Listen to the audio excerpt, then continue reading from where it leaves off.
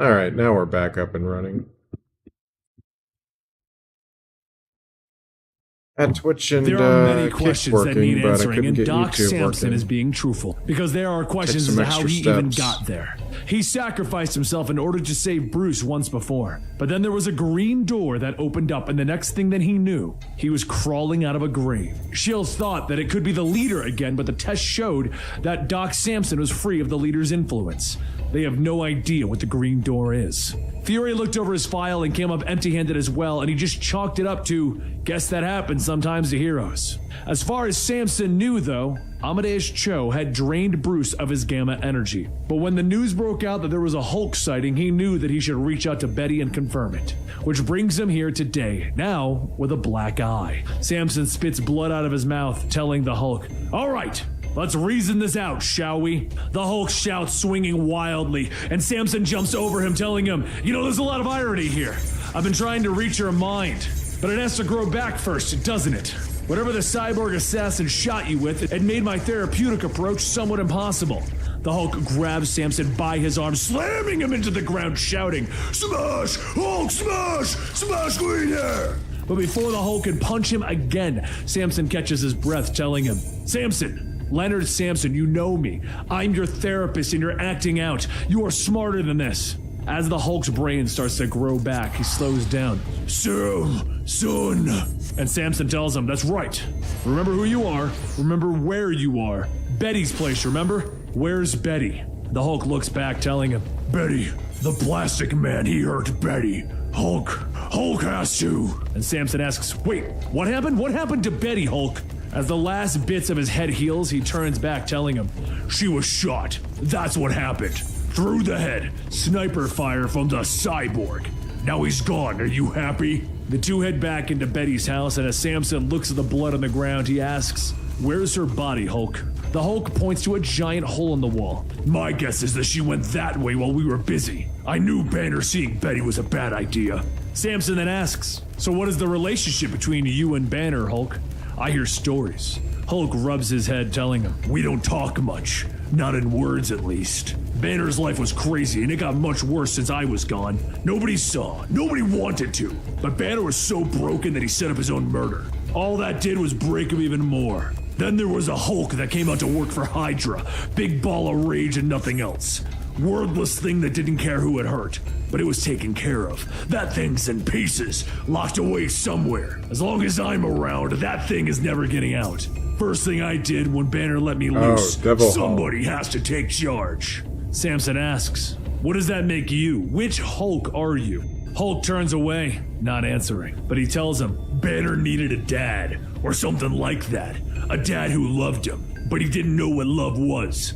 I can't be out during the day, and I don't come out unless I have to, unless somebody hurts Banner, and when somebody hurts Banner, I take it personally." Samson follows behind him, telling him, "All this talk of letting loose and being locked away. Bruce mentioned a persona like that once.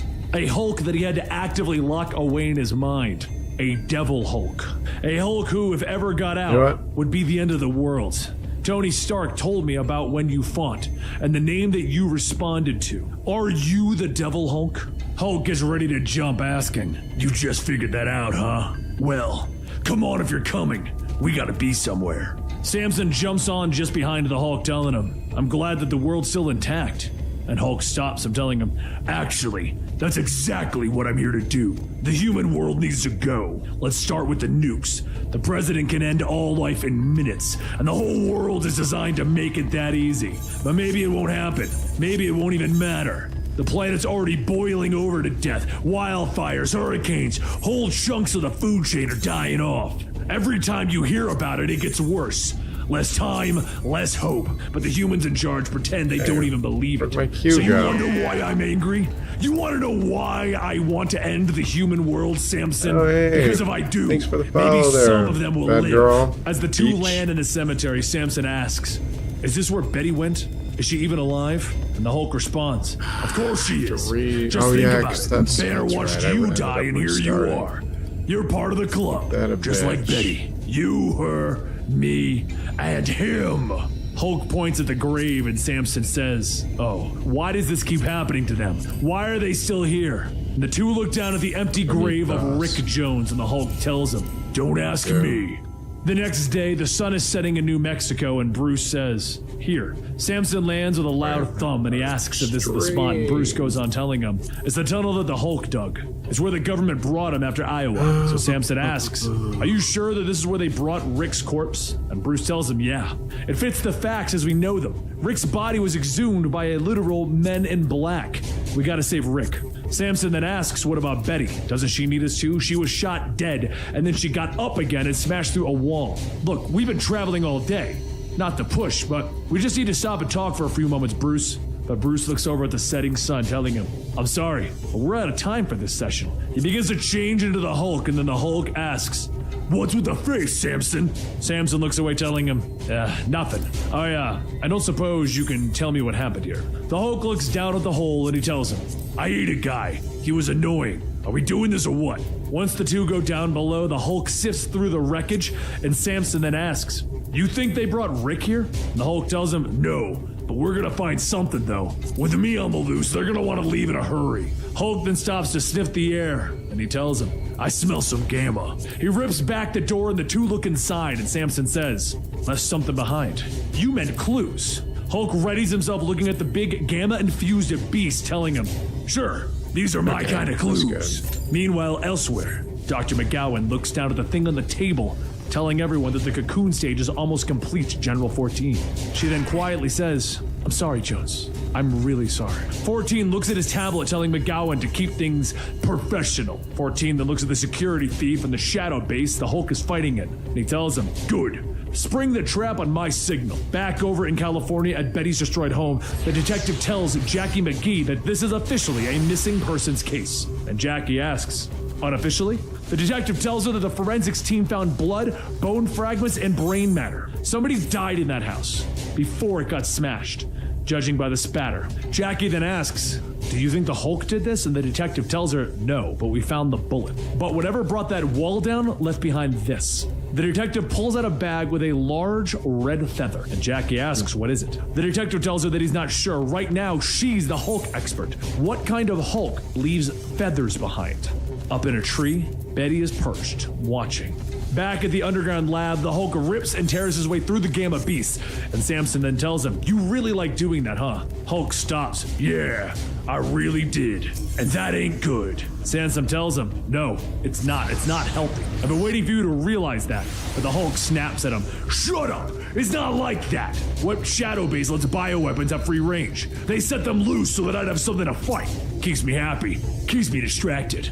Just then, dozens of lights turn on and the Hulk screams as he reverts back to Bruce. Bruce looks around asking, "I'm awake, but it's nighttime." Burbank walks up, changing his arm into a gun, telling them, "UV radiation mixed with visible light. We call them solar emitters. Got the idea from Iowa." He opens fire, shooting Samson in the head, and then he changes his hand into a pistol, shooting Bruce in the stomach. Bruce runs over and Burbank continues to fire, telling him, "I know what 14's gonna say. Agent Burbank, don't play with their food." Burbank shouts to laugh, shouting, "Bruce Banner is here, and Bruce Banner is going to die nice and slow." Bruce turns the corner, catching his breath, and as he waits, he laughs to himself. "Bruce Banner, I got some news for you, big shot. I ain't Bruce Banner."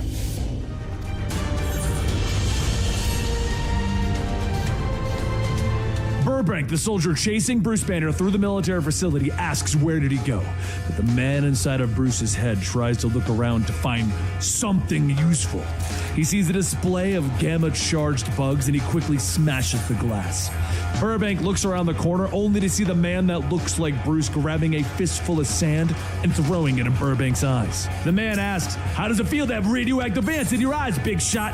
"I thought really smarts, but not as much as..." The man then punches Burbank in the chin, crushing his own hand. And Burbank tells him, "Okay, the ants were a shock, but punching me in the face?" The man stumbles back, asking him, "What the heck are you even made out of?" Burbank points the gun at him, telling him, "Super tough plastic, courtesy of the CIA. I'm a cyborg, Bruce, and you're but the man interrupts. I'm not Bruce. The man grabs Burbank's arm, twisting it, telling him, my name is Joe. As Joe kneels Burbank in the groin, he asks, those aren't made of plastic, are they? Having fun yet? Because I am. Over at the new Shadow Base, everyone begins to ask, who is Joe? And McGowan tells one of the operators to cross-check the old Ross files. Images start to appear on the monitor, and then they stop on the one gray-skinned Hulk. The operator then says that Banner once worked for a Las Vegas casino under the name Joe Fixit. His skin was gray at the time, but he was also vulnerable to sunlight back then. McGowan then asks if there's anything stopping Banner from going through a personality shift without hulking out. Isn't that against the rules? And 14 tells her, if there's something that he's taught me, it's not to look at the rules. Back at the base, Joe runs towards the exit, but when he sees that it's blocked, he looks around for something else to use. Seeing his own reflection in the fish tank, he takes advantage to talk to the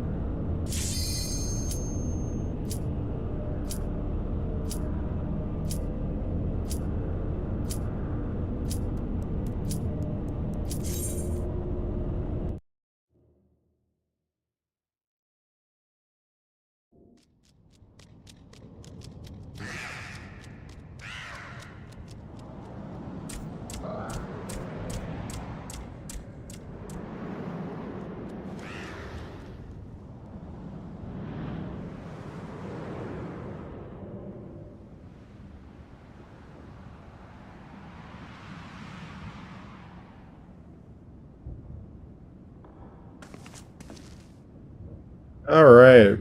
Dungeon started a little faster than I anticipated. That's okay. So I am always ready and down to clown. The other personalities inside of himself, asking the Hulk, "How's my driving so far?" Yeah. Well, you ain't the boss of me, Pally. He then notices something. The fish tank doesn't have a wall, and it leads to another office, one full of computers. He smashes his way through, and as he steps foot into the room, the solar emitters turn up their intensity. Joe begins to struggle, telling himself, "Okay, they're driving me out, but I just came to get the info that I needed. If there's one thing that Bruce wasn't, it was a hacker. Getting into this computer is going to be tricky. Unless he looks around at all of the sticky notes on the computer and the pencil next to the keyboard, and he grabs it, shading over the indentations of the previous user. After getting what looks like a username and a password, he types both of those in, asking, "How's that for Bandersmats?" A few moments pass, and as the computer screen begins to read, resetting, Burbank turns the corner, telling him, "You're done now. Too bad we couldn't play some more." Burbank opens fire, shooting Joe several times, and 14 tells him, "All right, get to work at cutting him up." Burbank then turns his hand into a chainsaw, kneeling down beside Joe. But Joe tells him, wait a second," pushing Burbank's arm away. Burbank asks, "What is it? Why are you feeling stronger than before?" And Joe tightens his grip, throwing Burbank, telling him, "I said, wait a second. Really? You're really gonna want to hear this." Joe gets up as blood is pouring out of him, telling him, "It's kind of weird why Coach would put me in to take over this body. Why would he do that? I don't even like Banner." But now I get it. Banner's all about science and senses. Burbank changes his hand into a shotgun, telling Joe to stay back, and he fires the shells into Joe, but Joe just walks into them. Joe tells him, "I'm having such a good time. I like using my head. I like to figure stuff out, like ways to hurt people." As Joe smiles, his eyes change from gray to green, and he points up at the emitters, telling him, "You know, you can program these things from here. You know that, right? Those UV lights hurt. So what do? You turn up the dial." Funny story about that, though. Past visible light is ultraviolet. Tighten that wavelength, you get X-rays. And past that, you get gamma radiation. Joe begins to choke as his body is changing into the Hulk, and soon the Hulk begins to absorb Burbank. 14 begins to call out over the radio, asking Burbank to respond, but the operator quickly says, "Oh God, the mountain, it's gone." And McGowan says that all that gamma radiation was absorbed. Yes, it was released, and 14 stops her, asking, "What of Subject B? Tell me it's ready." McGowan leads 14 back into the lab, stating, "Well, after using Rick Jones' body, we managed to create a shell of gamma-activated tissue recovered from the corpse of Emil Blonsky. It woke up today, General, and it looked at us. You want to eliminate human error? Because trust me, there's nothing human in there. And in the test tube before them is a giant hulking abomination reaching out his hand." A short while later, at the remains of the Shadow Base, a hand reaches out of the ground and Samson pulls himself out, telling them, "Here we go again, climbing out of the ground." But as he stands up, a voice calls out to him, telling him, "Excuse me." Samson looks up and Walter Legowski tells him, "I'm with Gamma Flight. Could you, tell me what happened?" Samson looks up and Walter Legowski tells him. Samson sighs, pointing behind him. "Big guy went that way." 8 days later, Jackie heads to Betty's house to try and make sense of what actually happened. And Jackie looks around with her flashlight, telling herself that she's not sure what the detective thinks that she will find. No one will be able to tell them, except that's when a voice says, "Smashed." Jackie gasps as she drops the flashlight, and Betty crawls out in her harpy form, telling her, "My life, myself, all of it, smashed by him and me." Betty sniffs the air, telling her, "He's close, hiding. He always hides. Who is he? The you saw? Yes?" Meanwhile, over at Reno, Joe Fixit sits down holding up a piece of paper, telling them, "Okay, here's what it looks like to me." Paper reads, "Banner form." That's Bruce and Joe Fixit. They can control Banner form. Hulk form is Devil Hulk, Savage/Child Hulk, and the currently missing or dormant Professor Hulk, and the Green Scar. Hulk stares at him through the reflection, and Joe says, "I know, it's rules, it's structure. I hate it. But since I've been away for a while, it's time to start pulling my own weight. It can't always be the Hulk doing things. It can't be too chaotic. Not if we really want to end the world, Devil Hulk. Another thing is, what should I call you? Can't just be Hulk. There's too many Hulks. And Devil Hulk just seems like we're tempting fate here. We could start calling you my... But before he could finish, a scream can be heard coming from the outside. Over in the lobby, the giant creature from the second shadow base walks in holding a woman in his hands like mouth. The woman from behind the counter screams, and she begins to pray. But the Hulk bursts through, punching the creature away. The creature gets back up and it slowly crawls towards the Hulk, mumbling. Hulk stares, stating, I know exactly what you are. An abomination. Let me guess, Shadow Base sent you? That you in there, Blonsky? They dig you up again? Or did they get someone else to be Abomination? The creature lunges, clawing at the Hulk's face, yelling, Hulk grabs the creature by the arms, asking, what is it with you saying my name over and over again? Did they condition you? Program you? Or are you a machine? As the creature leans in, it opens up its hands that are covering its face, and it reveals two twisted faces. Hulk is taken aback, shouting, Rick Jones? Hulk steps back, shouting, Jones or not, I'm done playing nice. He winds up and punches, but the creature grabs Hulk with its face hands, and then suddenly, sploink, green ooze pours out of the creature's face, and then the Hulk pulls his arm back to see his arm is now melting away. Hulk shouts, asking, why? Why isn't this healing? And the Rick faces ask him, help me, heal me. When suddenly it begins to vomit up more acid. But across the way, the woman escaping sees a group of men and she shouts, asking, are you cops? I need help. My friend was killed and... One of the men tells her, easy, it's okay now, it's all good. We're handling it. And that's when the man puts a gun to her head, shooting her. He then radios back to Shadow Base, telling them, Agent Hurst, civilian attempted evac, but the perimeter remains secure. Another voice calls out, Agent Hurst was it? Jackie McGee, Arizona Herald. I have some questions for you. The men all turn around and they see Betty and Jackie. Killed her. Why? Betty asks. The men open fire, but Betty in her Harpy form lunges at them. And that's when Hurst shouts, I was following orders! And Betty rips his head off with her talons. Jackie yells for Betty, telling her to stop, but as the men beg to not be killed, Betty tears the second man in half, throwing his torso across the parking lot. The third shoots, shouting to get back. She's a monster! And she grabs him by the arm and the head. But before the man can finish his sentence, she squeezes down on his head, ripping it off his body. Jackie asks, why? Why did you kill them? All you had to do was take their guns away. And Betty looks down, telling her, yes, all dead now. No insignia, no markings, no rules. Mercenaries? Maybe. Not soldiers. Might have killed you. Jackie tells her, yeah, might. I'm only human. But this, having the power of a Hulk, you have the power not to do this, Betty. Betty looks down at her. But this is me. And you watch, you follow, question and judge. You want to know, but don't want to know. That's you. Betty then walks through the parking lot, and when she looks over, she sees the Hulk laying with both of his arms and his legs melted away by the Abomination's acid. Hulk says, Hulk hurts! Hulk hurts! Betty starts to sniff the air, telling him, I know you in there, the boy man. Hulk asks, Betty, Hulk heard a voice, heard Betty's voice. What is Betty doing? Betty digs her talons into the Hulk's chest, and Hulk says, Hulk hurts. Betty is red. Oh, Hulk. And she stabs her claws into his chest and begins to rip him open.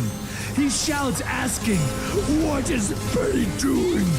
Oh, Hulk. And after clawing and digging, Betty pulls out his heart and she begins to eat it. Ellie. In the far below, Brian Banner tells Bruce, welcome home, son. Bruce begins to look around, asking, this place, have I ever really left? Brian tells him, well, In one sense, yes. In one sense, no. You have not sensed the bomb killed you the first time, but in another, you're always coming and going. You and the others go in and out of the green door. We've had conversations like this many times before, but you wouldn't remember. Bruce grabs Brian by the shirt, shouting that he manipulated everyone around him so that he could split him off of the Hulk to bind him to some cosmic Satan. Brian begins to laugh, telling him, the one below all. We didn't come to them. They had to open up the green door from your side. They came to us. And sometimes that's how you show love, by putting in a little effort. Bruce lets go, asking, wait, what others? And Brian tells him, oh, you know, the delinquent, the quack, the old goat, the copycat, your wife. Bruce stumbles back and Brian goes on telling him, it's true. Better pass through here, all of them. This is their home. This is where they belong. This is where Gamma is from. One form of it anyway, the hidden form. Not a particle, not a wave. An emanation of the divine, give or take. Bruce begins to shout, no. Gamma radiation is a measurable scientific phenomenon. Brian stops him. It's many things, above sure. Below it's a magic spell. Everything is more than one thing, Bruce. Are you a man yearning to escape hell? Or are you a monster wanting to bring it to Earth? Can't you, of all the people, see the middle ground? Bruce snaps at him. I can't think of anyone else that deserves to be in this hell alone. And Brian smiles. Who said I was alone? Brian motions back and Bruce sees a woman. His mother. He stops, stunned. Is that? And Brian tells him, yes. She visits me sometimes, not long enough. Bruce begins to cry, calling out for his mother, and Brian tells him, stop embarrassing yourself. As Bruce's mother begins to walk away, he screams, crying for her to stop, to look at him, please. And back above, the Hulk begins to open up his eyes, stating, okay, I got you, kid. I've always got you. As the immortal Hulk punches the creature, he tells them, we need to be careful, though. This thing's got stomach acid that can burn our skin. And Betty asks, stomach acid? No, stomach. No, acid. She begins to bury her talons into the creature's torso, ripping out its stomach. Betty looks up and stares for a moment. Don't hurt me again. And Hulk tells her, deal. And when he looks over at Jackie, he asks, what the hell are you doing here? Jackie tries to put the words together and asks, but how? Betty took out your heart and ate it. And Hulk tells her, sure, hard reset. Killing me jumpstarts the healing. Welcome to my world. Now answer the question. Jackie goes on stating that she supposes they should get a story from Mrs. Banner on what happened back in California. Well, she found one. As Jackie goes on, Hulk notices some lights off in the distance, and he tells Jackie, down. But before she can ask what he's talking about, a giant aircraft swoops by, firing down on Hulk, Betty, and the creature. Hulk turns around, ready to stop the creature, but Betty flies in, grabbing it, telling Hulk to see to the human. Jones belongs to me. As Betty flies up, she digs the talon into the creature's neck and begins to drag it down, opening his chest up even more. She then releases the creature, letting it crash down onto the flying gunship. With a loud boom, it falls. And just before it hits the ground, the Hulk smiles, stating, ha, catch. He lands, punching the mangled ship into the second ship, causing the both of them to explode in a fiery blaze. Jackie walks up, stating that she heard Audience Cho had a theory that Bruce was always subconsciously working to stop him from killing anyone. And Hulk tells her, yeah, I heard that. Little screwy, but it made sense. For the other Hulks at least. Now where's Jones? Betty flaps her wings, stating, here. And Hulk walks over, ripping open the rest of the creature. There's a loud whoosh as the skin is filleted. And the Hulk asks, what does this do? Guess we'll find out. In the side of the creature, the Hulk pulls out the small, withered body of Rick Jones. Meanwhile, elsewhere, Bruce stands alone in the void when he hears a voice calling out to him, and they ask, do you know who we are? Do you know where she is? All right, after everything that led down. you here, after the Horsemen of War, in your nightmare armor, after everything that's happened, where are you at the end of all things? Jebera or Galachub? The man or the monster? What are you, Bruce Banner of Earth? The being of light slowly descends and they ask, and what will you become? The next day at Shadow Base Site B, 14 sits in the Redeemer armor going through the last diagnostics when McGowan says that she wants him to know that she does not approve of this. 14 sighs, stating that she doesn't seem to approve of much lately. And McGowan asks if he means the murder of civilians by unleashing the abomination. 14 stops her. Collateral damage.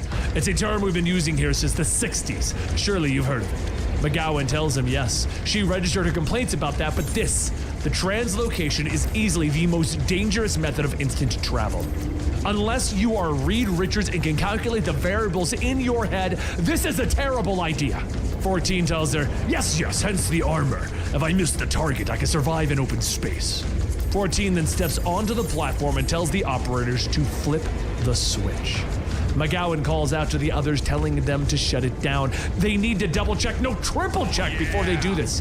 But the transport process begins. And 14 hey, says Michelle. that the difference Thanks for the between follow. them, that he chooses not How you to be doing? owned by random factors. They can rule over chaos. Have faith.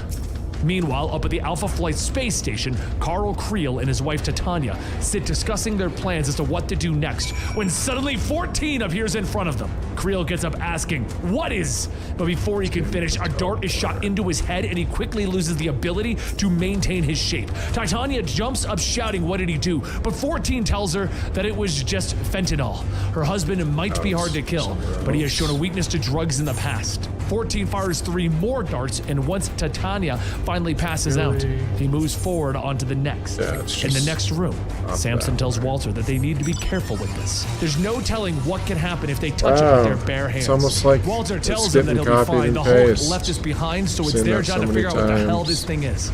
It's like a suit of biological armor, a shell. You don't suppose. But before he could finish, Puck is shot in the head with a dart, and then Samson is hit with 3. Walter calls out to Samson, but Samson swings, telling him, "I'm fine, just a little." 14 catches him by the hair, holding his fist up, telling him that he's back in the world of the living. Oh well, easy come, easy go. 14 then shoots Samson in the head, tossing his body aside. Walter then quickly grabs a rifle, but 14 tells him that he is still at fault for what happened back in Minnesota. Walter says that he can eat this, and the trigger is pulled and the gun misfires. 14 holds up his gun, telling Walter that this is goodbye, and he fires 3 shots into him. After 14 hears no others up in the space station, he radios to Shadow Base, stating that the retrieval of the shell is complete. No human casualties. McGowan asks, "No human casualties? What is that supposed to mean?" And once 14 returns, he gets out of the suit and he takes a look at the shell. He tells the workers handling it to bring it here, and one of them says that Dr. McGowan wouldn't approve.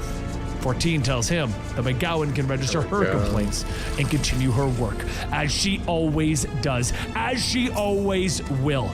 Now bring it here. He extends his hand, and just as the worker tells him not to touch it, the creature lunges forward, pulling 14 into itself. And after a few short moments, 14 sits up, now in control of Abomination.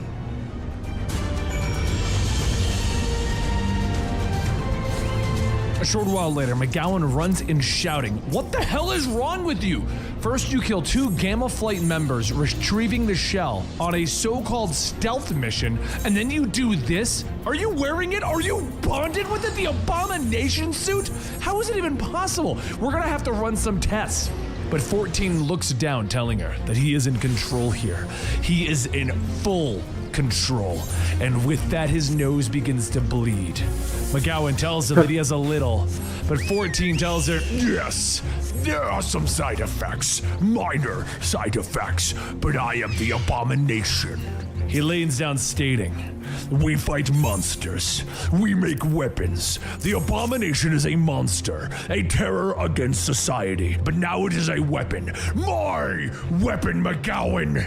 Meanwhile, in California, Betty sits with Rick as he lays in a tub, quietly mumbling to himself. There's a knock at the door, and Joe asks if everything is okay in there. She's been in there since dawn. They really should talk. Betty changes to her harpy form, opening up the door. "Yes?" And Joe says, "I was, wondering if there's any change in Rick." Betty looks back. "He made a noise. Maybe." And Joe tells her, "That's great, but I really need to talk to you. And it's day, so you should, be able to change back."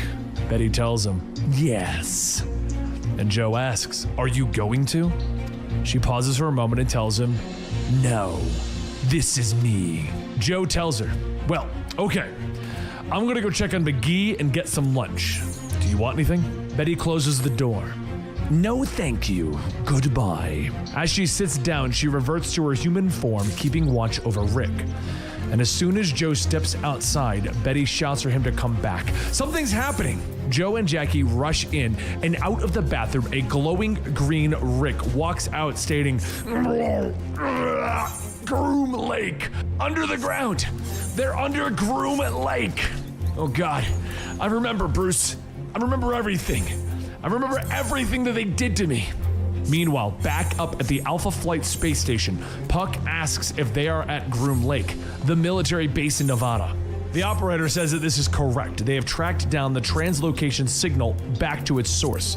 The fellow that killed Dr. Lane Kakowski came from right underneath that lake bed. Puck begins to crack his knuckles, saying, now that we know where the Gamma Core are, how about we get a little payback? Samson asks how they're going to do that, and Puck tells him that they have their own translocation rig, strictly used for emergencies. It's beyond dangerous. That is, unless you've got data on another translocation station to lock onto. So as everyone gets onto the platform, Samson asks if this is really that simple. What if they know that they're coming? And Puck laughs. They'd have to be psychic. But as Puck, Samson, Creel, and Titania teleport into Shadowbase, 14 responds, actually, we are. Remote viewing. The military applications were first explored by the Russians during the Cold War, but we've closed the gap quickly. We have our own wave of psychic surveillance technicians who can reach anywhere. And once they have a location, even in orbit, we have absolute informational capacity. Incidentally, Dr. Sampson, it is fascinating to see you up and about so quickly. Those recovery periods seem shorter each time. I'll make sure Dr. McGowan concentrates on that aspect. Samson looks up at 14 asking, what have you done? Why would you do this to yourself? And 14 smiles. I did this to win the war, to bring order to a world without any. As green blood begins to drip from 14's nose, Samson leans back, telling him, nothing is worth wait. Lord, do you even know what you've lost? 14 laughs. I will know once the Scientine gives me the data. It's gross that they keep making him finally have bring down the acid before he could snot finish as a loud leaking. boom, boom. Guy needs a Off fucking in the tampon distance, for his nose. everyone stops. They all go quiet, listening as that sound gets louder and louder. Puck cracks his knuckles and 14 asks, how? How did he know? And at that moment, a giant green fist punches through the ceiling, and from it, the Hulk jumps in, stating, knock, knock. Hulk falls onto the floor after tearing his way in, and the only thing that 14 can see is the giant smile on the immortal Hulk's face. 14 tells the soldiers to get some room between them, but before they can attack, Rick tells Jackie that it's time for them to go. They have other things that they need to take care of. As Betty flies away, Jackie says that was 14 down there. That thing, that abomination, had his face, and Rick tells her, yeah, I can guess how. That guy has a lost cause and he made himself into this. If anything, it makes it easier, right?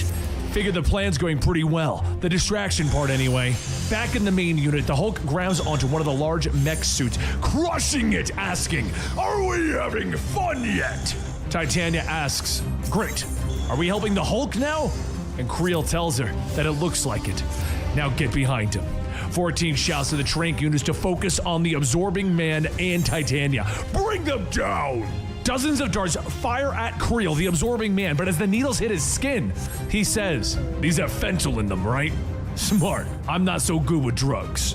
Too bad the needle made out of titanium is what touched my skin first. This time, I was ready for you. Creel charges at the soldiers, now clad in titanium, and 14 tells them, retreat and reload! I'll handle Creel! Southeast unit, target the Hulk! The Hulk smashes another mech unit, telling him, yeah, target me! What the hell's a Southeast unit anyway? But before he could finish, another soldier in a mech suit tells him, SE unit, solar emitter unit, hold still please. As the lights shine on the Hulk, he screams in pain as he reverts back to Bruce Banner. This version of the Hulk can only be the immortal Hulk at night. Bruce shouts, no, it's not my time! Fight it, Hulk! Titania begins punching 14, telling Creel to hurry up and absorb him Don't make already. no But sense to Creel says, me. I can't! 14, he ain't right! 14 holds Creel down, telling the heavy unit to go full auto. They'll bag up the pieces when they finish here. Meanwhile, back with the Hulk/Bruce, he struggles as he begins to change back into himself. But as the soldiers get ready to open fire, Samson throws himself between Bruce and the soldiers. The guns go off, ripping into Samson, and Puck shouts, "That's it! I was being nice, but now you've annoyed me." Puck jumps down on the solar emitter mech, ripping it open and starts tearing out the brain and spine that are controlling it. He then leaps off, stating, "When you go to hell, tell them Puck sent you there. They'll know me down there." As Puck smashes the brain on the ground, Hulk slowly pulls himself together, stating, "It's my time, and Banner said to fight, so I'm only obeying orders." Over in the monitoring room, Dr. McGowan is watching as the Hulk mangles more and more soldiers, quietly stating that she knew that this wasn't going to work. And at that moment, the wall begins to glow green as it begins to melt away. Rick walks in. Knock, knock. Who's there, Rick? Ira. Ira who, Rick? I remember you, Dr. McGowan. You said you were sorry. McGowan begins to cry, stating to please let these people go. She is the one that they want. She deserves this. She deserves everything that is coming to her. But the rest, they're just doing their jobs. Jackie stands between them, stating, orders, "It's okay. No one's gonna hurt anyone. Right, Rick?" And Rick tells her, "I'm not really sure I can promise that," but then they all notice the test tube and someone glowing inside. Betty says, "Yes, that's the boy. Was it them who did this?" And McGowan says, "No, they found him like this, or at least Banner did. The boy spent months in the grave. His mind it's gone. We've been trying to ease his pain." Rick pauses for a moment and floats down, stating, "Well, that goes a long way with me." Back with the others, heavy units begin opening fire with lasers into Creel, and 14 tells them to keep oscillating the thermal frequency. Don't give him a chance to become the energy. Titania runs up telling Creel that he's got to keep it together. "Come on, baby, wake up." And as she turns her back, another soldier fires an electrical blast into her back and says that he got her. Titania is down, and so is Puck. 14 is struggling with the Hulk during this time, stating, "All we needed was the proper equipment." And the Hulk begins to laugh. "Don't kid yourself. You and your tin soldiers are just dime store versions of Ross, dime store versions of Blonsky, dime store versions of the Hulk." 14 tells him, "Oh no, I'm the upgrade, the superior weapon. You want a trick? Here." He widens his mouth as green acid bubbles out and he begins to vomit it all over the Hulk's face and chest. The Hulk stumbles back, shouting in pain as his skin is melting away. And 14 laughs, stating, "Oh, this is it. Full power. On my signal, put him down like the animal he is. He's finished." 14 watches the Hulk, but instead of falling to the ground, he begins to pull off his skin until he rips off the parts covered in acid. His organs fall out of his exposed chest and skull as he yells, "Hulk, smash!" 14 begins to step back, staring at the Hulk's skull, telling the soldiers to move to the opposite flanks, and on his mark, hit him with the alternating blasts. They're gonna goad him and divide his attention. The stress he was just under put him back into the child version of himself. The savage Hulk is in charge now, not the immortal. But this Hulk, he is stronger, he is angrier, and he wants to smash. But it doesn't have the brain power to strategize against a superior. The Hulk laughs, throwing bits of acid-covered flesh at the soldiers. Hulk points at 14. "I'm real angry. I'm real angry. The angrier I get, you know the rest." Soldiers begin to run in, but as 14 gets ready to spit more acid, the Hulk moves out of the way and 14 hits the soldiers. The soldiers are all screaming in pain as 14's acid is now burning them away. And everyone gasps as one of the mech soldiers says that they died. He killed them. 14 wipes his mouth, telling him that it was an accident, their own fault. They should have been more careful. This is war. Friendly fire is what happens. The Hulk tells him, "Sure, until you run out of friends." Just then, McGowan calls over the intercom that this is Dr. Charlene McGowan, head of the Science Division. She is hereby relieving General 14 of his command. He's no longer in his right mind. He is not the general that they once knew. All personnel stand down immediately. And 14 turns panicking. No, you! I'll destroy you! He grabs a hold of the Hulk as he begins to spit acid into his face, and the Hulk grabs onto 14's face and neck and begins to squeeze. The Hulk's face mostly melts away, and 14 begins to yell, "No, you damned monster, you're dying, you're already dead, already dead." As he blinks, he finds himself in a twisted wasteland, and he asks, what is this place? Brian Banner, Bruce's father, the man in hell, tells him that this is where he has always been, where all of them have always been. Welcome, General 14, welcome to our little family. Meanwhile, back on the surface, and a withered Samson, down in this hell, says that he's sorry, but he did warn him. But if it's any consolation, he's pretty sure it doesn't last. 14 looks at his hand, stating that no, he doesn't want this. He never, this is his soul. And Brian starts laughing, stating, isn't it fun? So many of you. It's like a party. You've outdone yourself, Bruce. Bruce grabs 14 from behind, telling him that that's just it. He ain't Bruce. It's Joe Chill. And 14 asks what is he doing, but before he could finish, Joe Chill snaps 14's neck, telling him that the party is over. As the green door opens and the Hulk revives again, comes back to life on the surface world, he wakes up hearing a soldier shaking the body of 14, telling him to please get up. The Hulk stands up, grabbing the soldier, telling him that he's sorry, but his boss ain't coming back. After twisting his body, Samson then asks, was that necessary? And the Hulk says, yeah, welcome back, Samson. Go wait with the other good guys. By the time that they wake up, I'll be out of your hair. Samson asks who's they, Betty and Rick, and the Hulk tells him and anyone else who wants to be a good guy. Shadow Base is under new management, and McGowan's got a guilty conscience.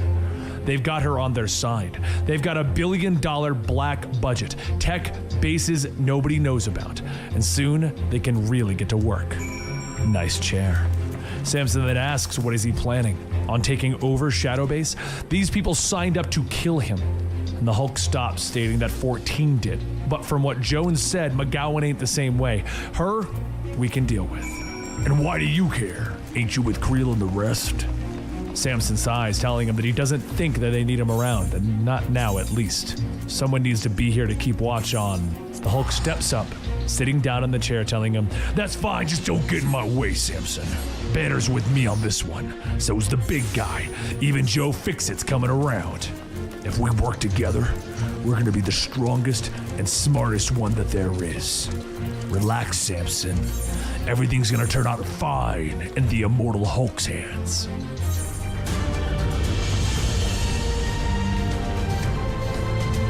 As the screen flickers on, an image of Bruce Banner appears and he tells the world, hello. For those who don't know, my name is Robert Bruce Banner, and as many of you know, I am the Hulk. I'm broadcasting from a secret location under the aegis of Shadow Base, an organization that was, until recently, tasked to vivisect me and create weapons from my body. For that purpose, they were allocated a black budget, or a covert, deniable revenue stream funneled from our nation's military of $1.2 billion. That money could have been spent on education or medicine or help build the renewable energy infrastructure that we're going to need to survive the coming century. More likely, it would have been spent on more guns or more bombs or more camps. But, well, that's the world we live in, isn't it? The human world. Let's talk about the human world. And a few days later, after that broadcast at a Massachusetts diner, Bruce Banner sits alone, stating that this is probably the best clam chowder that he's ever had, compliments to the chef. The cook behind the counter tells him that he appreciates it. It was his father's recipe. Naturally, the clams were hand-caught. Bruce gives him a lighthearted laugh, telling him, naturally. But just then, the door opens up, and Amadeus Cho comes in, telling him that he had to lose the paparazzi. Figured this was something that they wouldn't want the whole country to see. And regarding that, there's one thing that he wanted to ask Bruce Banner. What the hell are you doing? That little pirated broadcast? That was a manifesto. We both have had our brush with Hulk syndrome, had voices in our head that thought that they knew better. So again, for real, what the hell are you doing, Bruce? Meanwhile, back at Shadow Base, Samson helps with his new equipment, stating, Hulk syndrome? That must be something that Amadeus came up with. Essentially, gamma mutation has been known to cause symptoms similar to dissociative identity disorder. It happened to Bruce, it happened to me. Jen Walter seems to have it now. Amadeus suspected it because they all took their gamma radiation from Bruce, who already has dissociative identity disorder when he became the Hulk. Dr. McGowan asks if that means that the gamma transfer reflects the mental condition of the gamma donor. Samson goes on stating that Amadeus seems to think so. That basically because Bruce Banner has multiple personalities, if he gives you a gamma-based ability such as turning into a Hulk, you're also going to get split personalities. The other option is that Bruce also has Hulk syndrome on top of his pre-existing split personality condition, which has me wondering, why would you suddenly go from fighting the Hulk to now following him? McGowan, who once worked for Shadowbase, last stating that they must remember that General 14 was the only thing keeping them out of jail, and he's gone. But also their job was to study Bruce, and now that he lives here, well, what they're learning from him, they can do so much good. Adele here, they could give him his life back. They could give Rick Jones his face back. Samson then asked how much of this is guilt talking. For everything that they did to Bruce and the Hulk before she sided with him. Dr. McGowan pauses for a moment and then says that Bruce is right. What he's saying, those broadcasts that he's making, she honestly thinks that he's right. She believes in Bruce Banner. Does Samson? Bruce explains the recent events of the capture of Shadowbase and how he is now the commander of Shadowbase, stating how Dr. Charlene McGowan is the key to their success. Rick told him that she put her life on the line for the team. Those who stayed at the base with her, she has their absolute loyalty. She has chosen to work with Hulk, so now he has the absolute loyalty of all the soldiers following her, as since she is following him. So Amadeus asks him, what happened to the old Shadowbase commander? And Bruce stares without saying anything. So Amadeus moves on. Okay, another question. We're both Gamma guys. If I die, will I stay dead? Bruce laughs, telling him, personally, I wouldn't risk dying. There really aren't any rules for this. General Ross is still dead, and so is Walter. Amadeus tells him, yeah, but he read that he came back the first time. Which reminds him that reporter friend Jackie, she wanted an interview. Bruce says that Jackie is more of Hulk's friend. And Amadeus says, yeah? And which Hulk is she friends with? Bruce picks up a spoon and looks down at the Hulk's reflection, stating, the green scar. He and the professor are dormant right now, not sure why. Amadeus scoffs, asking, really? The two most heroic Hulks aren't up for this? And you're not sure why the heroic ones aren't here? Come on, we both know anger. We both know what it's like to save the world. Bruce stops him. No, I don't know what it's like to save the world, because the world cannot be saved. Not the human world. Not the world as we currently understand it. Earth's climate is changing rapidly. The world the humans built is, well, not sustainable, Amadeus. But there is still a short-term profit to be made, so the same systems are allowed to continue over all our dead bodies if need be. Amadeus tells Bruce that he understands that the math is bad. He isn't denying that, but there's still hope. They still live in a world of heroes. Bruce looks at Amadeus in the eyes, telling him, I don't believe in heroes anymore. Amadeus then asks, so what's the plan? Break everything and hope that things get better? Because we've seen where that goes, World Breaker. Bruce backs off, telling him, no. The Hulk is a blunt instrument. If it's going to be used, it needs to be carefully targeted. Like I was saying, there are people who do what they do to ruin the world for profit. Those entities, they're too big to fail. But very rarely, some justice is done. A fine is levied. Men with personal fortunes in the billions are asked to pay pocket change. Then they buy whoever they have to stop it from happening again. But what if we were to target one of these entities and make them pay, actually pay Amadeus, and make sure that they never stopped paying? Amadeus stands up, stating that he trusts him, but he needs to plan his next move carefully. He is an angry middle-class white guy talking about a revolution. That doesn't always end so well. But back at the end of Bruce Manifest, the one that he broadcast, he explains his demands so that now we, the viewer and the reader, know them. That there is no meaningful consequences for those who would use their power to engineer and profit from disaster. So we're going to have to create some consequences. In 1 week, they're going to hear about Hulk rampaging, a targeted Hulk rampage against a particular entity, a declaration on war against those who would war on them. So, a short while later, at the Roxxon Plaza in New York, Dario Agger tells his board welcome. They may be wondering why he chose to address them in this manner, in this shape. Why he is now so open when he once practiced discretion. Simply put, he has learned a proper perspective. And the recent war between humanity and the elves, they backed the elves. Treason in any sense of the word. High crimes committed in a public view. But what were the consequences? Petitions, think pieces, lackluster boycotts of their most obvious brands. Nobody important cared. So let the word out. His name is Dario Agger, CEO of Roxxon Energy Corporation, and this is his true form because nobody That dude will is care. just a minotaur. It's too difficult to care. This world is a maze of money and power in which the human beings lose themselves. They live their lives in a labyrinth, and he is the Minotaur. The next week, at the meeting of the day, board member Higgins says that their share prices continue to recover. They're back to 2018 levels and climbing. Given the current market uncertainties, they are ready for a downturn, but nothing to report on that yet. Still, he would suggest avoiding risky ventures.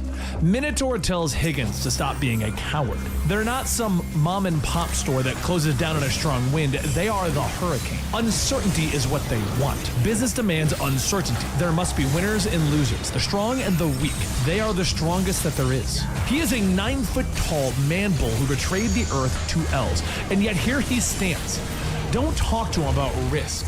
Should they pick their battles? Absolutely. But avoid them? No. There is no avoiding them. When he became CEO, Roxxon was stepping up their renewable energy program, and he took them in the opposite direction. Not that he doesn't believe the science. The question is, what do they have to offer? Weaponry. In the coming resource wars, people will need everything from assault rifles to magical super soldiers. Maybe they'll even sell a politician or two, bought off the rack, or they'll home grow them themselves. But they're kind of people.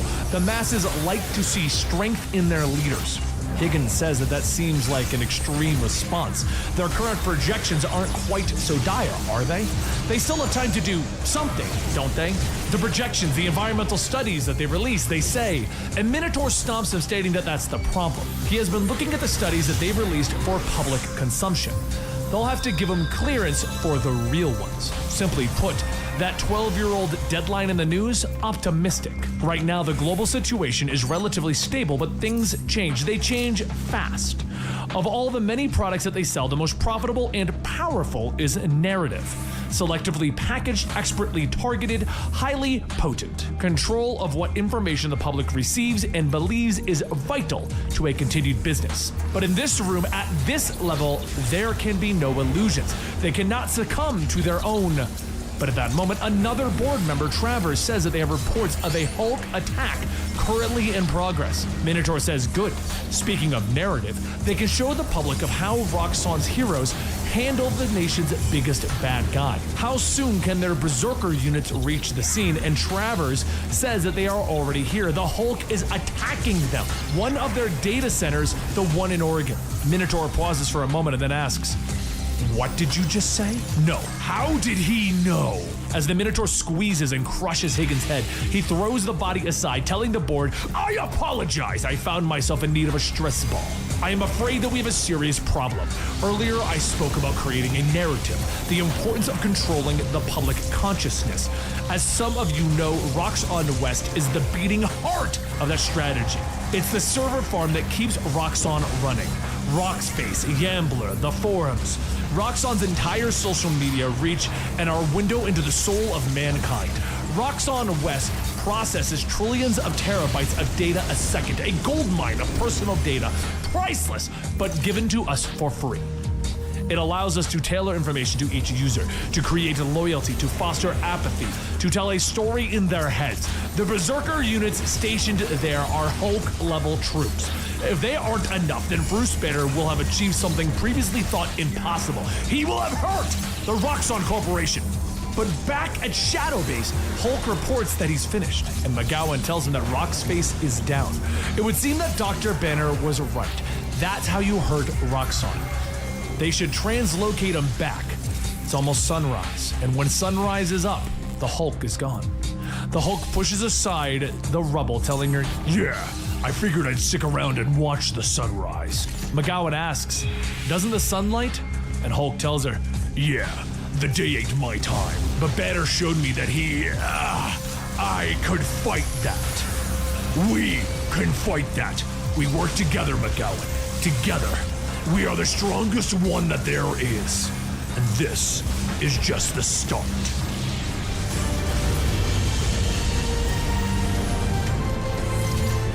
As days pass, the Hulk's influence among the public begins to grow, causing riots among the younger crowds who want to rebel against the government.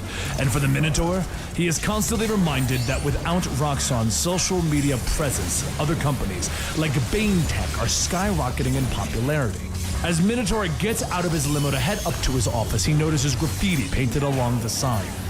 Hulk Smash. Minotaur sighs, stating that they love him. The Hulk destroys everything that he touches, and the 12 to 18 demographic love him. He's a meme, a figurehead of rebellions. The destructive urge made flesh. And what about them? They're the ones who build. They have shaped society. Now he may be a cynical man. In fact, he prides himself on it. But still, would a little gratitude be too much to ask? As Minotaur sits down, he watches footage from the Hulk stating that they cannot fight him by cracking the shell of a man to release the beast. The Hulk does that move better than anyone else. No, they cannot fight him with rage. Rage is his world. They will have to fight him in theirs. They chose the ground and they set the rules, and they built a box and they put him in it. They will cage him in a structure that he cannot escape. They will package him. That's it. Get me plastics. A short while later, Randolph sets a Hulk mask on the table, stating that it will cost about 9 cents to make and it can be sold for $3. There is a big protest on Sunday, so they're pushing hard for them to be ready by then, through a shell company, of course. Minotaur picks up the mask, examining it, stating that the design of it is old-fashioned. And Randolph says that that's deliberate. The idea is to dampen the enthusiasm with the 12 to 18 demographic. The single-use masks will help that, if they catch on, especially when they leak their involvement. But their goal is monetary gain. Well, they cannot monetize the Hulk. It's a great idea, but in practical terms, it can't be done. Minotaur looks at the mask, stating, "No, but we can package him. If we don't have social media because the Hulk is tearing us down, we'll sell the Hulk. All we have to do is create our own." So later, on Monster Island, Minotaur jumps out of his helicopter onto a barren land and travels to a dark cave. He waits and a voice says, "Earthman, I heard you were thinking of an old enemy, of causing the pain. Tell me in words." Zemnu steps out of the cave, and the Minotaur tells him, "I am in need of a Hulk." The next day at Roxxon offices in New York, Travers tells Minotaur that they're ready to go. Once the order is given, they will begin to deploy their assets within the hour. Minotaur tells them, Good. We will wait until nightfall before," but Travers tells them actually they've turned up some interesting information. There was footage from the protest in Wyoming last Sunday. Minotaur grabs Travers by the face, squeezing him, telling him to get to the point, and Travers tells him, "It's the sun! Look at the sun!" Minotaur looks back at the tablet and sees the sun in the background, stating that it's still daytime. Well, at least a setting sun. It was overcast, raining, so there are limits to him being out. Question now is, how do we make use of them? What does this mean for the plan? Later, as the sun begins to set, Travers returns to his office, stating that their window is now open. All potential spoilers are off-planet, or otherwise distracted. The translocation team is standing by, and they're going to make one final prep when the word is sent. They are using local landmarks to triangulate, so it's likely that their enemy is going to as well. Current local time at the target is 16:30, so just over an hour until sundown. Minotaur says that he will either be late or he'll be weak, fighting on two fronts. Consider the word said. At that moment, Roxxon bio-assets are deployed and 4 giant creatures are unleashed across the city. As they terrorize the people back at Shadowbase, McGowan calls out that they have an alert. The giant monsters are attacking Phoenix, Arizona. They need to get out into the fields. Bruce looks back from examining Rick, asking why. There are a dozen special response teams that can handle that. The Avengers, the Fantastic Four, they surely are capable of. And McGowan stops them, stating that they are all off-world right now. She already checked. The champions are on the East Coast with no instant travel tech. The agents of Atlas are even further away, and the X-Men are busy. Everyone is busy. This has been timed to be an attack on the Hulk. Bruce thinks for a moment, and then responds, well, it's a trap. As Hulk appears in Arizona, one of the giant creatures leaps into the air, swallowing him in one bite. Meanwhile, over at the Roxxon offices, Minotaur watches the news, laughing. Ha ha ha! Down the hatch! Talk about a grand entrance. Or is that a grand entree? For the first time, we have the Hulk where we want him. If he can't be killed, then we'll just consume his essence. And once we've eaten the Hulk alive, that's when the real fun will begin. As the Hulk fights off the parasites inside of the monster's stomach, something changes. The green scar begins to fade and the savage Hulk wakes up inside. He begins to shout, "Wet cave, full of bugs! Bugs and slime that burns! Why Hulk wake here? Why Hulk left here with bugs and slime? Why? Why Hulk always hurt?" Over at the Arizona Herald, one of the monsters attacks the building, causing Jackie and her boss Murray to evacuate. Jackie calls out to Murray that he needs to hurry, and Murray tells her to just go on ahead without him, he's slowing her down. Jackie pushes through the panicked crowd, stating that this is not happening, just keep moving. They can make it if they keep to the emergency, but at that moment, the monster breaks through the stairwell, eating several people, with Jackie telling Murray to hurry back. They can get to the other side of the building where no one is, but again, the monster swings its giant arm, destroying the side of the building, focusing one of its heads right between the two of them. However, the eyes of the monster begin to turn bright green, and suddenly the head explodes. Rick Grimes floats forward, stating, "Hey, I was just in the neighborhood, figured I'd stop by, see how things are going." Jackie asks, "Really? I just watched my coworkers and friends die and you're cracking jokes? Was this you?" Rick tells her, "Maybe, indirectly. Sorry, I put it on an act. I don't always know what's appropriate. Have you seen Bruce anywhere?" Across the city, Betty and Samson are getting ready to take on one of the monsters, but before they can engage, a large spacecraft flies beside with a voice asking, "How are things?" Now, Mr. Creel, surely Leonard here has excellent reasons to leave us unconscious in a wrecked Gamma facility and join up with America's public enemy #1. Puck goes on, stating that it's a good thing that he is an American, though, or he might be annoyed by that. Absorbing Man says that he is annoyed. Do they know how much work he put into being public enemy #1? Samson calls out, "Fine, I'm sorry, but can we do this when people aren't dying? Because I'm going to assume Gamma Flight isn't here to take me in." Puck tells them that it's funny how that works. Every time they get a chance, something bigger comes along to team up against. Unfortunately, the bosses are going to notice. Word of warning, the next Gamma Flight won't be quite so understanding. Samson says, "Right, message received. Can we fight the monsters together, please?" Absorbing Man laughs, stating that they are way ahead of him. Titania is down there already taking care of business, and down below, the monster that Betty and Samson were tasked with begins to spew molten lava when a female voice calls out. The monster calls back, and Titania grabs a rolled up ball of rubble and hurls it into the air, landing it right in the monster's mouth. With the monster being dealt with, Betty flies Samson over to the fourth monster and they begin to handle that one. The two manage to bring down the monster relatively easily, but Samson notices something crawling around one of the wounds that Betty made. A parasite from within tries crawling out, and Samson says that each of these things is a hive. If we accidentally break them fully open, oh no, one of those things ate the Hulk, didn't it? Over at the monster that ate the Hulk, from within its stomach, Hulk's hands rip through, and as Hulk tears open a hole, he yells, "Out! Hulk out from bugs and slime! Out into air! Who did this? Hulk will know!" But as Hulk jumps out of the monster, the opening that he created sets loose the parasites onto the city. The parasites quickly begin to attack the people, and as the Hulk pulls them apart one at a time, he yells, "Stupid bugs! Tell Hulk who did this!" But while that is going on, Minotaur watches the news and reports stating, I can't describe what I'm seeing, but the Hulk is at the center of it. He unleashed all of these monsters, all of these little bugs upon us. One way or another, the Hulk caused this problem." Minotaur laughs, "Ha ha ha, perfect. I couldn't have said it better myself." The reporter goes on stating, "Whether accidentally or..." There we go. "Oh god, they're coming this way!" The cameraman shouts that they need to run, but suddenly the monster stops and a bright light begins to shine. The reporter tells everyone that is watching, "You are all witnessing a miracle. There is something in the sky, a large figure. Who is that?" The Hulk looks up, stating, "White thing." And the voice comes down, stating, "Hello, hello, hello." Zemnu floats down, containing all of the parasites, stating, "Hello, boys and girls, I have come to save you.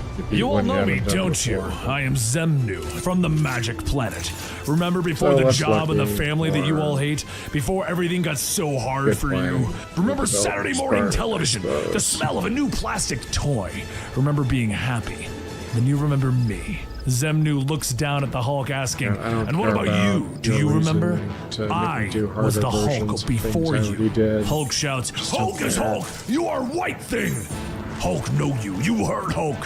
Hulk smashed you, and you came back. Always come back. Always and always. Always try to hurt Hulk more. So this time Hulk hurt you. Hurt you first. As Hulk jumps into the air, he grabs Zemnu by the throat, and Zemnu says, "Oh my." With that, the news reporter tells everyone that it seems that Banner is attacking the alien hero. It's hard to say why exactly, unless the alien is perhaps foiling some scheme of Banner's.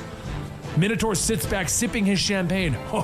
Perfect. Isn't he perfect? Such a consummate showman. As Hulk continues to strangle Zemnu, Zemnu hardly fights back, telling him, "He's got me, boys and girls. Remember how soda used to taste? He's hurting me very badly. I'm losing my concentration. Oh me, oh my."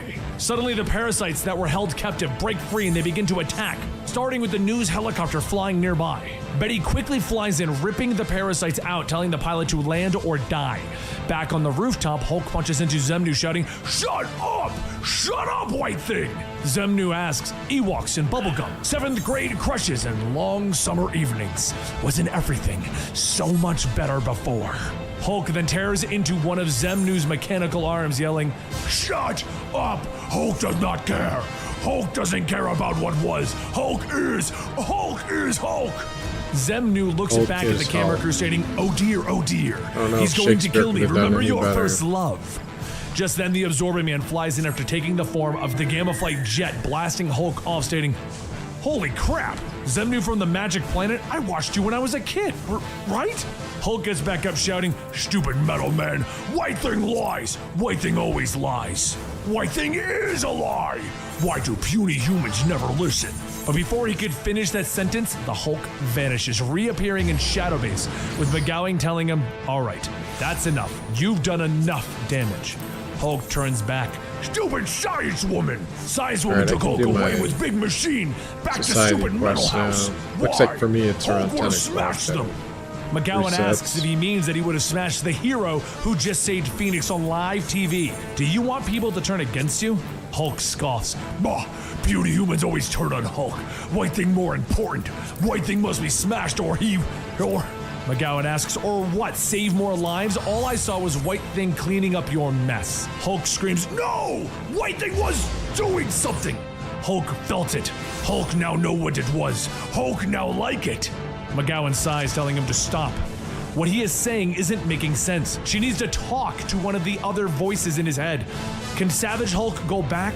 Hulk groans, rubbing his head. "That was weird. Savage Hulk has never kept me out before. When we got hurt, he took over like it was nothing before the sun sets. He's stronger. That's a wrinkle." McGowan goes on stating that she needs to get the rest of them back. If the media gets a hold of them, they'll eat them alive, especially Samson. They can start with him. He knows all of them. He can probably get to the bottom of this, but the Hulk stops her, stating that that is the first lie that she's ever told him. Samson couldn't get to the bottom of a bag of chips, and she knows it. McGowan says that that's not really fair, but the Hulk stops her again, stating, "That's lie number 2. Keep digging, McGowan. Someone needs to look into this, though. Someone competent. We both know how the big guy talks. Baby talk. He's just a kid. But this was even weird for him, right?" McGowan says that she just couldn't understand what he meant. He kept saying this word. Hulk tells her, "Yeah, over and over again. Hulk, Hulk." But then the Hulk stops and thinks for a moment. And after some time passes, he asks, "What the hell is a Hulk?" McGowan stares into Hulk's eyes, trying to understand him, as she knows what she's looking at. But does she really? When suddenly she remembers exactly who the Hulk is. Zemnu.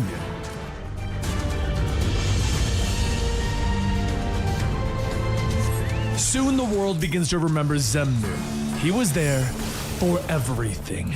He was the one who assembled the Avengers. He was known as the Living Hulk. He was the Earth's mightiest hero. He was an X-Man, and he was everything. Every news piece on Zemnu has everyone praising him and talking about how Zemnu was always there for them. Minotaur of Roxxon sits back in his chair in his office, stating that this is rather interesting. He wasn't expecting Zemnu to be so powerful. Zemnu tells him, "Yes, my powers are only going to grow stronger, but the strongest in a context, through a screen, through a culture, television. Television in your home, television on your phone, television by your bed, television in your head. Don't you remember? He goes on stating that while he hid and licked his wounds, he began to appear harmless, and this became his planet, Zemnu's magic planet. Minotaur laughs, telling him, "Your Planet Hulk, of course, although it didn't work on me. I am Dario Agar. I of all people know how the sausage is made. I mention that in case your eyes are getting bigger than your stomach, Zemnu." Zemnu tells him that their deal is acceptable. Once he is done with this world, when it is a dying shell, it will be his home. He will convert those humans who survive to be as he is. But in order to do that, he must repair his physical form. Sustenance is required. I am very hungry. Minotaur says, of course. Travers, get Zemnu a meal. Travers tells him that he can get him something, but it will take some time. With all of the disappearances, give him an hour. He'll find someone who won't be missed.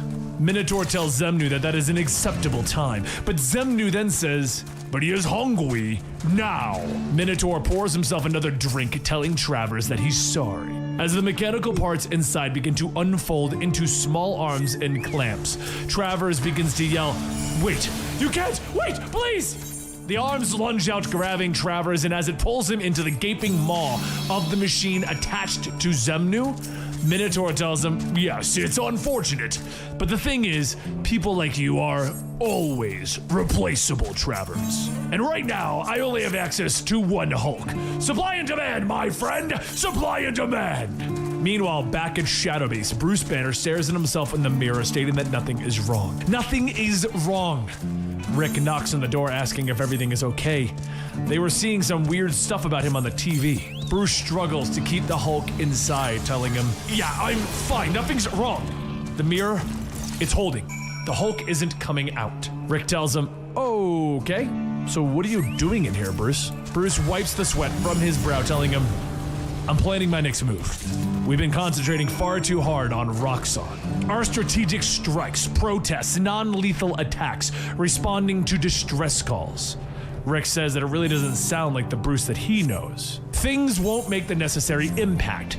They're going to need to strike harder. Hit the humans where it hurts. Hit some soft targets. Make the puny humans afraid again. Rick tells him, you know, you don't really sound like the Bruce Banner that I know. And Bruce asks, why are you calling me that? My name is Robert Banner. Who do you think you're talking to? Meanwhile, in another part of the base, McGowan stops by Samson's room, asking if they can talk for a moment. There's some video footage that she was going over, and there is a weird, strange bit that she heard. She isolated one sentence in particular. So with no context, just listen to it and say the name that he hears. McGowan begins to play the video, and it's a recording of her talking, and then saying, then Daredevil happened and I went to... Samson listens and says, I would say that you said Daredevil. McGowan tells him, okay, I was worried that I might have been hallucinating. This might be worse. Samson asks if there's a problem, should he have heard something else, and McGowan tells him no. She heard Daredevil as well. She just doesn't remember saying that. She doesn't remember Daredevil. She remembers Zemnu. Samson asks, Zemnu? Like from the TV show, Magic Planet? McGowan asks, did he ever watch that show? And Samson tells her that he did. Maybe? McGowan asks if he ever studied the Mandela effect. And Samson says, of course he did. It's a term for false memories that find their way into a public consciousness. Similarly, that movie about the genie never existed. Neither did Jiffy, Peanut Butter, Mirror Mirror on the Wall, and so on. McGowan says, right. The Magic Planet, a show that everyone remembers, but nobody watched. It never existed. It's in all of their heads. Samson sits back down, stating that there could be something rewriting their memories, and that would be horrific. If there was proof like that footage. McGowan tells him that they can't rely on that alone, though. She may have caught that, but what if somebody's more susceptible? What if somebody was specifically targeted? And Zemnu's been rewriting everybody. Everybody includes Dr. Banner. Just then, the sound of breaking glass can be heard, and the two jump up and run towards the source of that noise. As they enter the restrooms, McGowan asks what happened, and Rick says that they can take a look for themselves. He and Bruce were mid-sentence, and he just turned to the mirror, and, well, Banner smash. Banner looks at his bleeding hands and says, "Oh, you guys shouldn't make a fuss. The simple-minded brute is becoming a distraction, and distractions are going to be removed. You know how it is. You understand it's rational. I'd hate for you not to be rational about this, team." But inside of Bruce's mind, the Hulk punches back at the mirror, shouting, "Stupid, stupid Banner! White thing is in stupid Banner's head, and everyone's head! Everyone but Hulk, because Hulk is Hulk!" Hulk continues punching away, and then a voice tells him that Zemnu's rewritten him. It's not something you can punch, it's stronger than you are. Hulk looks back to see yet another Hulk walking towards him, another one in the mental mindscape of Bruce Banner. And Hulk asks, "Who?" The Hulk walking forward tells him, "Well, Zemnu's stronger than you are. It's not stronger than we are. After all, I'm the strongest one that there is." And as Planet Hulk stops in front of him, he towers over the Savage Hulk asking, "Don't you remember?" Back outside of Bruce Banner's mind, he tells everyone that his name is Robert, and that is his name, and it has always been his name. The name of the man who ends the world. He knows he shouldn't want that, or he should want it in a metaphorical sense, wanting and not doing. But has he been limiting himself all of these years, limiting his true potential? What would happen if Robert Banner just let it go? McGowan tells him that he needs to listen. He's been infected by something. They all have. Something has been altering their memories. Some alien presence is creating a societal group memory as a form of camouflage. It disguises itself as something that we'll all accept, something that we'll all trust, like a TV show from our childhood, a superhero. It has to be a Roxxon attack. It's possible that it may have made a deal with them. Bruce asks if they're saying that his memories aren't real. Because I have such a clear memory, McGowan, of the sound of my father's skull when it broke on my mother's tombstone when I killed him. And it was no accident, McGowan. Was I not acting like my true self in that moment? Because sometimes it gets dark in here. Dark and strange. Back inside of Bruce's mind, Savage Hulk and Planet Hulk walk into the distorted and strange world. And Savage Hulk tells him, "Hulk, remember this place. A place like this place, but strange now. Cogs and gear and junk. Face looking back at Hulk. What is this place?" Planet Hulk asks him, "Do you not remember? You used to spend a lot of time here, back in Banner's inner world, his mindscape, and it's been going downhill ever since, Savage. I've been trying to help Banner from the inside. I've been trying to help him heal." But then Hulk begins to sniff the air, and Planet Hulk asks him, "What is it?" And Hulk says, "Hulk, not sure. Odd smell." Planet Hulk climbs onto the top of a hill, telling him, "It must be all the trash here. Oh look, here's some of it now." Planet Hulk points down at a chained Hulk, stating, "There's a snake in our grass, the big bad Devil Hulk who wanted to break the world. There's one good thing that came out of this. No more of this scaly creep running around. He's locked up tight again, and he's never getting out." Planet Hulk kicks the Devil Hulk, and Savage Hulk tells him to stop. "What's wrong? Why would we stop, Savage? He's been trouble since the start, ordering us around, telling us when he can come out, acting like he's our dad. Remember Brian Banner?" Hulk then spits in his hand and says, "Hulk is Hulk, and Hulk is Hulk too, and Hulk is kind of Hulk. Hulks are Hulks." As Savage Hulk begins to pull at the giant chain, Planet Hulk tells him to stop that. But Savage Hulk continues to pull, telling him, "Chain is strong, but Hulk is stronger, and Hulk must be." Soon the strength fades as the chain falls back down, and Planet Hulk asks, "Are you done yet? You aren't the strongest here. Trust me on that. Besides, I'm going to need all of your strength for what's in store next. Look over there." Hulk sees toys scattered around and a young boy watching TV. And Hulk says, "Hulk never had toys." But back as the child is laughing and eating, he shouts, "Yay!" as Zemnu appears on the TV, and Hulk says, "White thing inside Hulk's mind. What does White thing want with boy? Who is boy?" Planet Hulk tells him, "That's you, or us. The kid is Banner. This is the childhood Banner always wanted, but we're the childhood he got." Hulk climbs up onto a platform stating, "Hulk always hurts. Hulk always hurts. Always and always and always." He charges and punches through the TV with Planet Hulk telling him, "Good. Good boy. As Hulk pulls his arm back, he leans down, asking, what was inside, TV? It goes on forever. But Hulk see light. What is Hulk seeing? Planet Hulk tells him that is his way out. Go get him, Savage.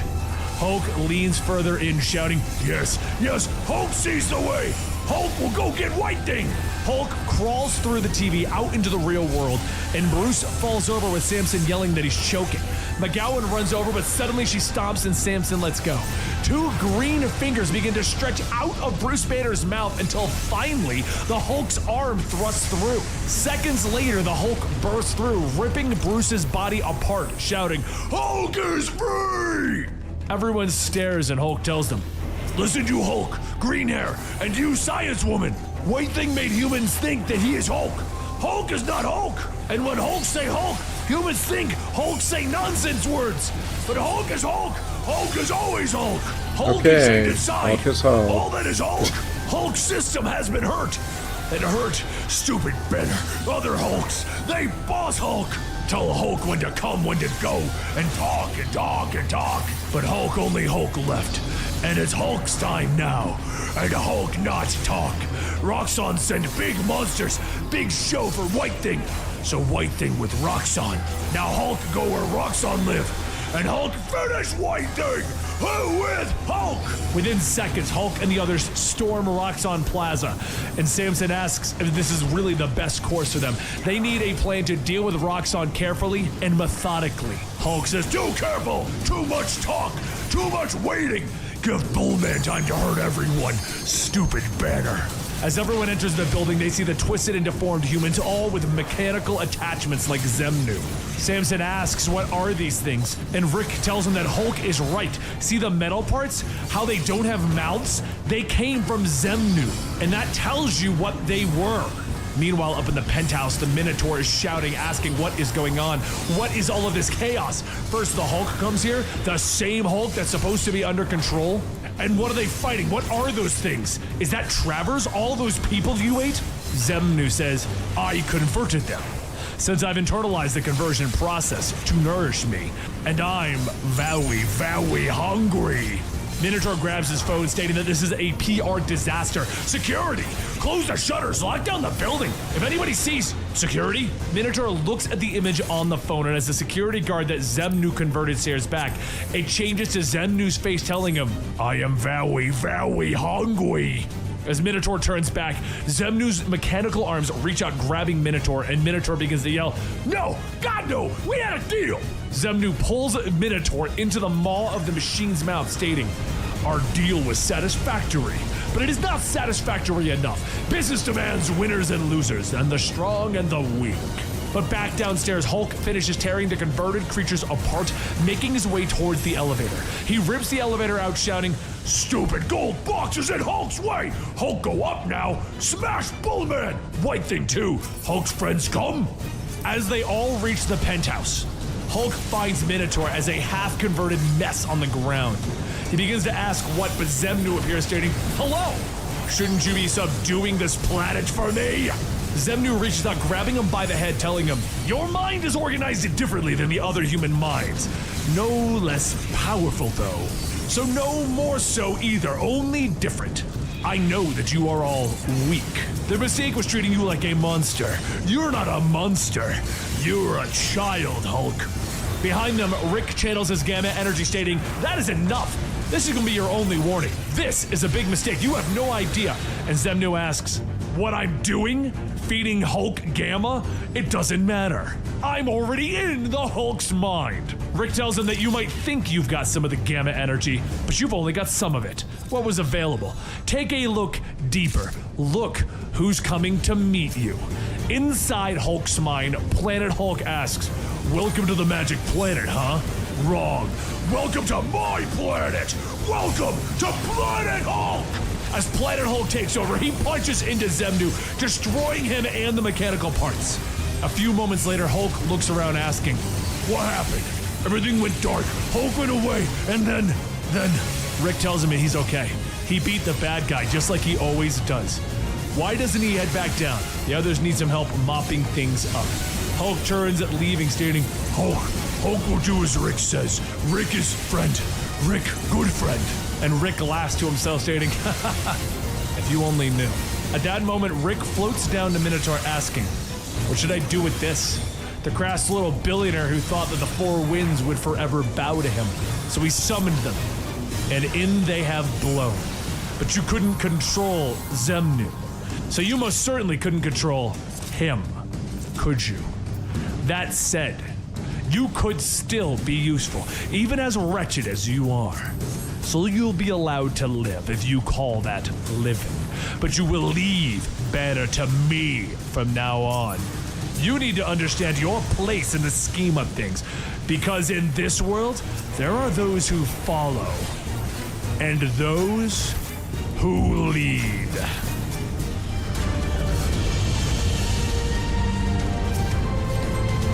Deep within his inner mindscape, the mental space where all of his alter egos are when they aren't controlling the body, Bruce pulls on a chain to try and free the Devil Hulk. With one last tug, he releases the chain, wondering how he can free him. The Devil Hulk was in prison before, and he got out.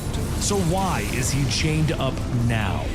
Just then Bruce Banner hears, "Stupid Banner." And Banner says, "Just Banner is fine, big guy." Savage Hulk walks up telling him, "Hulk is Hulk! Hulk knowing Hulk is Hulk saved all Hulks, even Puny Banner." As Savage Hulk pokes Bruce, Bruce says, "I get it. Hulk is Hulk. Can we maybe try and break these chains now?" Savage Hulk scoffs. "Hulk try, Hulk fail. Hulk thought White Thing put it there, but it's still there. Did Banner put it there?" Banner asks him, "Really? If I could just make things, I'd make a beanbag chair or something. Not this," Savage Hulk yells. "Bah! Of course Banner built prison for Hulk. Banner is prison for Hulk. Banner would rather die than let Hulk live." Bruce begins to respond, but then he stops, telling him that he's right. But now they need to do something. Every time that Banner gets depressed, every time that it sets in, the self-loathing, the desire to end things, that's when the Devil Hulk was freed. And funny enough, when in full control, all the Devil Hulk wanted to do was end things in a bad way. But without the Devil Hulk, they need to do better. They need to do things differently. Savage Hulk grumbles, thinking, and then says, "Okay," and he grabs the chains. "This time different." Out in the real world, Joe Chill yells, "Ah! It's like they're working on the chain gang in there." Samson says, "Can you describe the pain? Is it like a switching headache or something else?" And Joe tells him that he's got no clue what it is. Zenmu trapped him in Banner's head. Zenmu then gets whacked, and here's Joe Chill again. So far, so simple. Where is the Big Daddy Devil Hulk? Why is he still Joe in the fix it? The only Hulk-type Hulk who gets in front now is Salad Brain, which, by the way, doesn't really fill anyone with confidence. Samson says that may be so, but the Savage Hulk is the most popular Hulk right now, by quite a margin. And Joe scoffs, yeah, everyone loves the big dumb ape. What's new? But no Devil Hulk means that I'm the smart one now. There's a piece that I ain't seeing yet. Hey, look who it ain't. Betty walks up, maintaining her harpy form, and Joe asks, "How's it going? You're looking great, Betty." Betty tells him, "Not good. Talk to Bruce, please." Joe sighs, taking off his glasses, telling her, "Fine, just give me a sec." A moment later, Bruce takes control of his body, and Betty says that she's leaving Shadow Base. There's no space down here. It's like living in a cage.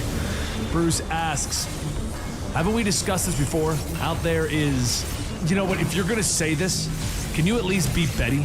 Betty tells him that she is Betty. This is her. Bruce turns in frustration, telling Samson to move, but Samson stops him, telling him that he needs to talk to his wife. Bruce shouts, asking, "Do you think I don't want to?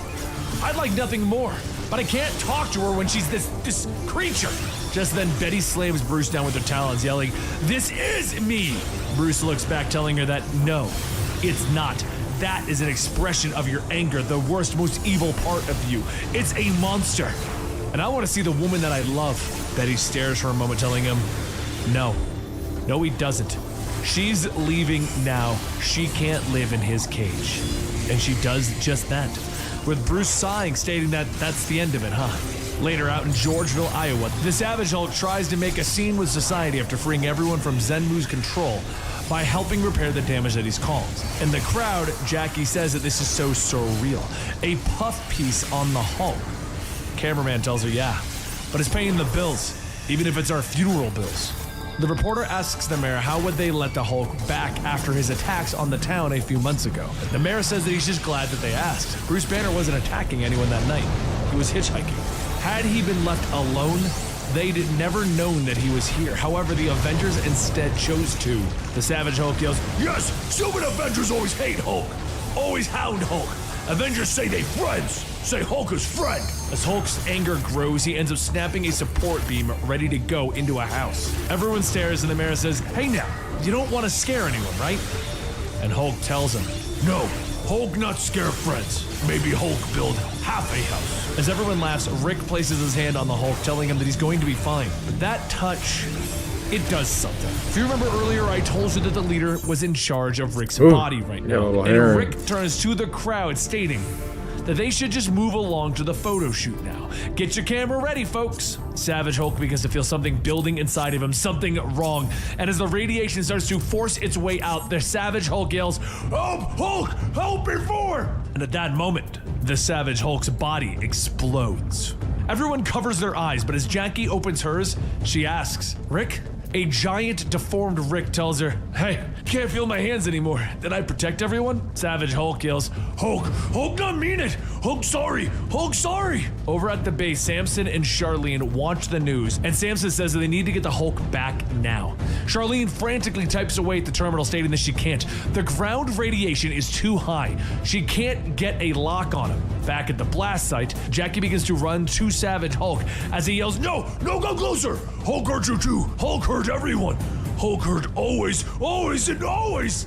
And a voice says, "Yeah." And then Savage Hulk is struck by a giant wrecking ball.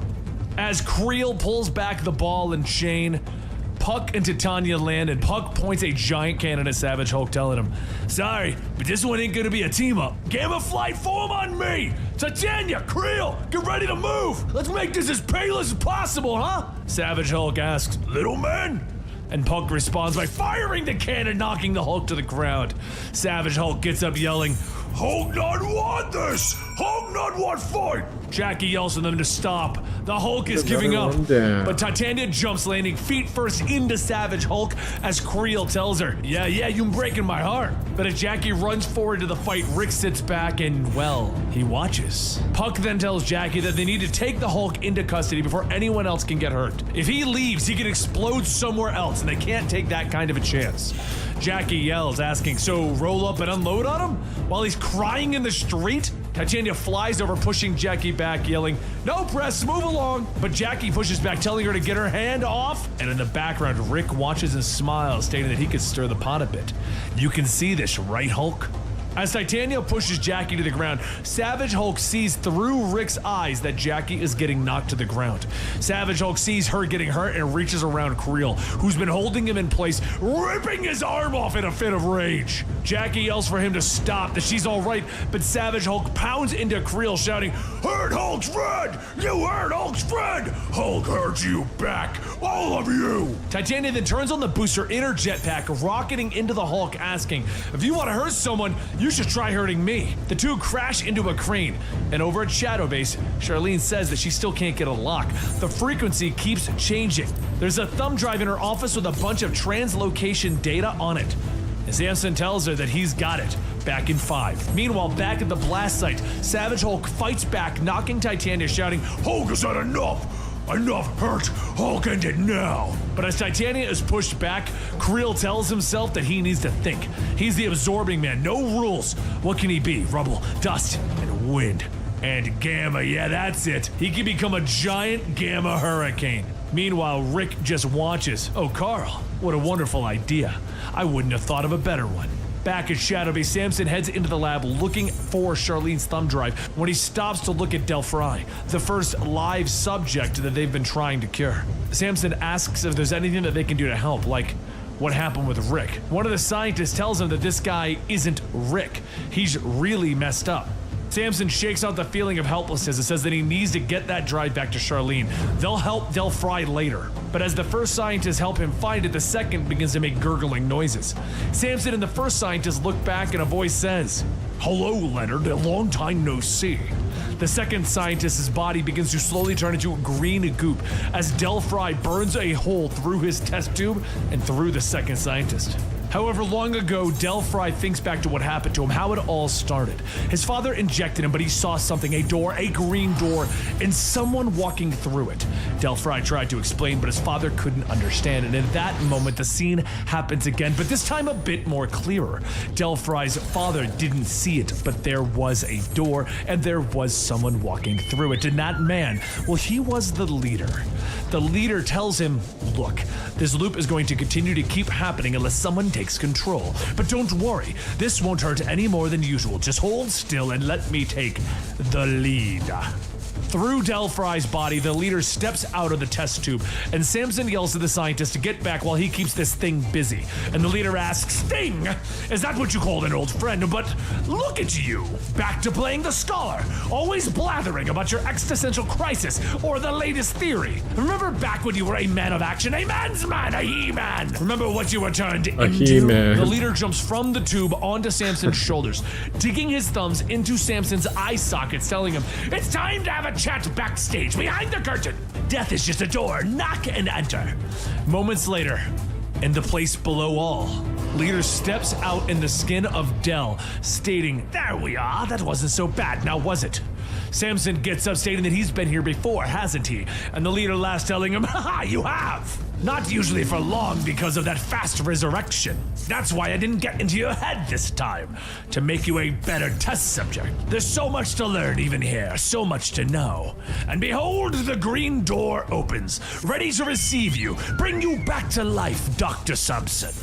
Now, I could very well walk through that door myself and take your place, just as I did with Rick Jones and poor Delphi.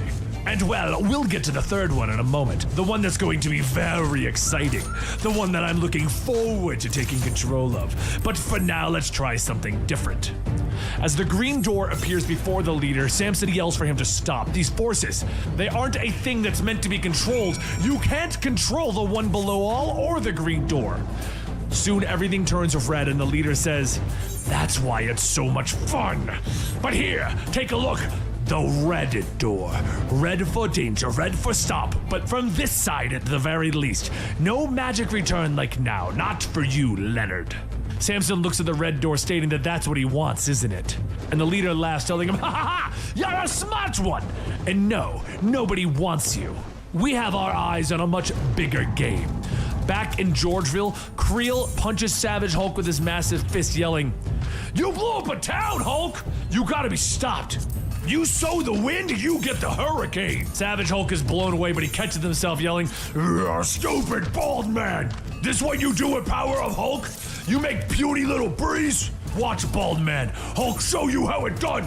Savage Hulk claps his hands together, causing enough wind to tear Creel apart, knocking everyone back, and as he watches, the leader, through Rick, begins to laugh. Titania turns to him asking, what is he laughing for?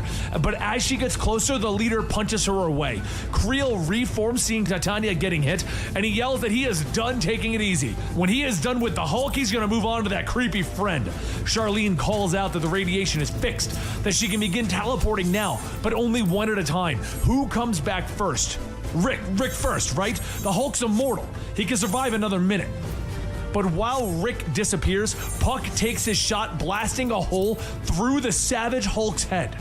And inside of that mindscape, in the dead body of the Hulk, before he comes back to life, the leader takes this moment to acquire his third host. The one he's been waiting for, the Green Scar, the World Breaker Hulk enters the battlefield.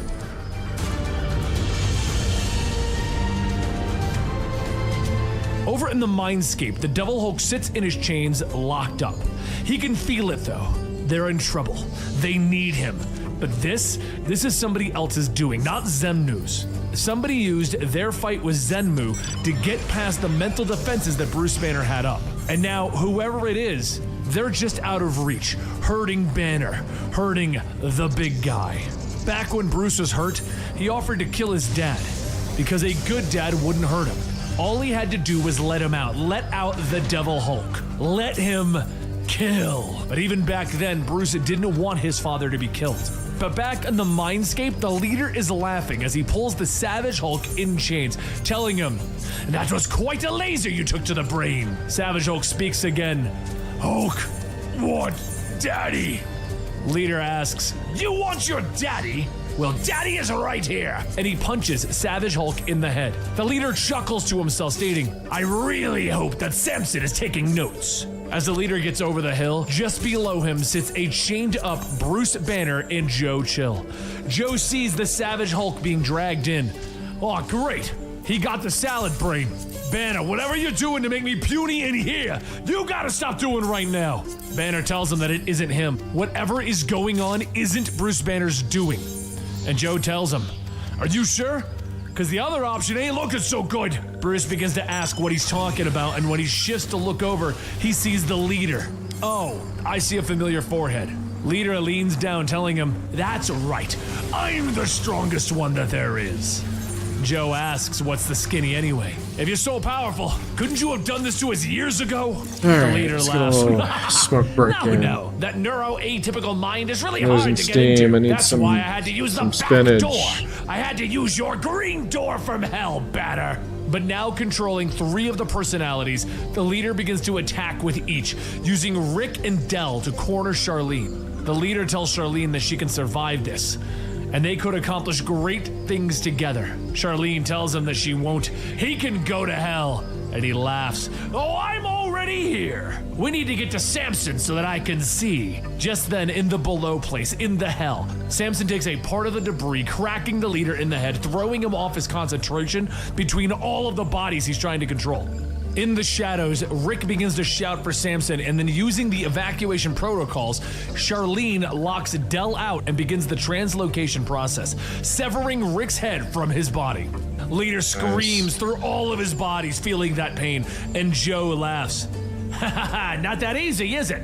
The leader wipes the blood from Green Scar's nose, telling him that he was just sliced at the molecular level. He is not in the mood! Leader then picks up Bruce Banner, and he begins to head to the green door. But before they do, Bruce kicks and flails, shouting for someone to help. That's when a voice calls out, "I hear you, kid. I love you," followed by a loud boom. The leader asks what was that, and Joe tells him, "For a genius, you sure are an idiot." The voice calls out again, "I will always be here for you." The leader yells, "No, it's not possible. I'm the strongest one here. You're supposed to be sealed and buried away." Devil Hulk tells him, "Yeah, buried and left to rot. But you made a mistake. Being buried can only get you so mad. But when you hurt the big guy, you hurt Banner. And when you hurt Banner, I take that personal." The leader inches away, stating, "Stay back!" But as the Devil Hulk slams his giant arms into the ground, Joe laughs, yelling, You know, the Devil Hulk idea was not great. Bruce flips it But I back from appreciate the them head, bringing it stating back. that he has never seen Kinda the Devil wrapping Hulk it up, this angry since he sorta. was a child. Joe shouts, asking, "Ain't it great? Come on, Snake Eyes! Take him out, kill him!" The Savage Hulk looks back, telling him, "Don't." And Green Scar begins to get up, stating, "It's okay. Leader isn't controlling us anymore." Devil Hulk reaches in, telling him, "I can smell a lie, remember? I know it's you. Even if he didn't, he wouldn't care." Damn it. Leader backs up. "Do you want the truth?" And he changes into Brian Banner, Bruce Banner's father. "This is the truth! I am your father! Your father, boy!" Devil Hulk steps forward. "No, you're not him!" The leader goes on shouting, "I saw it when Betty left!" Bruce tried to stop her by hurting her. Bruce gets up, lunging at the leader, yelling, "It's not true!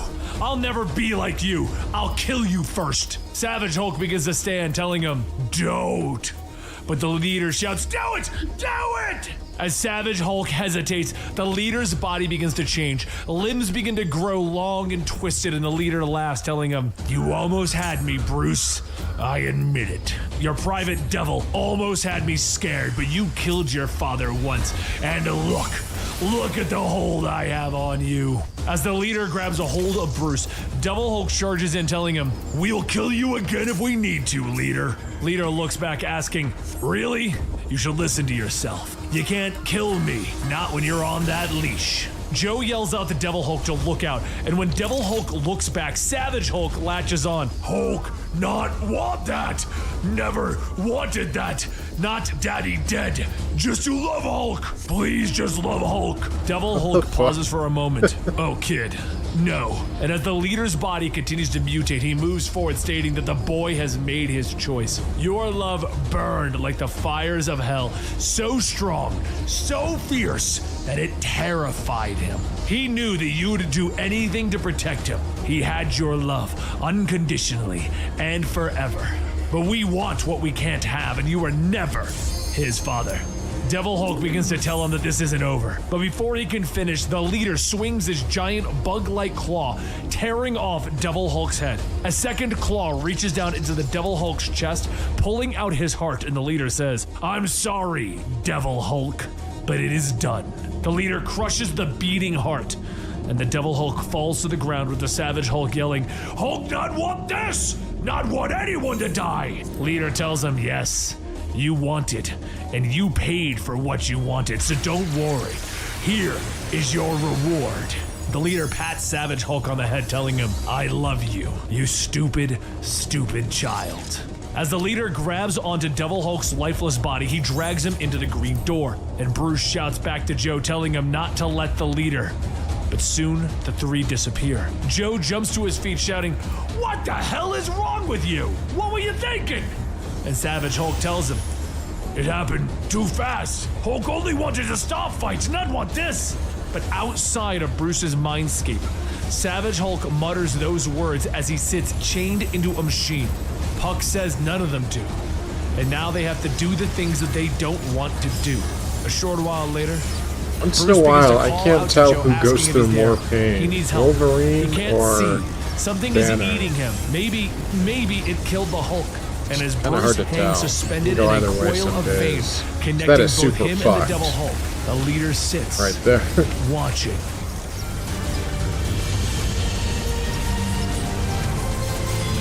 As Puck stirs his coffee in the recreational room aboard the FFXIV space station, he says, "Well, the Hulk woke up. But he seems different, eh? Diminished. Like the battle took something vital out of him. And of course, he's reacting like a child, because that's what he is. He doesn't even understand that he blew up a town." Jackie says that she isn't fully convinced that the Hulk blew up Georgeville. When Rick Jones attacked Titania and her, he was smiling, talking to himself, body like a pretzel, and he was giving this smug little speech. They've all seen the news footage. Hulk gets mad for a second, a scary second.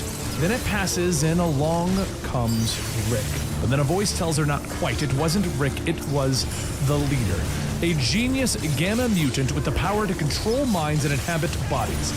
And he suspects that that is somehow connected to, well, the whole situation. Puck looks over. "Walter? Dear God, is that you?" The Sasquatch steps in, telling him, "Again, not quite. Is Leonard in here? Leonard Sampson. Or perhaps you can call me Doc Sasquatch." Over in the holding facility, Hulk hangs suspended in restraints as a man with sunglasses walks up, stating that he wonders if they remember him. Maybe. His name is Henry Peter Gyrich, acting commander of the Alpha Flight Interstellar Defense and Diplomacy Initiative, including Gamma Flight. Hulk looks up. "Big words. Hulk not understand." Henry says that he'll make it simple then. He is the government, which means that he decides what happens next.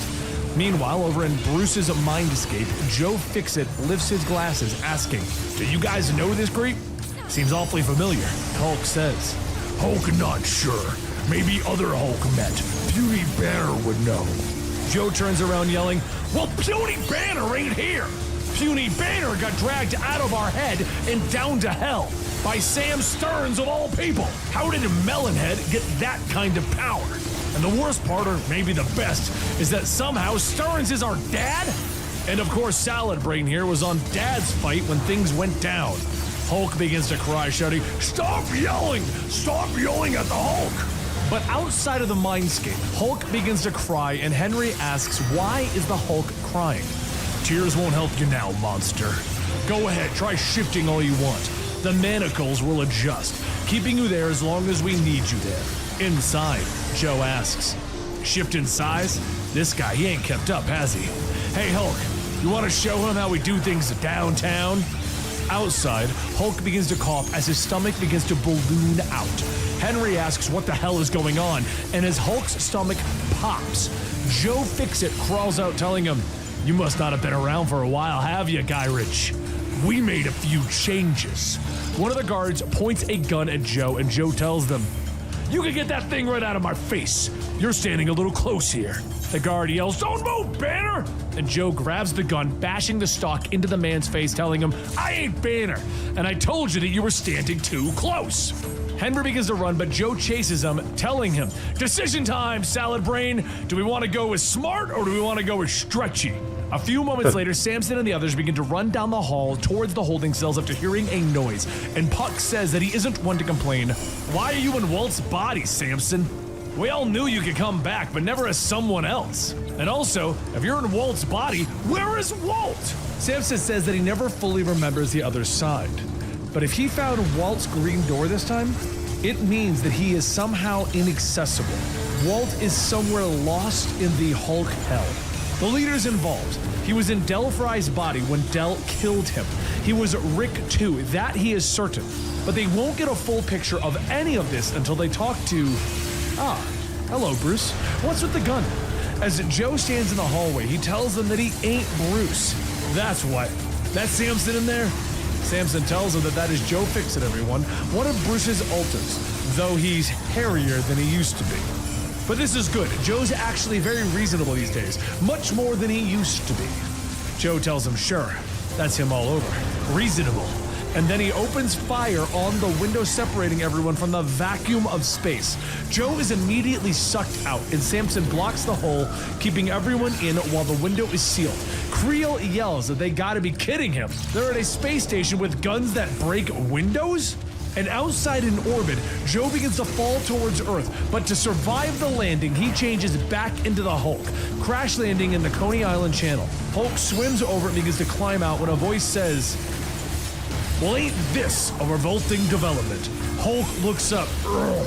"You!" And the voice tells him, "The folks told me you might be dropping in for a visit.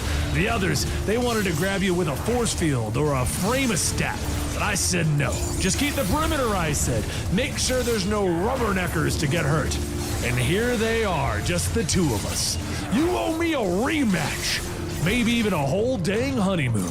But looking at you now, you might want to quit while you're ahead. Even if I don't talk like it, I'm a smart cookie. Because you know what time it is.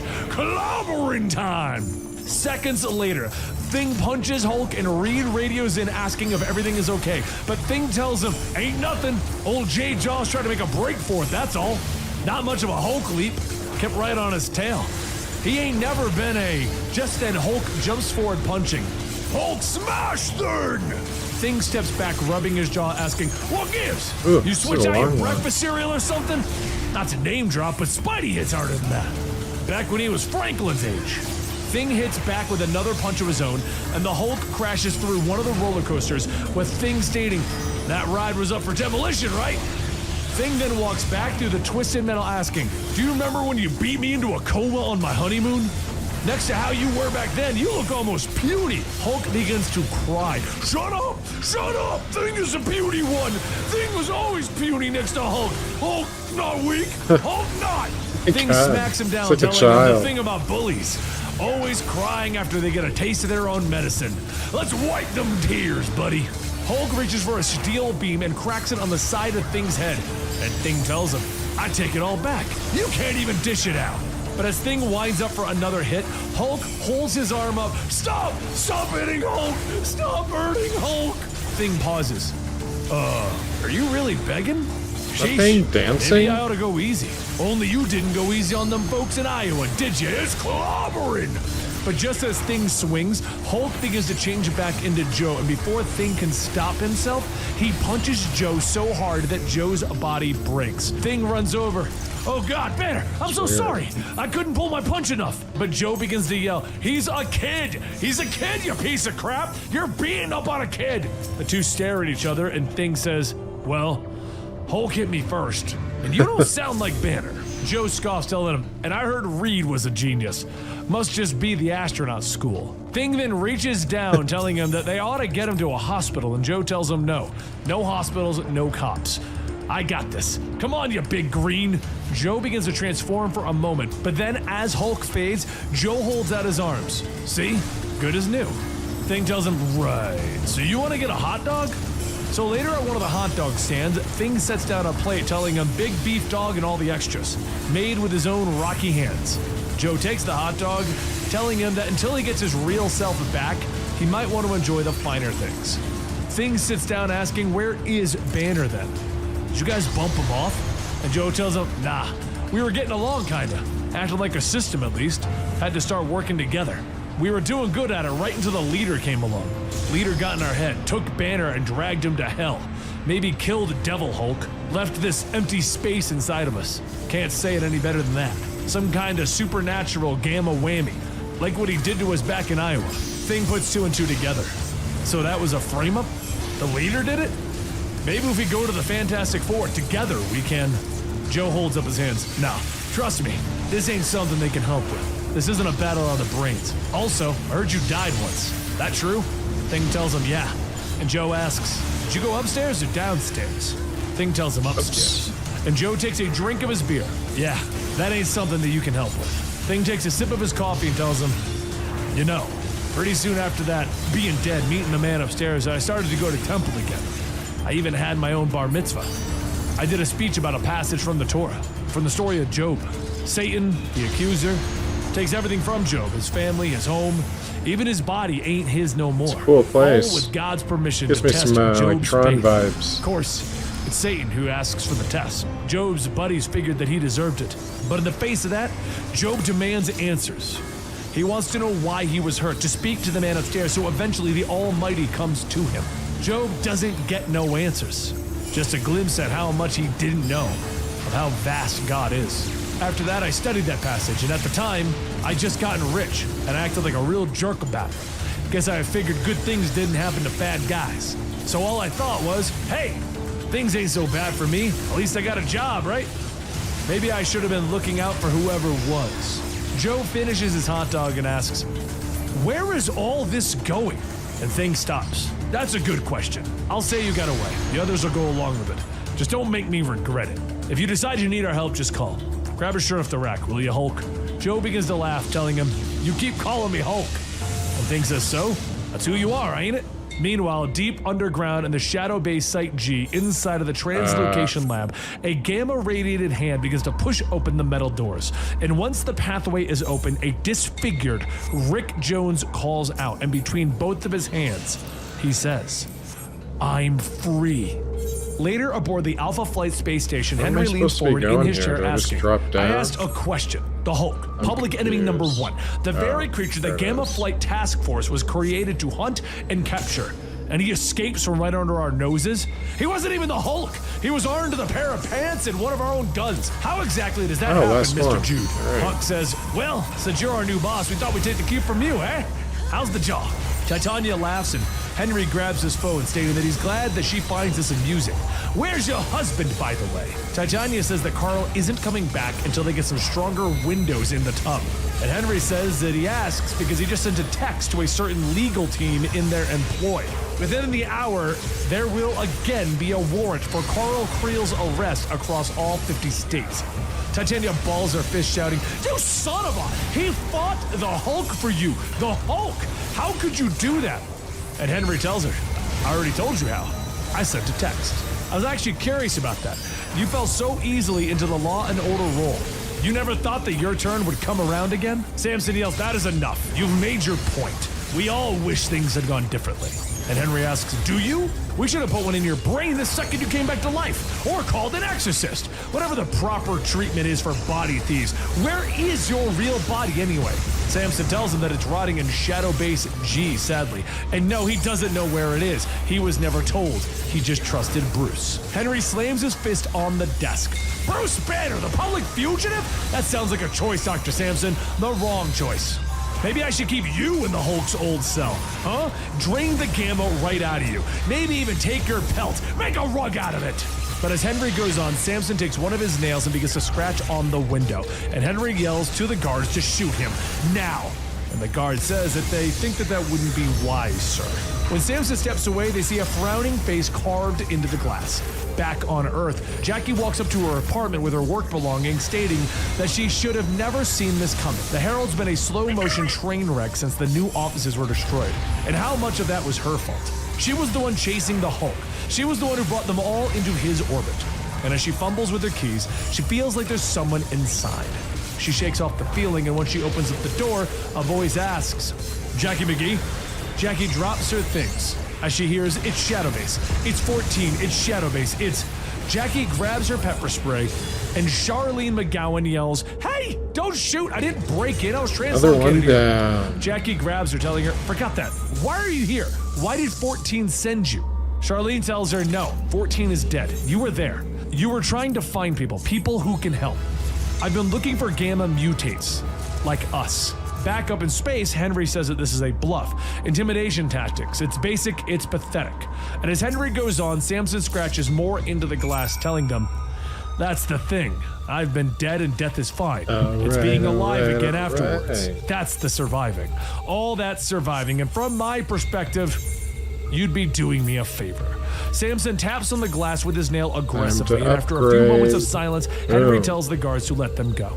They should all be glad that he has higher priorities. Their turn will come. And once they all leave, Henry whispers to his men to call in the backup team. He'll address them personally. Once outside, Titania tells Samson that she has to admit, she never really liked him, but that was one hell of a bluff. Puck laughs, telling him that it was. He nearly convinced himself. And Samson quietly says, "Yeah, me too." Back on Earth, Charlene says that she brought with her a gamma reader. She carries it because she's worried about her own exposure. But she doesn't ping on the radar. They do, since Georgeville presumably. Jackie yells that is impossible. She was angry just now, but nothing happened. She didn't Hulk out and Charlene tells her that is not how it works. And Jackie shouts, asking, "How does it work then? What's going on with you? I need to know." But as Jackie looks out the window, she sees her reflection with glowing green eyes. Charlene asks, "Jackie, what are you staring at?" And surrounding Charlene are several gamma-radiated creatures that only Jackie can see. Down below, in the hell of the Hulks, Leader looks at the tangled mess that is Bruce, asking, "What are you looking at?" "Well, Bruce, any ideas?" Bruce asks, "Dad?" And Leader yells, "Concentrate! Brand new everything. Part of you is there. Your other parts, the alters, they're above, in the world. Gamma should be flowing between you, from here to there to here. Feedback loop ever increasing. A beautiful spire of gamma up in the sky, down to the lowest point, to the one below all."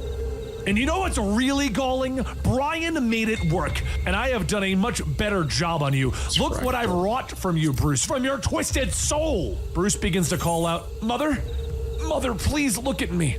And the Leader sighs, stating, "Something's not there. Some vital connection in the circuit. I devoured Brian. I became him. So somewhere the answer is inside of me. What am I missing, Dr. Banner?" A shade of Brian appears, telling him that it burrows in. It wears their souls like masks on a stage. Leader snaps back. "Is this what you're going to show up for? At least make sense of it." "Wait, what did you say?" Brian smiles, telling him, "A host personality. I tried to warn you." Leader says, "Broken link. It isn't between here and the living world, it's between Bruce and his alters. It's between him and that. The thing up there." Brian says they devoured him, they became him, but they weren't the first. They said it themselves, or wait, was it him? He is himself, but he's also that. As the giant hand of the one below all grabs the Leader, the Leader shouts, "Stop it! Someone help! Bruce!" But Bruce tells him that this really isn't the best time. As Leader reappears in hell, he sits up. Yes, of course, I was so blind, but now I see. The Hulk is the most dangerous gamma-radiated creature to exist. The Gamma Flight just walked out of their responsibility to catch him, but who needs them, right? A voice tells him, not them. Not for what he's paying. This amnesty that he mentioned, it's permanent, right? And Henry smiles, telling him that he can trust him. He's one of the good guys. Another voice asks, what about the rules of engagement? Looks like they've run into some Hulk huggers. Henry says, you want rules? For me? How should I put this? We're with the government now. The UFOs can do whatever they need to do.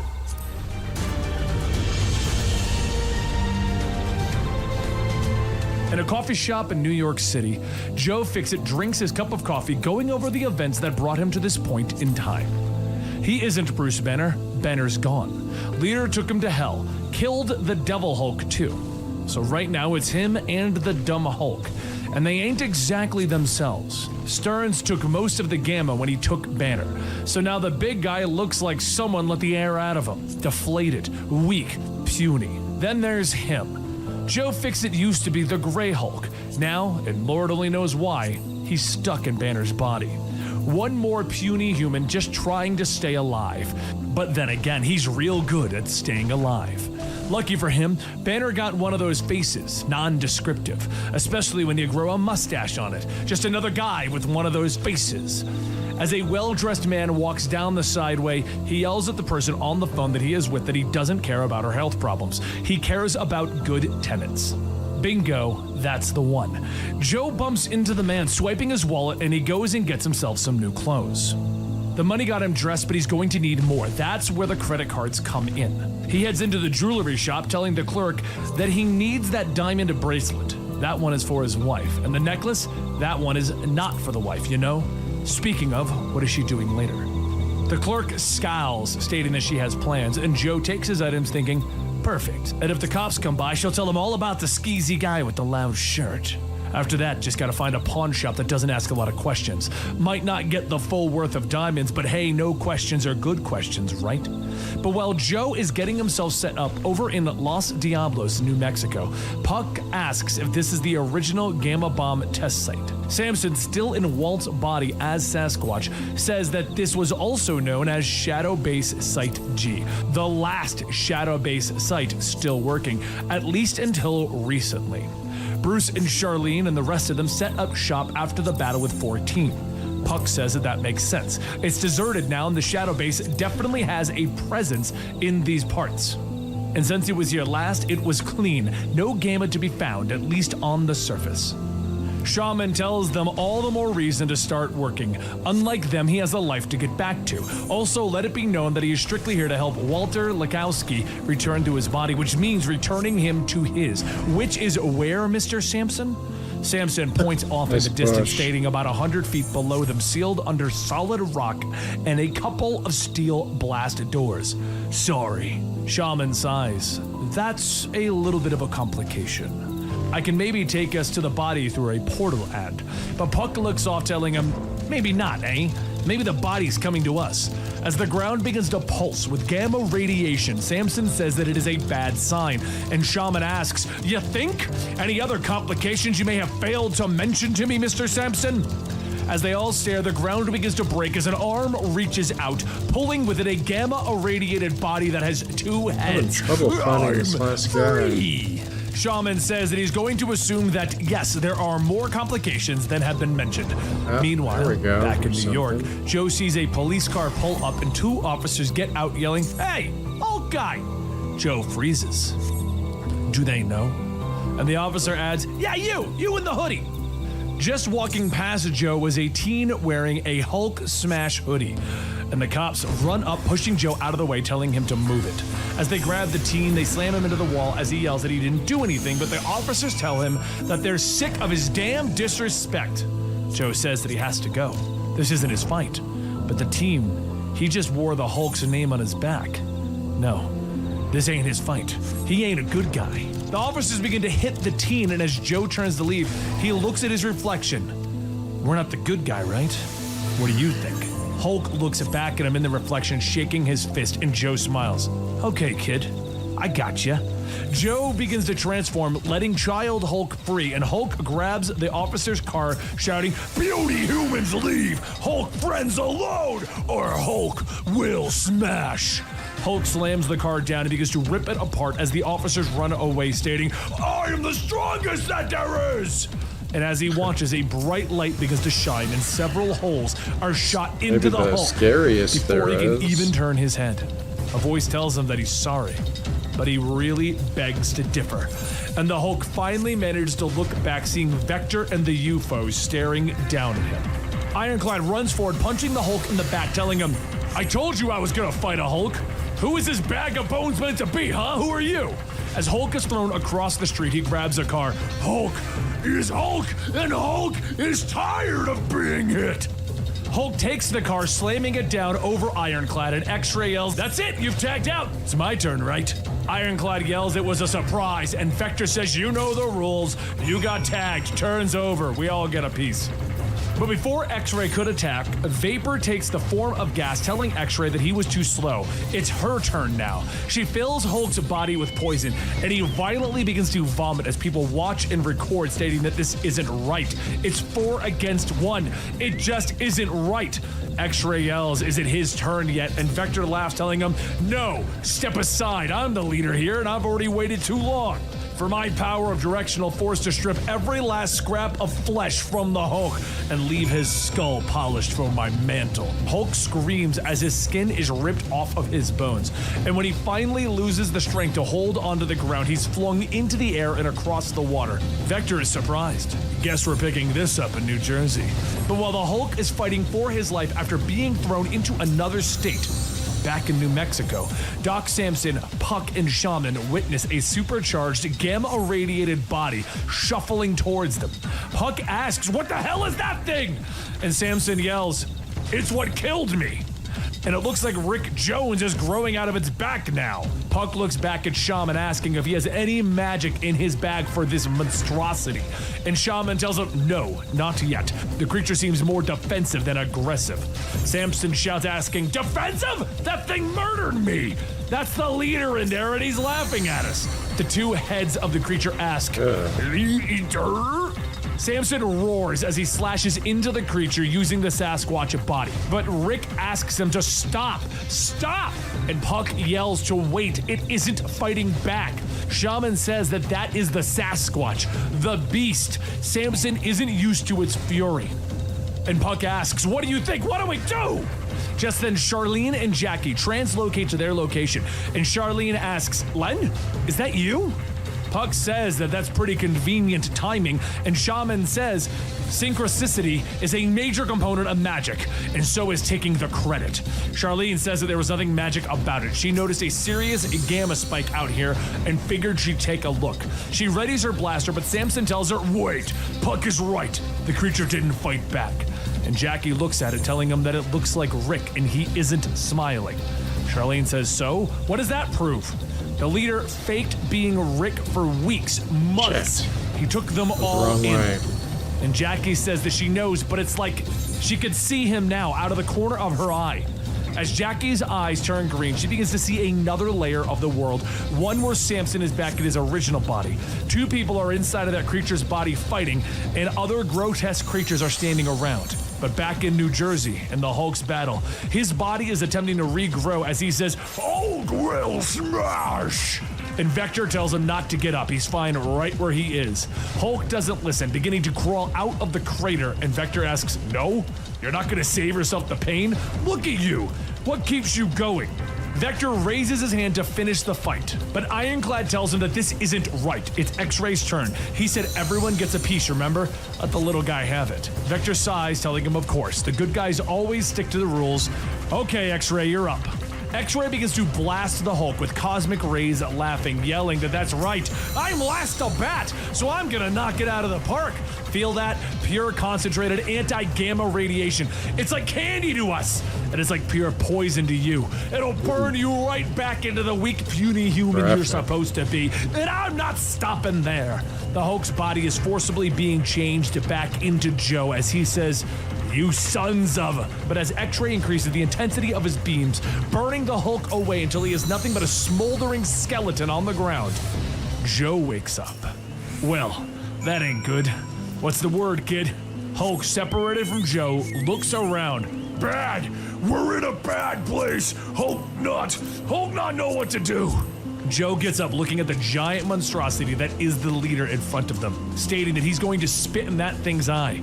But after that, I'm out of ideas. Just then, the green door appears, the thing that they need to walk through to be revived in their skeletal body.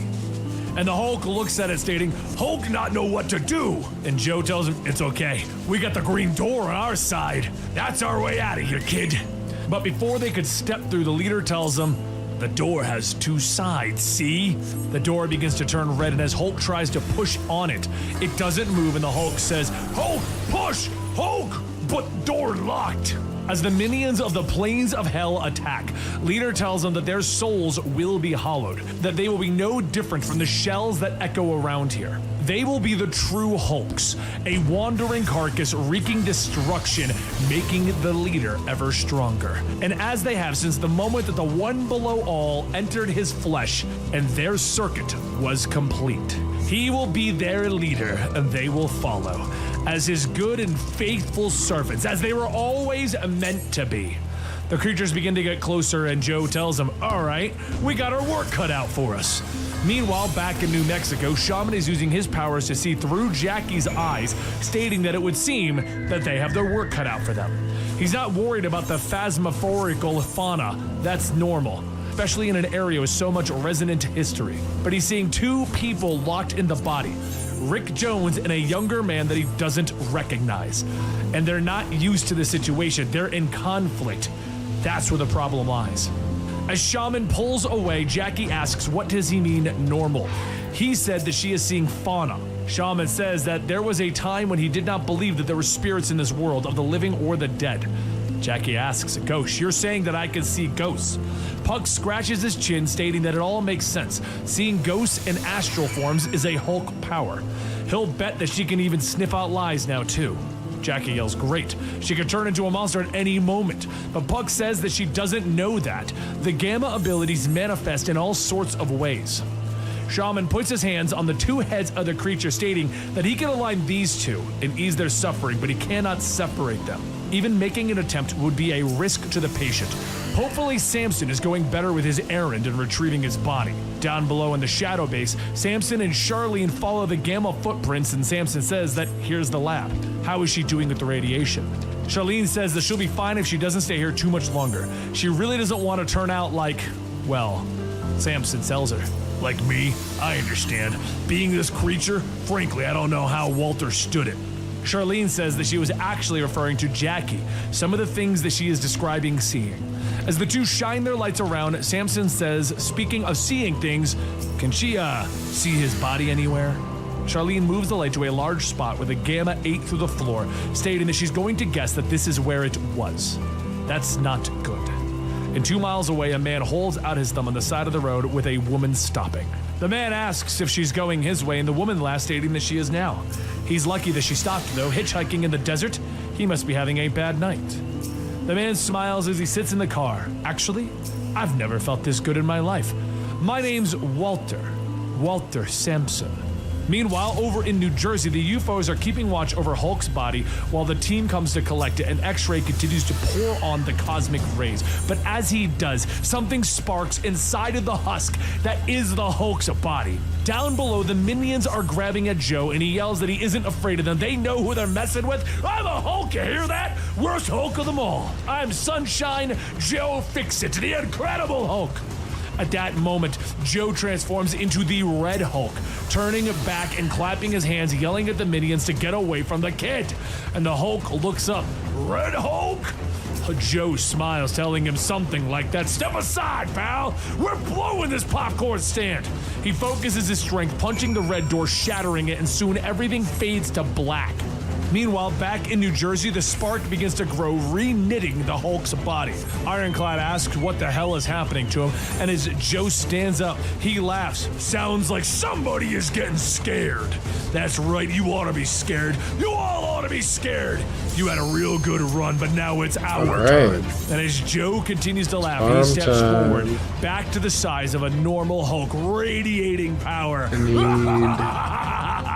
How many was? I think it was like 66 regular dragon scales. While Joe Fix-It relishes in his newfound power to become the Red Hulk. Back at Shadow Base Site G, Samson is scratching his chin, currently trapped in the body of Sasquatch, asking a very important question. What now? Puck says that it is a very good question. Hate to say it, but your body's in the wind. We just have to hope the leader isn't wearing whatever you become. Samson tells him no, it's Legowski. He ran off with it. Jackie asks, Walter, are you sure? And Samson tells them, I have to admit, I don't have much more of a hunch right now, but it feels right. I'm in Legowski's body, so he took mine and ran with it. Shaman reaches into his pocket, stating that they are in quasi-magical territory now. Important details will come to them, hunches included. As he pulls out a small device, Charlene asks what is it, and Shaman tells her, a radio, just a simple radio. When he turns it back on, the radio crackles and begins to broadcast the ongoing fight in the streets of New York. Shaman turns it back on, stating, see, quasi-magical territory. Charlene says that they need to help the Hulk, but Puck tells her that's a line we'd be crossing, from Greenwich's bad books to the most wanted list. We need to think carefully before Alpha Flight is helping the Hulk. Just then Rick says, Bruce, hard to think, separate thoughts. But Bruce, he friend, he saved me. So I save him always. We save him, please. Charlene says that she's obviously in, and Puck says, fine. We'll take a vote. All in favor? Everyone but Shaman raises their hands, and Puck says, okay, motion carried. If Hulk needs help, Gamma Flight is coming to the rescue. But it isn't the Hulk who needs help. Meanwhile, over in New York, Joe's smile widens as he asks, all right, who's up first? And Ironclad charges in, telling him, right here! About time we had ourselves a real fight. Ironclad swings and Joe ducks, telling him, down low! And as the second comes, Joe catches him, telling him, too slow! And he begins to crush Ironclad's head. As Joe's thumb dig in and press into Ironclad's head, he yells out to stop. And X-Ray yells that they have to do something. He's killing Mike! Ironclad's head is almost beginning to melt as Joe is mangling it, until Vector blows him away, telling Vapor, turn into an anesthetic or something to help. Vapor yells, the hell with that. She's gonna turn into a sulfuric acid gas. It'll be her gift to the Hulk as his face melts off. Joe grins, it's okay. We can always telling her, warm up, you shouldn't have. And he holds it. Vector stares as Joe walks up, blowing vapor back into Vector's face. He screams out as his eyes are burning out of his skull. And then Vapor changes composition, telling him, I'm so sorry, I can neutralize the burning with... Vector begins to frantically swat away at Joe, begging him, just get away, leave me alone. But before he knows it, Joe is soaring through the sky laughing. All you had to do was ask. Vector Express, the only way to travel. A short while later, Greenwich asks, you're telling me you had him and you threw the Hulk away. X-Ray yells that Vector blasted him back towards Manhattan. Maybe, but something bulked him up and he was unstoppable. Greenwich says, that isn't good enough. You work for me now, UFOs. When I give you a task, I expect you to carry it out. Vapor then shouts, we had him down, ready for collection and containment. Maybe if you weren't slow, Vector wouldn't be blind. What are you going to do about that? Greenwich sighs, grabbing his phone. Something I will likely regret. And as he gets ready to make the call, the Avengers logo appears. Meanwhile, over in Manhattan, Joe walks into a bar, telling the bartender, I'm in a champagne kind of mood. Go ahead and put it on my tab. The bartender looks at him, you're the Hulk. And Joe tells him, how about that? The TV didn't lie. There's a place where everyone knows your name. As the bartender begins to pour pitchers for Joe, Joe drinks them, telling him, ain't tasting like they used to. Get me some whiskey, that'll help. The bartender begins to grab the bottles and pour them into pretty a good bucket at this. when a voice says, then I shall have the mead. Jerk myself up too hard. In legend. Joe turns as Mjolnir rockets in, hitting him in the chin, knocking him down. He gets up asking, what is this? You want a rematch? Ain't really in the mood for... Thor slams the hammer down, telling him, be silent. When we clashed before, you surprised me. Thus, humbled a god. And now, you face the king of gods. Joe gets up asking, so? Am I supposed to bow or something? You changed your play clothes.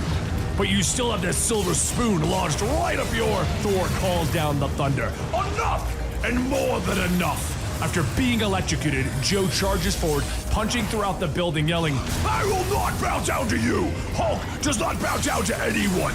Not when I was weak, not when I was stuck in his banner, and not when there's no hope for all. Not even when I was dead. But Joe steps out, and that's when he sees all of the Avengers there ready to fight.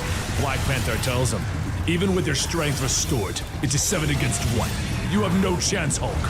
At that moment, another voice says, no, against 2. And as everyone looks up, they see Betty in her harpy form perched on the lamp post.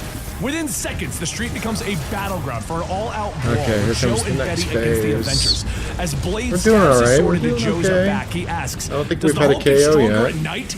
because those are some vampire signs. Joe rips him off his back, telling him, I have a quick question. Can you turn into a bat? Blade pauses for a moment and tells him, no. And Joe launches him into the air. Well, it might be time to learn. Cap yells for Iron Man to go, and as Iron Man says the Hulk is just trying to split them up, Black Panther tells him, and we retain the advantage. A single disciplined warrior is enough against a raging beast. As Black Panther charges his energy daggers, Joe asks, discipline, huh? How'd that work out for you last time? Black Panther just charges the daggers into Joe's eyes, telling him, back then I offered mercy. I attempted dialogue, and the Hulk taught me my lesson. But across the street, Betty is pressing down with her talons on Captain Marvel's chest as She-Hulk says, please, words harder in this form. We can still. And Betty yells, no! Oh yeah, that's right. Words aren't hard. They're small, puny little boxes. They hide thoughts, so they say less and more. Yes? She-Hulk stops. You know? And Carol says, good, keep her distracted. As Betty is struck with a cosmic blast, She-Hulk yells, no! I was talking! Carol flies up, to her. And while you were doing that, she was also crushing my ribs. We're all not gamma people, Jen. Just then a light begins to shine, and a familiar voice yells, sorry we're late to the party. I think we had could to do stop better for a couple of anyways. extra guests. As Carol could tell, we're Gamma Flight, and we like to officially take control of the situation, rather than do the other thing. With Creel and Titania joining the crew, making it an even fight, Samson calls out to Thor, wait, if you could release the Hulk and Harpy into my care. And Carol yells, whoever you are, Gamma Flight does not have jurisdiction over the Hulk anymore. You will just have to leave. Joe continues to taunt the Thor, so much so that Thor summons a lightning strike so concentrated that it rips part of Joe's arm off. Charlene raises her rifle, stating, so much for the easy option, and Samson tells her, wait! And Charlene pulls the trigger, hitting Carol Danvers. Carol says, you know I can absorb energy, right? And Charlene says, that's why I didn't bring a gun. It's a measuring device that feeds biodata to a translocation platform to make sure you have a safe trip. As Carol begins to disappear, Charlene says, don't worry, I sent her to a base in Arizona. She'll be fine. Titania begins to walk towards She-Hulk. What are we going to do about Shulky here? And Betty steps between them, stating, she's with me. She has seen the door, haven't you? She-Hulk stops in her tracks. Yes, I have. Thor then strikes Joe with Mjolnir, yelling, a gift to you! My rage heaped on an altar, a fitting tribute for Midgard's god of wrath. But before Thor can end it, Joe gets up, slapping his disfigured flesh against his face when suddenly, Joe's arm solidifies, trapping Thor's head within. Joe laughs. It's the old regrow the arm trick. Like it? Now talk some more about how you know me.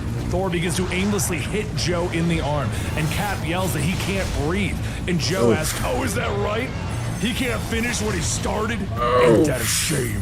But then Black Panther charges his claws, telling him, that's an interesting trick. Mind showing me again. And the claws easily slice through Joe's skin, cutting the arm off again. Charlene begins to get ready to teleport another when Cap throws his shield, telling her, I appreciate the non-lethal approach, but I can't allow you to.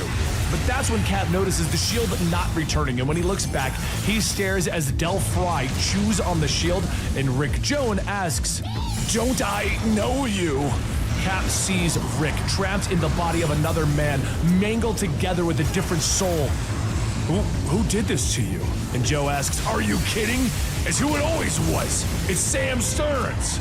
But before he could finish, Black Panther plunges it down with a spear made of pure energy, ripping through Joe's shoulder, pinning him to the ground. Joe screams, trying to fight Black Panther off, and Betty looks at She-Hulk, waiting to see what she'll do. She hesitates for a moment, and then says, damn you. Damn all of you. And with a thundering clap, she aims the shockwave carefully to blow the Avengers away, giving Charlene the time to prime the translocation platform. Puck yells to everyone to hurry and get on, they're leaving. So Betty picks up Joe and Charlene and says, don't worry, there's enough room for us, and teleports them all away. Titania looks over at She-Hulk getting on the platform, asking what the hell is she? And She-Hulk says, all the Hulks. A few seconds later, at a Brooklyn hideout, everyone teleports in, and Titania says that they have their own place, and everyone is welcome to join, except Walter's there. Speaking of, why did you even help us?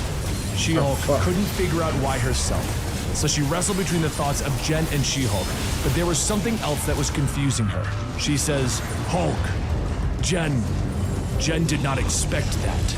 And everyone looks over in the direction that she is looking, to see Joe and Betty kissing. Later in the bedroom of the hotel suite in Manhattan, Joe begins to unzip his pants, stating, "Gotta ask, what are we doing?" Betty, still in her heartbeat form, tells her not to make so much noise, they're hiding. And Joe says, "Is this a joke? Since when do you start cracking wise?" He tells him since now. Why not? He doesn't find this funny. The old married couple? Joe sits up. "No, this is different. You married Banner. I ain't Banner, remember? And your real husband ain't here." She changes back into her human form, stating that she doesn't remember the Hulk being so sensitive. Joe stares, telling her that he forgot how quick she can do that, but she better not be expecting him to do the same. He was in Banner's body long enough to last a lifetime. She sits up, telling him not to change the subject. He talks about Bruce not being around. He means that Bruce doesn't want to come out, right? Even though she came back to help them, Bruce hasn't been present with her since he returned from the dead. Before even that, he avoided her for months. Then when he finally got the courage to face her, when he got her killed, it woke up what was inside, the gamma, and everything else that she's been absorbing for years. He didn't like the look of that, the look of her, but as a Joe, he always did. Right from the start, he always saw the real Betty, the real Harpy. That's the difference. This is her, this is them, it's theirs. Don't be the Hulk, don't smash it up. Joe pauses for a moment. Damn. Banner isn't hiding from you. He's gone. He's in hell or someplace below hell. It's leader stuff. Stearns is back and he's there and he's got Banner. When Stearns took Banner, he was weak, in chains in Banner's head. We couldn't have stopped it. But he was down there again just before you showed up, down in hell, as a Hulk, strong as he's ever was. But he didn't look like Banner. I was just looking out for myself. Betty quietly starts to process all of this and transforms, screaming, "You left Bruce in hell?" Out in the living room, She-Hulk, as Jen, tells Jackie that it sounds like they're back to screaming at each other again. She's starting to think that she should have gone with Titania. At least they'd only probably try to kill her once. And thankfully, having a lot of money can get you some decent soundproofing rooms. Back inside, Betty asks, "What else are you not saying?" And Joe tells her, "Nothing. If I wanted to lie, I could have said that I didn't remember. We don't usually. Look, I was in the moment, reacting, and now it's done. I got me and the kid out, but Banner's still there. It's done. I'm sorry, but there's nothing I can do." Betty stops him. "You're sorry? No, you don't know how to be sorry. You want to look sorry? But that's just camouflage to hide the real you. The you that just cares about himself. Sometimes I can ignore that part of you. Sometimes you could even make me happy. We laugh together. Sometimes isn't enough. This is you, the selfish part of Bruce, the part that takes, and not the part that hides, like Bruce did. Not that part, I thought. But I forgot this was your life away from me. Joe Fix-It in Vegas, hiding. You, Bruce, all of you. And I always come back, and then you hide again. It's all we have. It's all we are. Hide and seek." Joe tells her, "Yeah, well, I'm done hiding." Betty asks, "What? You want to make a move now? We're still being hunted." And Joe tells her, "No, I mean it. I don't want to hide from you anymore." Betty says, "Well, there's no point anyway. There's nothing that I haven't seen." And Joe tells her, "There's one thing. Banner got beat half to death by his father. And while his father was off sleeping it off, while his ma wasn't there, he watched a black and white movie through his black eyes. Looks like it was a failure. Somewhere in there's the idea of what a grown-up is. Someone who can take the pain. Took a while to get this far. That's what I started as. A kid's idea of a man. I can talk tough. I can crack wise. And if you piss me off, I'll beat you half to death. Maybe I'll make you hurt so bad you'll never recover. Maybe you'll enjoy it, because that's what a grown-up is. But that ain't me anymore. It's not what I want to be." Betty stares for a moment and asks, "So? So what?" Joe's silent for a moment and tells her, "So, I love you, so that. I don't want to not say it anymore. I'm sick of not saying it. It was always you. For me, it was always and always and always. She looks away asking, what does she do with that he hid from her? A whole life in Vegas. She thought he was dead. She cried, she hurt. He hurt her. Not Bruce. Joe, fix it. As Betty climbs out the window, Joe tells her, us, all of us, the whole damn mental system, we're messed up. We're messed up, we're dumb, we're angry, we don't know how to fix it. Why Hulk hurt so much? That's all of us. And we all don't know a damn thing. But I want to learn, I want to be better. I want to be a better him. Betty asks, do you really? And Joe says, who the hell knows is the answer. But since I started coming out in the day, I started thinking about stuff more. Thinking about people more. And I like how that feels. It's a good thing. So is that good enough? Am I good enough? Am I a good person now? When Joe looks back at Betty for an answer, she's already gone. All right, I guess I'll count to 1,000. A few moments later, Joe steps out of the bedroom stating that Betty took off. Don't everyone look shocked. She-Hulk pauses. Hulk not surprised. And Jackie asks, what is the plan? Joe tells her, good question. He's been reacting ever since Shadow Base Hell. Hiding, letting the world come to him, and that ain't him. Not anymore. You want to know who's a good person? Nobody's a good person. Nobody's anything but what they've done and what they've got done. Time to start getting things done. It's time we went to hell and find Bruce. Ready or not.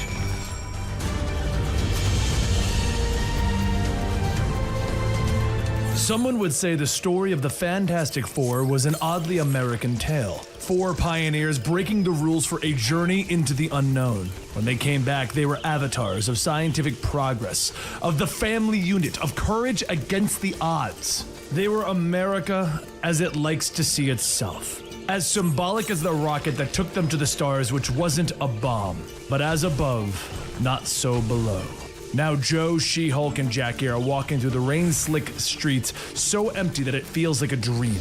However, for them, it isn't that American fairy tale, no noble journey. The rules that they have broken have made them outcasts, not heroes. She-Hulk contacted Ben Grimm, the Thing, an old friend. He was going to help them get into hell and save Bruce Banner from the depths of hell. So into the Baxter building they went. But She-Hulk's call calls her to be greeted by some old friends, and that welcome wasn't the most pleasant. The hero stared and She-Hulk put up her arms to try and protect Jackie, but it didn't matter. Joe then continued to walk right into the center of it all. Things were said, speeches after speeches, but Joe didn't say anything. He smiled, and that's when it all erupted. No one knows who threw the first punch. Someone must have, but the fight was on. She-Hulk tried to speak reason with her fellow superheroes, but the sound of fists made even her sound quiet.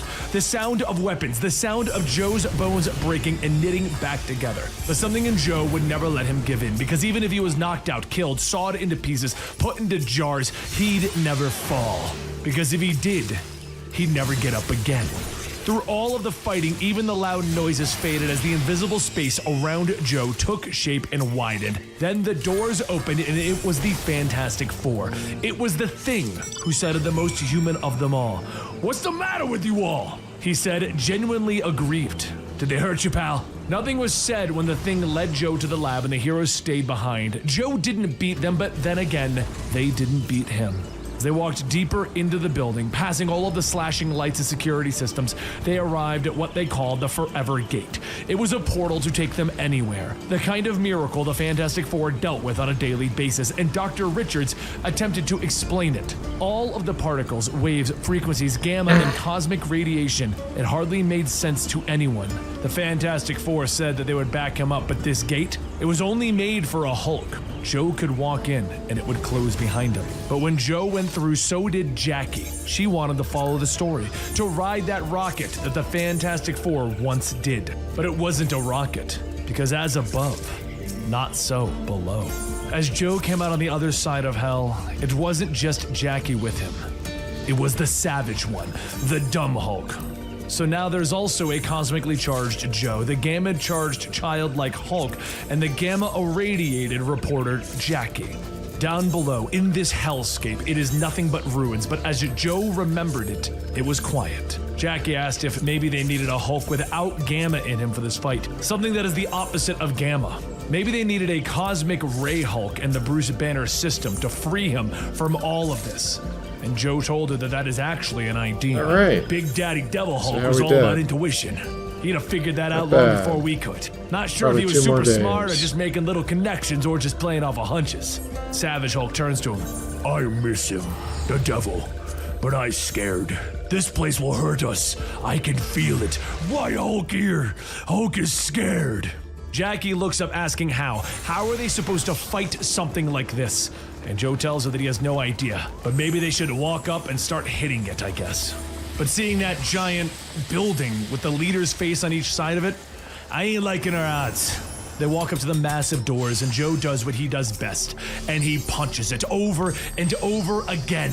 He doesn't even make a dent. So he steps back and says that it doesn't look like anyone is going to answer the door, or maybe the leader didn't hear them. Whatever it is, it's stronger than me. Hulk steps up telling him that he wants to try, and Joe tells him to knock himself out. It's possible that the leader doesn't even know that they're out here. This thing isn't exactly the leader. It's like a shell or a cocoon. Probably something inside of it is feeding off Banner, completing the big old gamma circuit. However, while Joe thinks about what to do next, the Hulk punches and punches and punches. And he thinks to himself when the leader told him that he loves him.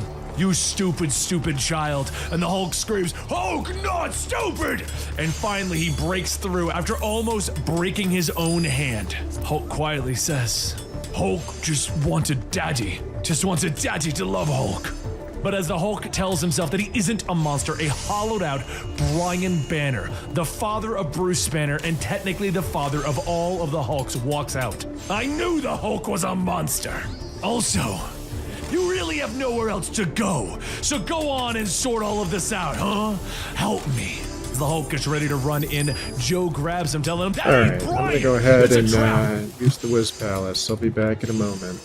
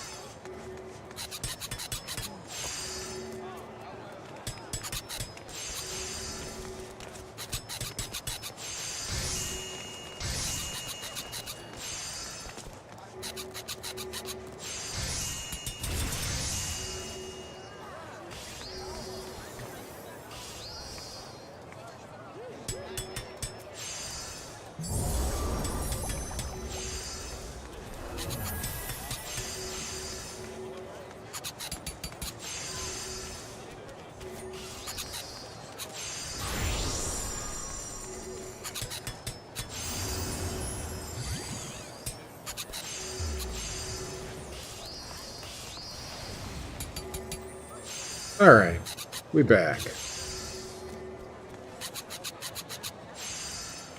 You gotta stay calm! Hulk pulls away, yelling, Hulk is sick of being calm! Sick of being hurt! Hulk has had enough, and now Hulk will smash!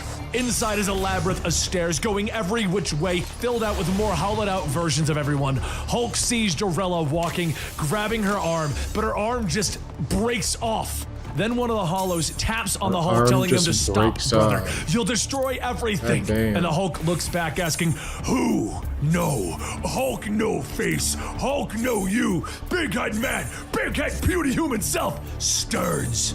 Hulk begins to rip the hollow Sam Stearns apart, telling him that he will climb and bring everyone back. And as he rushes on, Joe and Jackie step in to see another odd hollow. She asks who that is, and Joe says that it's Mike Berenghetti. He was a casino boss in Vegas.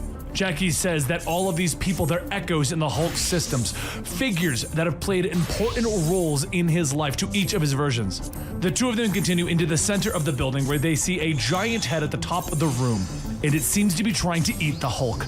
The Hulk calls for help, but then an alien head grows out of one of the walls, and the leader says, sorry about that. Just making something so that I could speak. The big mouth up there is only for feeding.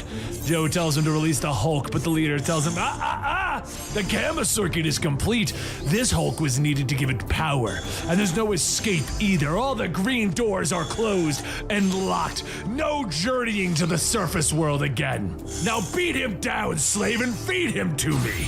With him being connected to the leader, the Hulk then begins to fight Joe, asking for help, punching him over and over again. Jackie calls out to them to try and break it up, but then her eyes begin to glow. Joe tells her to get away. Her gamma power is only for looking. If she's going to Hulk out, she needs to get it done with already. She's been scared and pissed off before, but she has to go. She tells him that there isn't anywhere for her to go. She can.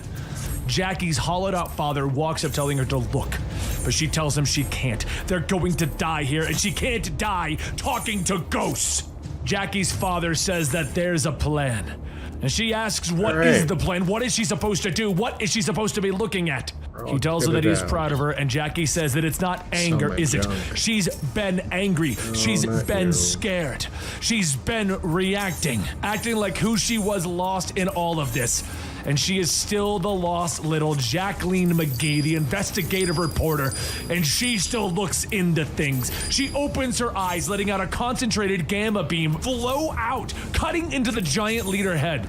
The Hulk pulls off the connectors from his body, yelling, smash! And Joe looks at all of the connectors. No smashing, we gotta pull! They begin to pull on the cords hanging out from inside of the giant leader's mouth, tugging and pulling until something begins to give. And at that moment, a fleshy green cocoon is ripped out, crashing onto the floor with a gross spletch. From the grotesque mound, a body crawls out, yelling, Bruce, you gotta help me! The Hulk says, leader's puny human self. And Joe asks Jackie if she can tell if this is a trick. She tells him no. All the gamma is gone, and Stearns yells that he is nothing. He is just a guy, just Sam from the plant. He saw a green door and he wanted to know the things that he learned. He crawls into a ball, shouting, I don't want to know anymore. Get it out of my head. The giant head begins to crumble, and Joe says that they need to hurry and get out of here. Maybe they shouldn't have popped the leader like a zit.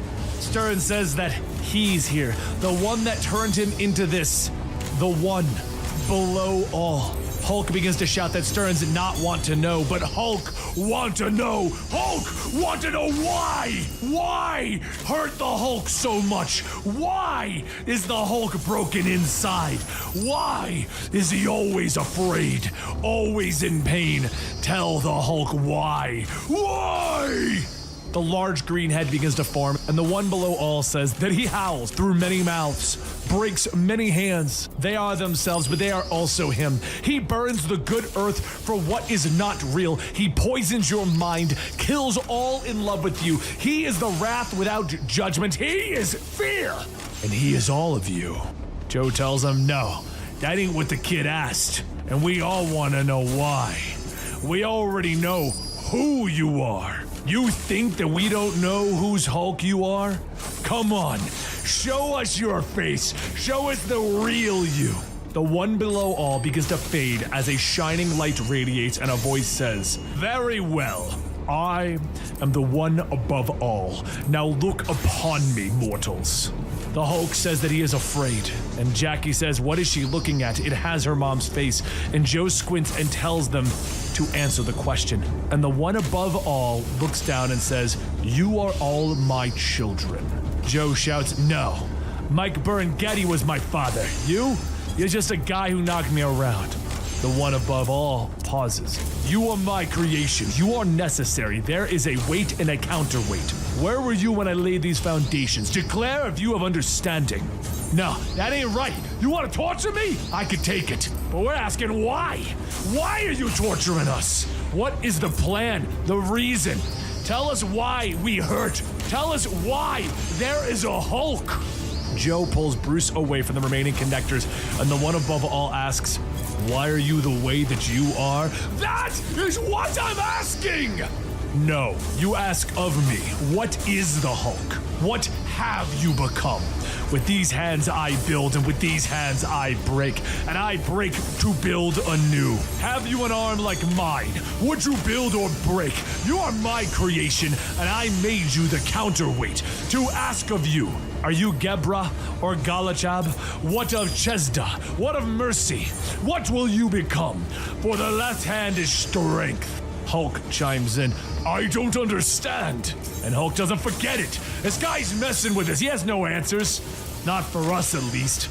We don't need to know why the Hulk exists. With Bruce out of the Gamma Circuit, we're done. And she asks him, what if the one below all comes back? What if it isn't over? What if this never ends? I tried to get answers. You heard what he said. It doesn't look like it can end. Not the big picture, at least. All I know is that we're done with it. The Hulk stops. Not yet. He looks down at Stearns. You hurt Hulk. A lot. But if Hulk left you here, left anyone here, it would hurt Hulk more. Hurt Hulk inside. Hurt who Hulk is. So Hulk, forgive you. You are Hulk too. Same as Hulk. Hulk should forgive Hulk. Someone has. Jesus Christ, what is this dialogue? As they leave, as they walk down the road, Jackie asks, why of all people does Stearns get forgiveness? Joe tells her to ask the kid. He can forgive what was done to him. This is his outlook. But as for Joe Fix-It, he doesn't forgive easy. Let's see what Stern does to earn any kind of forgiveness. At that moment, a red light appears and a voice calls out. Rockman? Thing says that this is a nice vacation spot they got here. So this is hell, huh? Now that you've collected the set, you guys want to ride home? And next to him is Walter Langowski. Once they all get back to the other side, once they all leave hell, Dr. Richards explains that Dr. Langowski was the key to reopening the Forever Gate quite literally. His gamma signature matches Bruce's exactly, even in Leonard Sampson's body. But what that says about gamma in relation to the human consciousness? Wait a minute. Where's Bruce?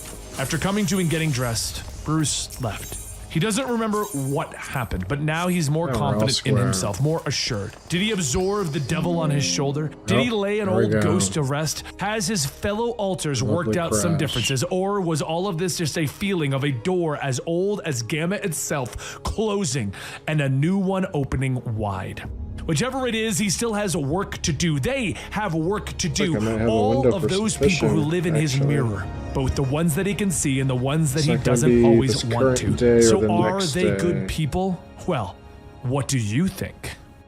And there you have it, a massive full story right here at the Comicstorian channel. I hope you guys enjoyed this, and I will see you next time right here.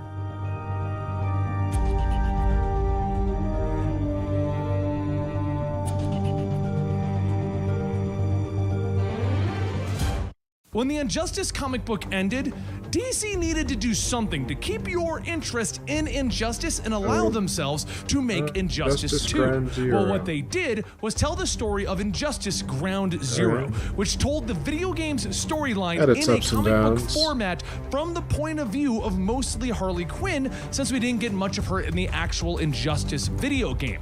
Well, this is all of our videos for Injustice Ground Zero rolled up into one, so you get the actual storyline of Injustice from a different point of view, and then you have everything from our original video to this video to allow you to go to Injustice 2.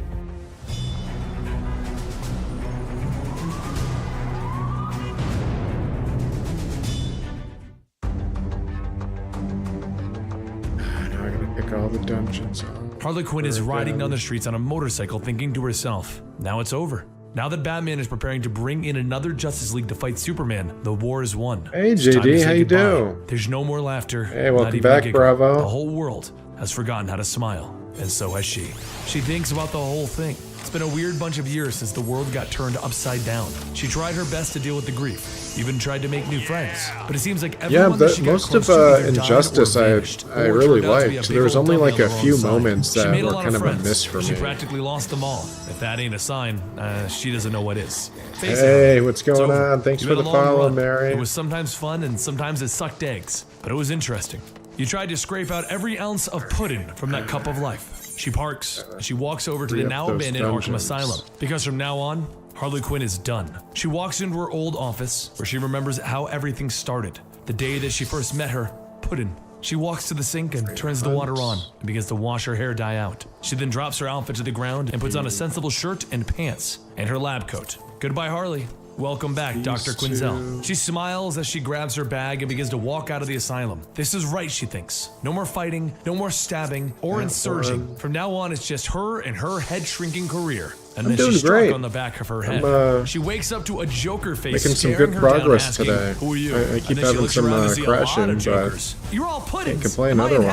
heaven? Getting through One a lot holds of shotgun to her face, dungeons telling that her, would normally no, take me but you got 2 forever seconds to to, tell us what you're doing here, you know, or we'll queue up gladly and send wait you there. around, Harley sees them for a all wearing group Joker war. outfits and gear So and it's asks been, them, been who the pretty hell do you productive. think you are? We're the Joker clan, and we need to know what you're doing here. Who sent you? remember Nobody what the sent me. other one I used to needed. work here, and I would like to know, are you all crazy? Who said that you could go around wearing my Puddin's face and using his name? Do you know what Super Jerk does to people who take his name? Are you trying to get yourselves killed? The biggest guy slaps her down, asking what she's doing here again. She looks up. That's the last time that one of you hits me. I'm Dr. Harleen Quinzel, and I used to work here. I also used to be partners with Mr. J, so that makes me an authority on him. The Joker only had look one it up, partner, why don't and you you? ain't her. Yes, I am. Or was. Then you're not her. Harley gets up grabbing the crowbar off of one of the thugs and howling smacks eye, him with that's it. what it Don't yell at was. me. She drops her lab coat and begins fighting it out with one of the biggest guys in the group. Regardless of the grin painted on his mask, the guy isn't smiling as she beats the hell out of him and leaves him on the ground. The whole clan starts to look at each other, wondering if what she's saying is true. Can she be Harley Quinn? She screams out So, frustrated. anyone I don't up to care if you anything fun believe me or today? not. I'm Harley Quinn, and I just knocked the snot out of your What are we leader, at, which makes Wednesday? me leader. So who wants to go next? But the big guy sits back up.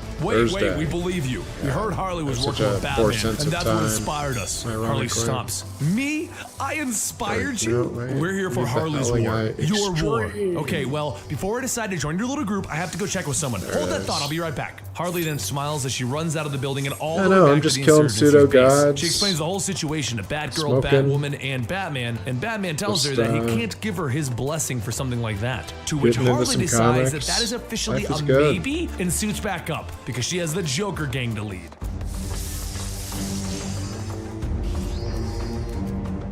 Our story begins with Harley walking through the park thinking about all of this, everything that's happened. You see, this all began with an idea from the Joker. He wanted to Let's ruin go Big turn Blue in and that basically annoy him one with his usual quest Joker because antics. I But get he a took it little too far prize this for this time. one. He stole a submarine that Harley named Gunter, and then she went and stole some kryptonite for him. He mixed the kryptonite in with some fear toxin and then kidnapped and placed a bomb into Lois Lane's chest. One that was linked guess it to a worked out. nuclear bomb. Superman tore into the submarine and was hit with the fear toxin, and that's when things got bad. He saw Man, I've been Doomsday. having and he some brought good Doomsday luck. up into space, punching him over and over. But what he was really fighting was Lois Lane, his wife.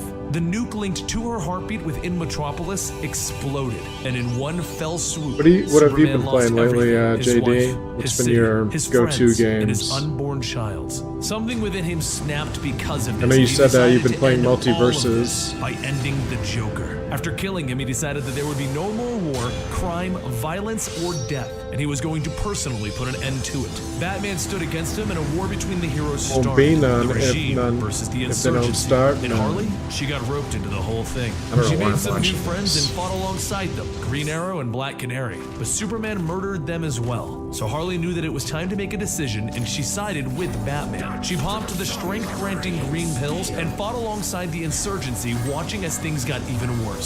Superman broke Batman's back, destroyed the Green Lanterns, got Trigon involved, and even fought against the gods. Eventually, Batman decided to use his super weapon against Superman, but it would need the Justice League to unlock it, and most of them were in the regime now. So he decided the only answer was to pull a different Justice League from an alternate universe over to this universe. So while Batman was working on that plan, he sent Harley Quinn off on a separate mission to take her followers of Joker and bring them to a factory producing the green pills that granted strength. The regime didn't stand a chance. No one in Harley's group cared about their own well-being. They took out the gate and they ran in. I feel like they just stopped talking about the super pills by the time they got to the second game. Everything was easy until it was like almost forgotten. He swooped in, grabbing one of the goons, and he threw him into the other three. So Harley jumped into the air, landing they just on his didn't back, make a big covering deal up out his of it. eyes. Man-Bat flapped his wings and he launched himself into the sky, dragging Miss Quinn with him. And then he chucked her back down to the ground and into her own squad. So she pulled out one of the last green pills that she had on her, breaks it in half, and pops half of it. With the additional strength, she jumps back up at Man-Bat. Tell me, Batsy, why did you pick the regime? Batman makes more sense for your branding alone. They go back and forth until Harley grabs a lighter, igniting his pants, and then slaps his ears, landing with a smile. With him unconscious, she walks over to the vault where the pills are, and her goons have strung up a security guard. But he refuses to give her the code, so she throws some poisonous lipstick on and swings him away from her since he was strung up.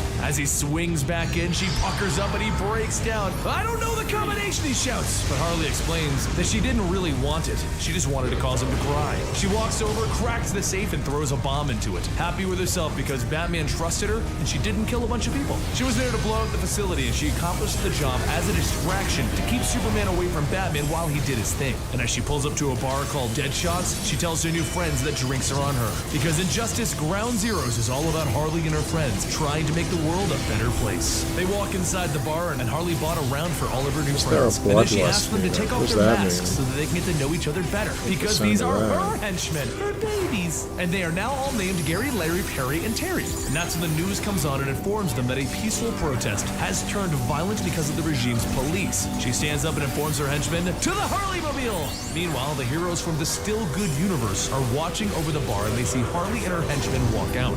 One of the henchmen turns to her and informs her that there's a Green Arrow impersonator on the rooftop. But Harley knows who that really is. She knows that he's from another universe. Because that means that Batman's plan worked. While she knows that this isn't her old friend Ollie, she's happy to see him alive. On the rooftop, Hal turns to Green Arrow and tells him that it looks like they're in Gotham. Well, sort of Gotham. And the group begins to try and figure out where they need to go next. Because they don't know that they were transported to another Earth yet. And if you want to follow that story, go check out the game's storyline on Eligible Monster. Harley and her henchmen all pile onto motorcycles that they, borrowed. And they ride off to this protest turned bad. What they see when they arrive is Sinestro blowing up the protesters. And Harley considers this a team-building exercise as she takes the last of her green pill that she broke in half, tears the doors off of 2 cars, and she jumps in ready to fight. Except, as she gets ready to duke it out, the Wonder Woman from the Good Universe hits Sinestro, and Green Arrow opens fire on him. So Harley turns to the riders and begins to run towards them. Look, across the battlefield, it's a bunny, it's a small French car, it's Harley Quinn, suckers! As she smacks them riders with the car doors. She then jumps in the path of the regime's soldiers, opening fire on the peaceful protesters, blocking the bullets with the doors as she decides that she needs a new catchline. Everything is going swimmingly. I like what she's Gary doing. shoots a shotgun blast to the chest. Seems like She's one of already those lost a lot of her new friends, but kill this everybody time she has moves. the strength to get her revenge. Good. She runs in ready to fight, remembering a knee slapper for you. Why was the clown sad? Because she broke her funny bone. Then she took out the splintered bone and beat the guy responsible with it. Later, as she cleaned the blood out of the sucks to shreds of her boot, suck. she stopped and thought about that funny bone as she remembered all the good times that they had,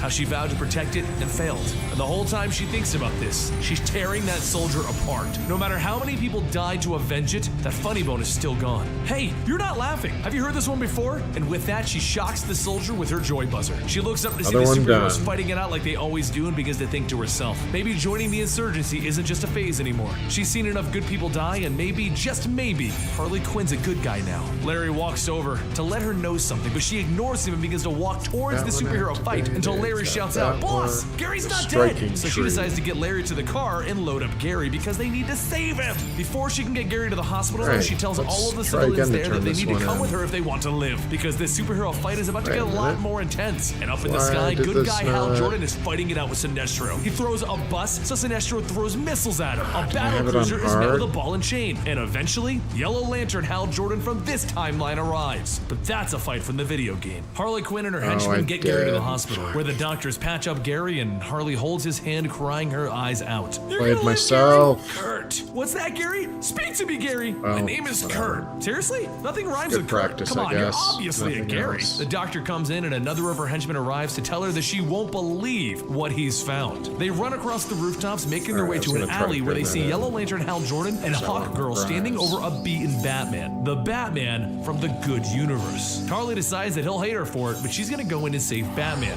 And then she looks over the sign again, and something stops her heart. The Oh Joker yeah, this from is that how alternate universe. Ground Zero explains why the bomb stuff never happened.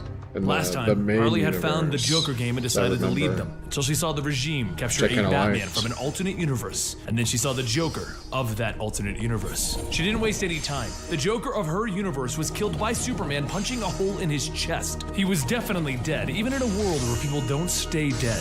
So she brought out her shotgun and put it to the Joker's face, asking him, "Who are you?" Because I just see a creep dressed up like the Joker. He puts his hands up, telling her, "It's me! It's the Joker! It even says so on my underwear!" She leaps at him, telling him, "No one pretends to be Mr. J." She punches and kicks and chokes him, only to get stabbed by him and kicked back. She grits her teeth, telling herself, "He can't be who I think he is. That hurt worse than the stab wound." As she takes to the air with her mallet, smashing it into his chest. As Harley gets in close, he headbutts her. And that's the moment that she realizes who it really is. The way he moves and acts. He has to be Mr. J. And just like that, she's back on his side. It's her pudding. No matter what she's done or what's happened in the last 5 years, he's Mr. J. Harley takes him to the base of the Joker gang. The men and women who decided to follow Harley's example, and they dress like the Joker. And it's there that the Joker takes the center stage, seeing that he now has an entire audience looking up to him, and he tells them that they need to think bigger.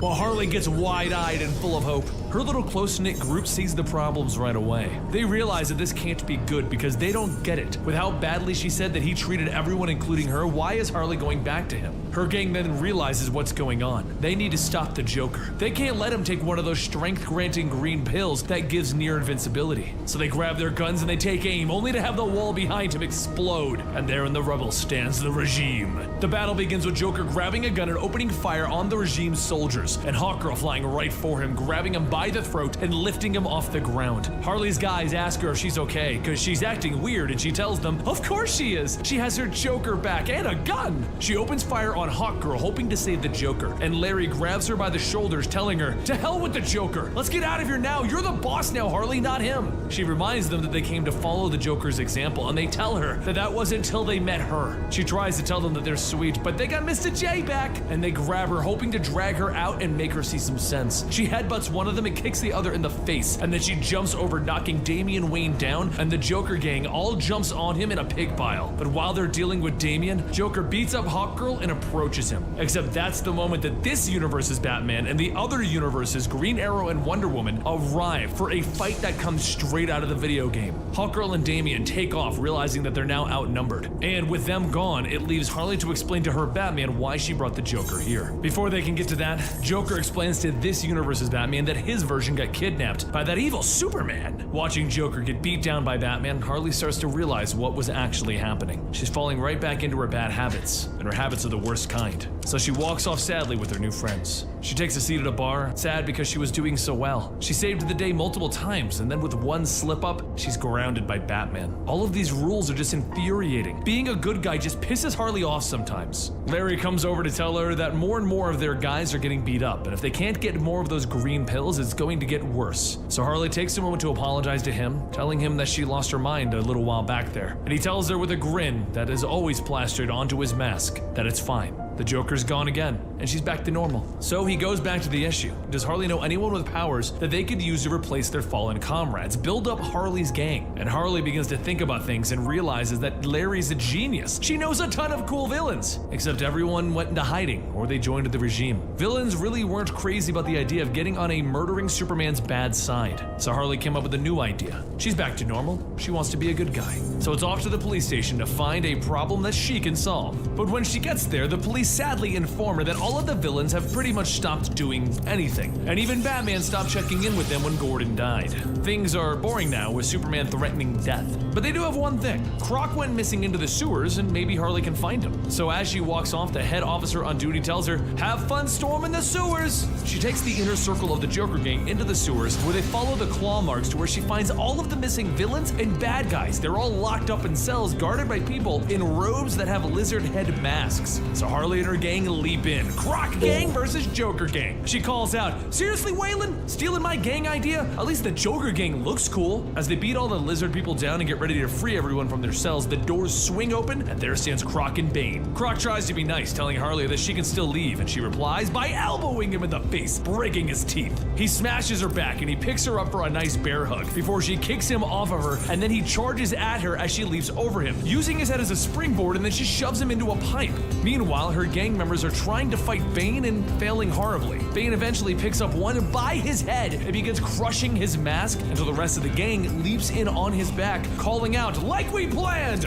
Meanwhile, Harley is jumping on Croc's chest, shouting, "Die, die, die!" And after she knocks him out, she breaks more of his teeth. Then she sees Bane throwing her friends around like playthings. So she has a new idea, and she opens up the cell doors, freeing the thugs of Gotham, along with Katana and Mr. Freeze. She taps Bane in the back, telling him that she brought more friends, and everyone goes to beat him down. Even Bane can't take on that many enemies. Eventually, Bane and Croc are defeated, and Harley locks them up in their own cells. And now, she has her expanded little resistance group of her own.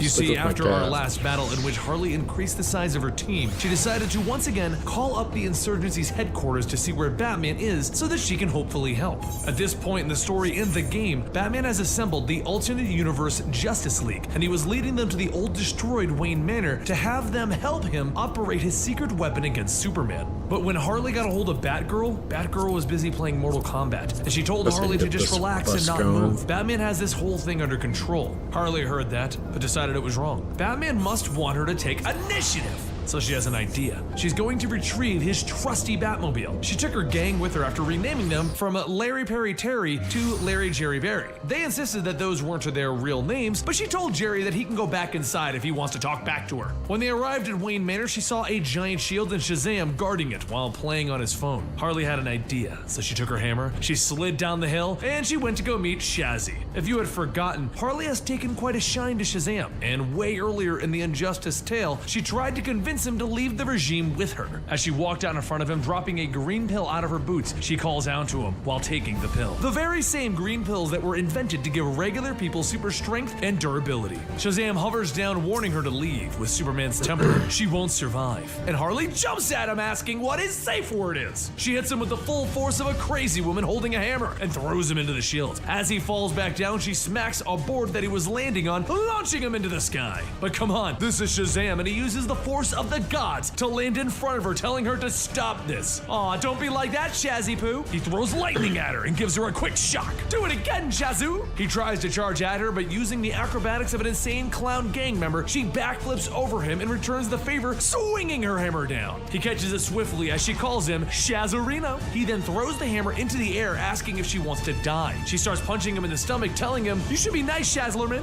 And Shazam grabs her by the throat, lifting her into the sky, telling her, "Shut up." He looks her in the eyes as she tells him, "Shaz, I can't quit you." "Damn it, my name is Shazam!" he shouts as he's getting licked, except that's how Shazam's powers work, and he turns back into Billy Batson. Harley smiles as Billy panics, and she catches him out of midair, landing safely since she has the green pills to aid her in her landing. With a swift puff of a knockout gas, she puts him to sleep, and she walks over to the shield with Larry, Jerry, and Barry and says the magic words! Shockingly, the shield vanishes, but it actually had nothing to do with Harley, because at that exact moment, Green Arrow Arrow was breaking it for Batman so that they can get him. Talk about a convenient plot device. And with that, Harley and her gang, with Billy as prisoner, enter the manor. And just as Batman and the good Justice League begin to enter the manor themselves on the top floor, and they would have gotten to the cave before Harley and her crew, except they ran into a slight problem. A problem going by the name of Killer Frost and Solomon Grundy. And a battle begins on the top floor. While this is happening, Harley and her gang break into a portion of the cave, but even with a map, it's kind of hard to find a single super cave. Luckily, she has some time as Green Arrow fires his explosive arrows into Grundy, and he begins to jump on him, following up with more arrows. Wonder Woman runs into a slight problem as Killer Frost freezes up the room, halting the progress of the mighty Amazon. But while this is happening, Injustice, Batman, and Aquaman are trying to restore power to the cave's entrance. Beneath all of this, Harley and her crew enter the Batcave, where they see it destroyed from the last battle that it had. And they also see the Batmobile sans a couple of tires. It should have been an easy fix and a drive-off until a baton hits the ground, and Harley looks up to see Damian Wayne. Her crew tells her to watch out, Nightwing has arrived, but Harley quickly informs them that that is actually Damian Wayne in Nightwing's outfit after he accidentally killed the Nightwing and his father disowned him. So don't worry, they've already kicked his butt back with Bird Girl. As Damian runs in, kicking one of the gang members in the chest, throwing him down, Harley orders her gang to tackle him while she gets to work in the car. But Damian begins to twirl his baton like a man with years of experience, beating down the rather inexperienced members of Harley's gang. Seeing that she needs to take it upon herself, she leaps in, ducking underneath the baton, kicking him in the head, and following it up with an elbow and an uppercut to drop him to the ground. As Harley goes in for the kill shot, her gang tells her to stop. He's down. Harley bites her lip, remembering that she's a good guy now. Good guys don't kill, and she takes Billy with her as she drives off, leaving the gang behind. She races into the streets of Gotham until there's a crack, and Black Adam lands on the Batmobile, surprised that he didn't just find Batman. With a simple flick of his finger, he knocks Harley away as she pops another green pill and returns the favor. Except Black Adam isn't playing nice, and he grabs her foot, slamming her into the ground. She gives him a swift kick to the groin, only to discover that other parts of him are made out of steel, and he stomps her on the head. So Meanwhile, back at basically Wayne nothing. Manor, our heroes have defeated the regime members that they were fighting with the help of the Green Lantern, and Wonder Woman informs him that her losing to let's Killer put my Frost does not material, leave this right? dimension. They walk into the Batcave where Batman notices a fight happened recently, and Damian is already making his exit. Back street side, Harley's gang members ride in on motorcycles, and they try to use them as weapons against Black Adam, except as they tackle him, he smugly launches into the sky. Billy Batson wakes up in the Batmobile with a gag preventing him from being Shazam, but he does see Black Adam, and he knows that he has to get out of there, because he watches as Black Adam throws bolts of lightning down on Harley and her gang. Black Adam lands and picks up the Batmobile, intending to slam Harley with it, but knowing that Billy is trapped inside, she quickly takes it away from him and puts it back down. She looks in the window, telling Billy that she would never let him get smushed, and he bangs on the window trying to get out, only to see Black Adam punch Harley right in the back. With that, Billy finally manages to find the button to open the cockpit, and he runs out, tearing at the gag until it comes off, and then with a quick Shazam, the battlefield is leveled.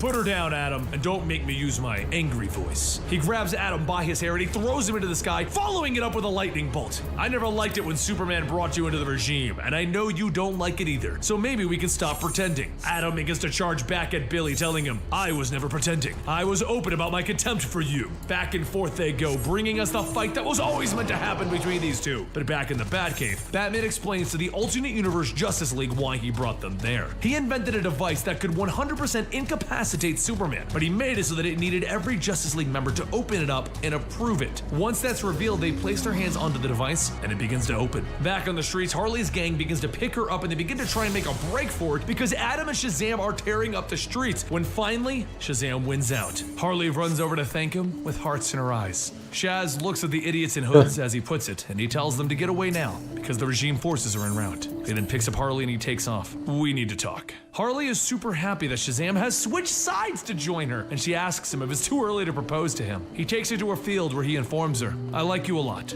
but I'm not switching sides. I saved you for a lot of reasons, but mostly for saving Billy from getting smashed. I don't see how you can go back to working for Superman. I don't work for him, we're teammates. That means you're guilty as well. You're no killer. I stay because he needs someone to keep him in check, Harley. You say I'm good, and that's the reason I'm not switching sides. She kissed him on the cheek, and he begins to hover away. Try not to die, Harley. I like knowing that you're out there. You too, Shazam. This world needs some heroes. Meanwhile, back at the Batcave, Wonder Woman picked up Adam and brought him with her. And as they arrived, they wanted to know what Batman was planning to do with that little device.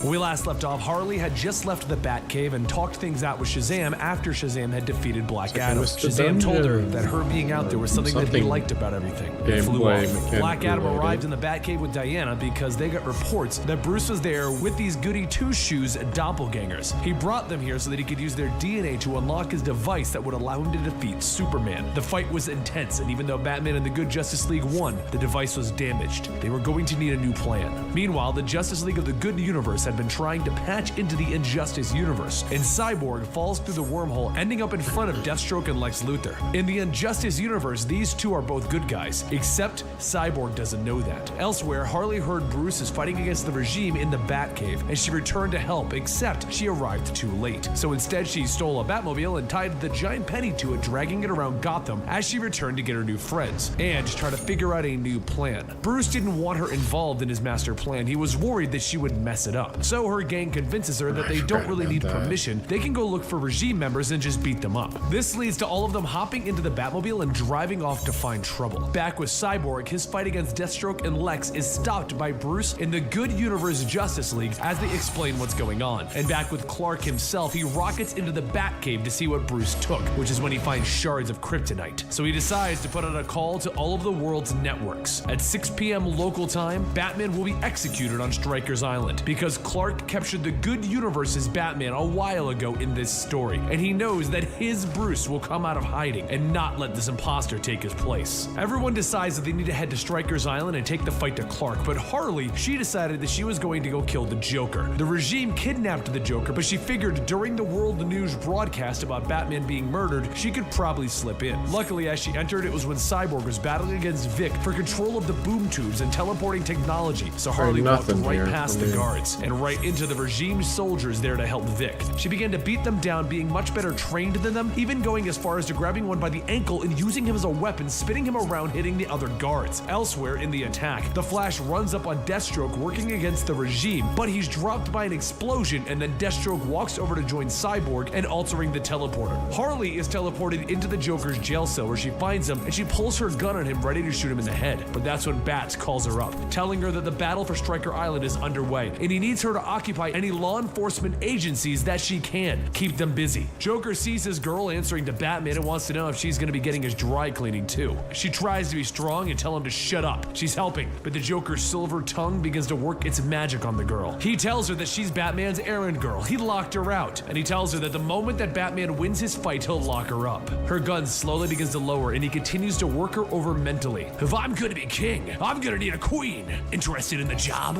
And then with a hopeful look, she asks him, "You swear, Puddin'?" So while the insurgency was busy fighting against the regime to rescue Batman, Harley let the Joker out of his cell. While this is going on, Deathstroke teleported to the heart of their mission, to acquire Lex's ultimate weapon, one that can destroy Superman once and for all. But as Deathstroke sent the blueprints to Lex in the distraction of the war on Stryker Island, he and Lex knew that he wouldn't be returning from there, and Harley followed the Joker back to the street side as her phone began to go off again. The war on Stryker's Island was in full effect. As Aquaman brought his troops to the shore, the regime prepared for an assault, and Harley was making the worst mistake that she possibly could, and she continued to make the situation with the Joker even more atrocious. She filled him in on the Joker gang, the people wearing his face, and she filled him in on Dr. Fate's base of operations. Meanwhile, the battle continued to rage on with Bruce versus his son Damian, and Aquaman and Green Lantern versus Clark. As Joker and Harley enter the Tower of Fate, Zatanna knocks out Joker right away, asking Harley what she was thinking bringing him here. Joker gets back up, grabbing Zatanna, but Dr. Fate arrives and puts an end to it by freezing the Joker in place. With the Joker locked up, Harley asks to speak to Dr. Fate alone, and he tells her that he knows what she is thinking, and he will not kill the Joker for her. She tries to ask another question, but again he answers before she can speak. You two are tethered across dimensions, time, and even fate. You will be bonded forever until you say the magic word.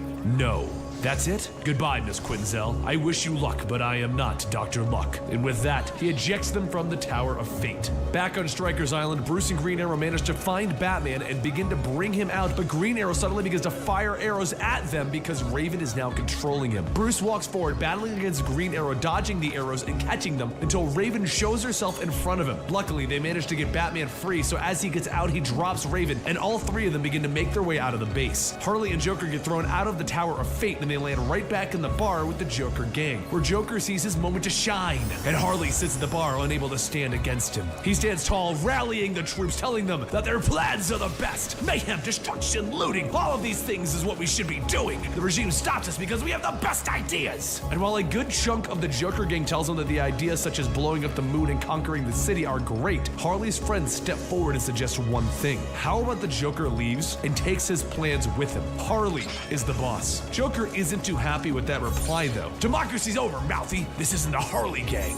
The Joker jumps down and begins to hit Harley's friends over and over, punches, kicks, and elbows. But while Harley can take all of the mental beating for herself, there's one thing that she can't stand for, and that's the Joker hurting her friends. As the Joker raises a knife to stab her friend, she reaches her hand out to grab him and tell him the magical word. Well, close to it. Please don't do that, Mr. J. She has to take baby steps. Over at the assault on Stryker's Island, as Batman, Bruce, and Green Arrow make it to the exit, Superman stands before them, ready to end this right then and there. Back with the Joker, he turns around surprised and asks, "What?" And she tells him, "I said not to hurt my friends." And with that, she backhands him, throwing him away. She then turns to the Joker gang, telling them to run for it. And behind her, the Joker isn't too pleased.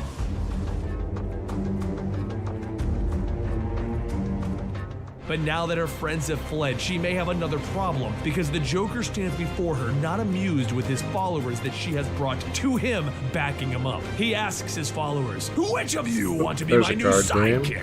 And they all cheer out, wanting to replace Harley. With a smile, he tells them, "Beautiful. We'll no, I was asking what other games are you into besides multiverses? I'll be right with you." Meanwhile, over at Stryker's Island, where Batman, Bruce Wayne, and Green Arrow are trying to stage their escape, Clark stands before them with his eyes glowing red. "I perfected this world before so many lives were lost, Bruce, because I held back, when what I should have done is used all of my power." Back in the bar with Joker and Harley, the Joker throws Harley into a wall, lifting her by her throat, and he notices something. Her throat seems firm. "Did you take a green pill?" And with that, she kicks him back. If you're just now joining us, the green pills allow for the average fighter to gain superhuman strength to fight against the likes of the metas, except this just makes Harley more powerful than the Joker. The Joker gang grabs some chains and bats, and they begin to jump in against Harley, except that with her strength, she throws them around, knocking them all out, leaving only her and the Joker. The slight problem is that the Joker got his hands on a pill as well, and he throws Harley through the wall into the alleyway. They walk outside where he lifts a bus over his head and he stares at her. "I'm not mad, Harley, just disappointed." And he drops the bus on her. Back at Stryker Island, Clark is staring down at Bruce. "Crime took my family as well, Clark. Don't you dare, Bruce. You weren't the gun.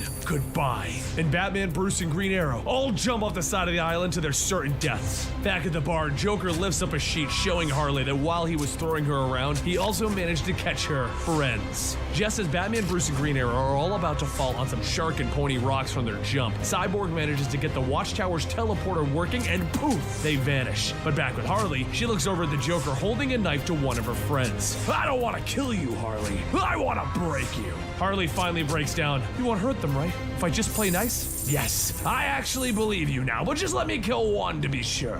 And with a crack of a pipe, it strikes Joker in the back of his head as one of Harley's friends I was actually looking into that. Is that out? Enough to stomp him. The Joker turns around and stabs Gary, to Harley's horror. Then he takes her by the hand and he drags her outside. Let me see if it's the There was game nothing I'm that she thinking could of. do. If she had fought against him, she would have lost all of her friends. She had to make sure that Larry, Perry, Terry, Jerry, and Barry were all fine. But while this is happening, okay, so yeah, no, I'm not into Overwatch, but I'm into giving this a shot. Explode. As they drive around the city, Joker brings up that in his dimension, he has a nuke all ready to go. Except here, he doesn't have that. So he needs something big. Big enough to display his destruction. And that's when he sees Lex flying overhead in his giant mech suit. And he shoots him down with a missile. Lex crash lands into a regime vehicle, and he gets out telling them, "Unless you want Superman to succeed, step aside." That's cool. I'll have to, yeah, I remember seeing that a while back ago. They must be getting close. Unless you want me to stab another friend. Now go relieve Lex of his suit. So Harley begins opening fire on Lex with her guns, only to have them bounce all off of Lex's shield. She then grabs a sewer manhole cover and throws it at him, but he blocked that as well. Then she jumped in to fight him with fists, only to be bounced back by his shields again. The Joker twirls his knife as she lands next to him and he informs her, "You're fired." He then puts the knife to her shoulder and he tells her, "Don't worry though, there's a generous severance package for you back at the bar." And she finally got the nerve to say it. No. Lex fires a shock over at Joker, telling Harley, "You'll thank me later." But she stops him, telling Lex that the Joker is hers. She then proceeded to beat the tar out of the Joker until even Lex told her that she didn't have to kill him. And then she turned to Lex, telling him, "Get back to stopping Superman, because I'll handle these goons." So she went back to fighting against the Joker's goons, and Lex went back to his fateful meeting with Clark. He called him, No, I still haven't given that a shot yet. I've been, honestly, I've been like all in on Final Fantasy XIV lately. Up in the skies. It's been a long time since I've been into an MMO like this. Harley really didn't know what happened next. Was he unable to fire on a friend, or maybe I his neglected weapon my jammed? other Either way, duties to Superman other landed on games. top of Lex's suit and tore it open and ended him.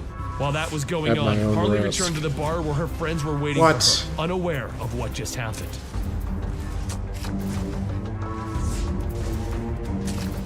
When we last left off, Superman had murdered Lex Luthor, and that was it. He finally stopped ignoring everyone, and he heard what the world thought of him. He's the one who should die. That's it. My They have life. to do something Damn about it. him. They can't let him run their lives anymore. How many has he killed? And he screams, "No!" And he rockets off into the sky. But Harley Quinn didn't even know You that know this what? had I need a happened when she different left Lex to finish off type. Superman. Instead, she went to the We're bar sharing. where Joker No, killed we're not Gary, sharing one of her tonight. new friends, her sweet little angel. And since it was the Joker that took him away, Harley decided to show him a little love in the form of a hammer as she beat the Joker up all over again. While she was doing that, her gang got together a little surprise for her. They were tired of being called the Joker Gang after seeing what the Joker was really like. It was time to look the part and become one of Harley's followers, the Harley Horde. Meanwhile, Superman soared over the ocean, calling out to his team, the Regime. "Report to me now." As he walks into the room, he tells everyone that he's tired of the whiners. Yeah, I remember you were complainers playing that, side with those criminals. He's going while to back remind them ago. of who's in charge and flatten Gotham and Metropolis. Then he'll find the duplicates universe and destroy More of their a world. Asian Teach motif. them a lesson. Out on the streets, the Harley Sounds Horde like is something charging up my in, alley. teaching their own lesson to the Joker Gang until eventually they're completely removed from the equation, which made Harley think. This Harley Horde could become her own army, and her friends could help her lead it. It's time to get rid of the last of the Joker's by gang. the time I Meanwhile, get back at this the next Fortress of card, if Solitude, I'm not in a Shazam brings up dungeon, the I'm big gonna go question. back to We're my wiping archer out whole class cities, and start invading dimensions? Superman isn't even leveling up phased. that You have a again. problem? Well, yeah, it's crazy for one. It's going too far for two. Wonder Woman steps in. Man's world is incapable of self-rule. We must preserve order. No! There has to be limits, especially on us. That's enough. No, it was enough a long time ago. Have you gone nuts? Lois would never. But Superman grabbed him by the throat. Shazam tried to call out his magic world, but Superman froze his mouth over. Then, using his heat vision, he burned into Shazam's eyes until there was nothing left. He murdered Shazam.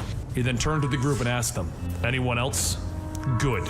We're gonna show this planet who's in charge." Meanwhile, back with the Harley Horde, that they is so managed to defeat brutal. every member of the Joker gang. How old and is now they Billy wondered, when he what do killed they do next? Shazam? Back in Like the fortress, Solomon 12, Grundy picked up the 13? body of Shazam. That is once so everyone had fucked. left. Then he went to Barry and Hal. Burned his Grundy fucking do. brain through his Grundy eyeballs Barry. after Hal sealing turns his back. mouth. Casualty of war. Acceptable loss. But Barry isn't about to have this. Acceptable loss? Superman just killed a child. I'm done. Thank you. He gives Thank off you, a Barry. Speed Force clap and he runs out of the room. He ran the entire planet looking for the insurgency. He had to find Fuck Batman. that, Superman. And eventually My he ran into God. the insurgency What an headquarters where he asshole. was shocked to find Green Arrow still alive. After a little explanation and a little fight, they all agree to hear the Flash out. He explains that Superman has finally lost it. He plans to destroy Gotham and Metropolis and then go over to the other Justice League's world. They all decide that they need to come up with a plan when the walls crumble. And there sits Hal Jordan and the crew of the Regime. They place a tracker into Flash's mask. Meanwhile, Harley and her horde say goodbye to Gary. But as she's thinking quietly about the loss of another friend, Ivy arrives to talk things out with her, and she showed Ivy the bloody mess that is the Joker tied to a wall. Ivy tries to convince her to run away with her, but Harley says that she has to finish this. And once they're done, they're gonna boy. take a long Olympic vacation. sport. So they kiss each other goodbye, and I don't Harley know, gets the does gang ready chess to roll, count? popping out her bag of green pills to amp them them up and get them ready to save the world. Maybe something Around the swimming world, the related. final I battle begins wouldn't with our even insurgency qualify fighting the for like regime the for Special final Olympics, stand to stop but Superman from ending everything. yeah, Harley I has would joined the fight with pick an army of like her own, finally free of the something Joker swimming himself. And to related. top it I all off, guess. Wonder Woman has gone to battle against Diana for control of the Amazons because she is not going to stand by unless It's definitely Superman not control skiing. the Amazonian army. I've The tried my Amazons hand will at not skiing. enable man's aggressions. I While suck she at battled that. it out with her Like, own barely a doppelganger, little Harley's bit crew better broke at into LexCorp, snowboarding. where she grabbed any devices that they could get. They rode In the into water? battles on I do good in the hoverbikes. water. Meanwhile, Arthur Curry had his underwater troops and a pet wall of water under his command, ready to attack the insurgency and take control of the cities, while the regime was battling the good Justice League all over the place, and Wonder Woman was defeating her own doppelganger, leaving Batman with Bruce to make the ultimate decision. Back with Harley, they rode in to catch the cars falling into the water as Clark was beginning to destroy the cities. As they rode around catching the people that fell out of the buildings that Doomsday destroyed, she began What about to you, realize JD? some people are just born to be heroes, And you, some are Bravo. born to be leaders. What's And it doesn't what matter would be what your dimension Olympic you're go-to in, sport? They need to step I guess up. As Wonder Woman swimming defeated or Diana and took control of the Amazons, that Batman thing told where you Bruce they need their javelin big gun. throwing. They need Yeah. Superman to take out Clark. I don't think I'd be any With good that, at it, but he that looks a lot arrives. of fun. Hello, Bruce. Throwing Let's a get javelin started. as far as you may not can. know this, but Harley's been telling this story to someone else this whole time. I don't even know if and that's as a she thing stood up there and anymore. put a leg on the back I haven't of a watched chair, the she Olympics. explained that I don't think I've ever was watched when the she became a Olympics, to be superhero. honest. She was the one to round up all of the survivors in this epic final battle and bring them to safety. But back in that fight, it was time for it to come to a close. And if you played the video game, you know what's coming. As I don't Superman find, arrives on the scene, I suggest sports you to all be go a good home measure now. of a He person, froze Black Adam in personally. place and removed Sinestro and Hal Jordan's yellow rings, handing them to the Green Lantern. Superman then stood ready to face off against the army of Atlantis, with Wonder Woman leading the Amazons in to crush them. That was the moment that things began to take a turn as Doomsday tackled Superman into the ground, and Harley saw it happen. So she rocketed off to see if she can help him. As Doomsday began to pummel Superman, Harley popped a dozen green pills, and she bounded in as a Skeleton happy slid in. superhero, slamming Doomsday off of Nice. Superman. He looked up. Oh, Harley man, Quinn, did you yeah, just I mean, knock out Doomsday and save your life? Yeah, I did. What do No they biggie. call it? Those places Bobcat confusing. sledding or You know you're something? I evil forget where I what they come call from. it. Used to be evil here too, Joker and everything. Yeah, Then I I joined could the see insurgency and started an army. maybe doing Superman that. begins to rub his neck confused. You became good? You?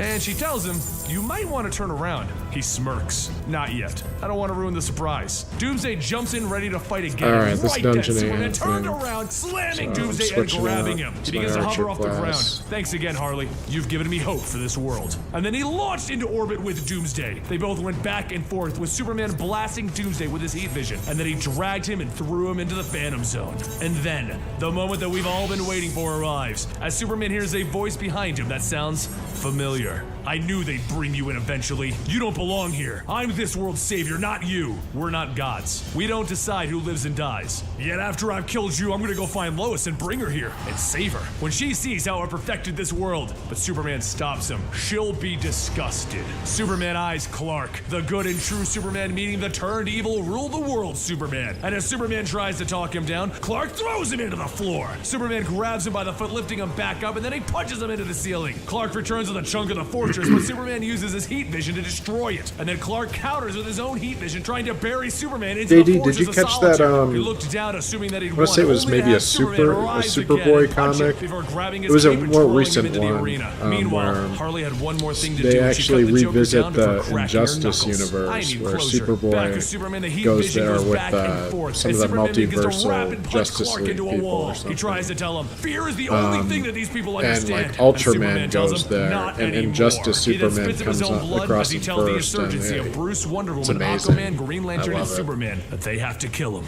But Bruce fun sucker seeing, punches him, you ending know, this. And Ultraman thus, meet Injustice somebody more truly fucked ended, up not with an than he explosion is. or a world-ending event, but a sucker punch from Batman. The Justice League stayed and helped put things right, such as bringing Hal and Sinestro to the Guardians to answer for their crimes, and Wonder Woman helped bring Diana to answer for her crimes against the Amazons. With that, Superman and Batman said their farewells to Bruce as Clark was placed into a Red Sun prison to dull his powers. But what of Harley and Joker? Well, her closure was beating him so badly that he literally crawled back to Batman begging to go home. And who has Harley been telling this whole story to? Why, herself, of course. She went to the good Justice League's world to try and talk some sense into herself. See, to I teach really herself like how this to become a moment here superhero. And what did as she an say? explanation Well, why she it kind never of ignored the happened in whole the thing and said original that she was universe. excited for her and Mr. J's new plan involving a nuke. Harley Quinn took it and broke the controller, telling her that that wasn't going to happen today. Harley knew that she could never convince herself. It was gonna take something else to turn this Harley into a hero, but she can at least teach her how to make an army of her very own. And there you have it. Not quite as long as some of our other videos, but still relatively long considering the normal length of our videos. What do you guys think of it? I thought Ground Zero was a pretty interesting story myself. Not the greatest storyline, but it did a good job of giving us a in-comic book explanation for the events that happened in the video game itself. Don't forget to stick around and subscribe to our channel because we're coming out with videos for Injustice 2 every, I'd say about third week. We really have no schedule. We're really bad about keeping to that. It was supposed to be like every other week and we never seem to do it. And don't forget, if you want to get our videos nice and early or you want to support us directly, like get things such as behind the scenes, blooper reels, or even some unique podcasts you can't get anywhere else, then go on over to our Patreon to support everything that we're doing. And for only $1, you get access to all of our extra content. Hope to see you over there, and I'll see you next time right here at Injustice.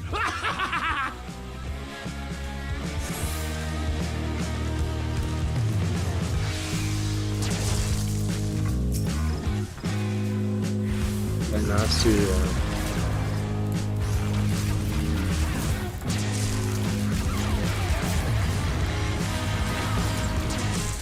Today in the Full Story series, we're going to be looking at what happens at the end of the Teenage Mutant Ninja Turtles timeline. That's right, eventually the story of the Turtles is this the needs to Ronin end. one? But The what last if there was only Ronin? one I love the turtle story. remaining? What if he was the last Ronin? One of the best This is Ninja the Turtle Comicstorian comics channel. I ever. take some of your favorite trade I'll paperbacks and fight single you if you issues. I break disagree. them down into a narrative format, giving you guys an audio drama where I tell you the story of what's happening. But we do cut out a I lot could of the be B biased, plots, we though. cut down on the panels, and this allows you to go out and buy the book yourself so you can add it to your collection. All alterations are to prevent copyright problems. Got a Now, soft let's spot get for into fellow Teenage Ronins, Mutant you know? Ninja Turtles, The Last Ronin, a full story right here at Comicstorian. So Ronin good. dips his hand into the toxic sludge. You can hear the voice of his brother speaking nearby. The water is cold and toxic as hell, and he can hear his brother stating that he'd be crazy to swim through it. Maybe. But no bridges or boats don't leave me with much of a choice. The Ronin states, steadying the weapons on his back. Stay behind if it bothers you that much. He snaps, wading through that brown water. Where you go, we go. You know that, his brothers tell him. And he swims across the icy toxins for a short time, making it to the island. Making it to the wall quickly, he throws a pair of shuriken. Taking out one of the cameras, and a couple of crappy cameras and rusty barbed wire tell the Ronin that they are more worried about people escaping than trying to break in. He pulls free a grappling hook, pulling himself up and over the wall, leaping into the lights of the city within. And he moves through the alleyway, surprised at how crowded and bright the city truly is. And I thought the Lower East Side was crowded before, his brother whispers to him. Doesn't matter. The plan stays the same. I just need to get from here to there, he says, motioning with his side to the tower in the center of the city. His brothers question him, worrying how he's going to manage his little mission, and pointing out that security is going to be off the charts. You know the drill. Overadapt and overcome, the Ronin whispers. Spying a motorcycle nearby, he steals that, riding through the streets of the city, not trying to be stealthy for a few minutes. He roars down the street until he reaches the base of the tower, discovering a group of trucks at the refueling station. Should have stole a glider, Snake Plissken, or a catapult. Silent but deadly, his brothers joke as the Ronin takes in the number of security guards. The Ronin knows that he needs a diversion and revs the engine of the bike. Driving forward, he jams a stick of dynamite into the handlebars, leaping away. That bike hits the fuel truck, and the Ronin uses the explosion to launch himself into the air. He bounces and he flips from hovercar to the wall, finally grabbing onto a ledge near a vent at the tower. Wow, that was graceful, his brothers joke as he pulls himself inside. Worked, didn't it? The Ronin growls, and they begin to make suggestions about hacking into the mainframe and sneaking past the guards, but the Ronin can smell it. He knows where they are. You can take the turtle out of the sewer, but you can't take the sewer out of the turtle, he jokes as he pulls himself through the cables to discover a manhole cover. What does that even mean? His brothers question, but the Ronin ignores it, popping the manhole and pulling himself in. An alarm begins to chime as the Ronin gets back onto the street. I don't remember a lot of manhole alarms back in the day, his brothers note. And the Ronin tells them to be quiet as he looks around. Behind him, a security ninja comes running forward, ordering him to halt. And a second quickly joins it. The Ronin throws down a few smoke pellets, quickly vanishing into the haze, leaping into the shadows as the guards follow him. The Ronin leaps and attacks the robot, slamming into it with his fist and feet. The robot falls and the Ronin turns to leave. Halt! It commands as it struggles to its feet. The Ronin turns, pulling free his tonfa, rushing at it. He keeps smashing it, blocking its attacks even as it repeats for him to halt, and one final blow knocks its head clean off and the Ronin is shocked at what he sees. What the hell? He whispers. His brothers are looking on, shocked that the guard is a human mix of robot parts. What kind of sick freak does that to someone? They all ask. It's the reason I'm here. That's who. The Ronin snaps and more guards arrive and the Ronin quickly disappears into the shadows once more. He moves through the upper city, avoiding the guards as best as he can, killing them when he has to. They continue to chase him inside of the apartment building, and as he gets to the roof, he knocks off another one of the guards as he leaps away. Jumping down, he lands in front of a speeding train, flipping onto the train's roof and then backflipping away. Landing on the top of a police car, he opens the door, knocking the guards out, and he reaches for the controls, but the car is stuck and flies in a straight line. He manages to leap away as the car explodes behind him. Smooth moves. You still can't fly 10 feet in a straight line. His brothers joke. Whatever. Shut up. He snaps, continuing to leap along the rooftops, getting closer and closer to his target. Inside of his tower, Oroku Hiroto stands in his office, his guards coming over the radio telling him that they have an intruder in the city. He nods, telling them to stream the intruder's capture and execution to the entire city. So the Ronin turtle continues to move across the rooftops, finding another way into the tower. But the guards are massing. Luckily, he is ninja. He leaps up, clinging to the bottom of one of the police cars, using it to make his way into the tower. Easy. There's military-grade equipment and hardcore foot soldiers everywhere. Yeah, and the entrance to the upper level is way on the other side of the platform. His brothers warn. The Ronin grabs another bike, riding it across the platform, knocking the foot soldiers away. He tosses that bike and making it blow up in front of them, knocking out the guard station. But the foot suddenly surround him and the Ronin has no choice. Leaping among them, he lashes out with foot, fists, and weapons, and the elite foot soldiers charge at him. The Ronin flips and he rolls, throwing knives at the robots, dropping it hard. He turns, glaring at the cameras that stare down at him. I know you're watching, Oroku Hiroto. And I know you're scared. I'm coming for you, you coward! He shouts, and in his office, Hiroto is shocked as he stares at the video feed. A mutant turtle? I want all available foot to the tower now, he shouts into the comms. The Ronin comes charging out of the hallway, attacking the rest of the foot soldiers as they turn to attack him, and slamming open another door, he finds two ninjas standing before him.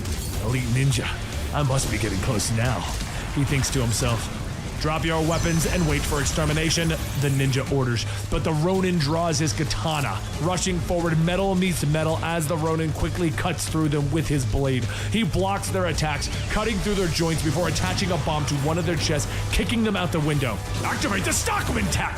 Oroku Hiroto orders from his office. The Ronin continuing to scale the tower. He enters another room when the Mouser suddenly appears, chewing through the walls. Flying Mousers with lasers? Fine! Vocalize the EMP, the Ronin thinks, pulling free a small device. He draws his blade from the large Mouser as it rushes at him, and he stabs it through the joint, but the robot is still moving too fast.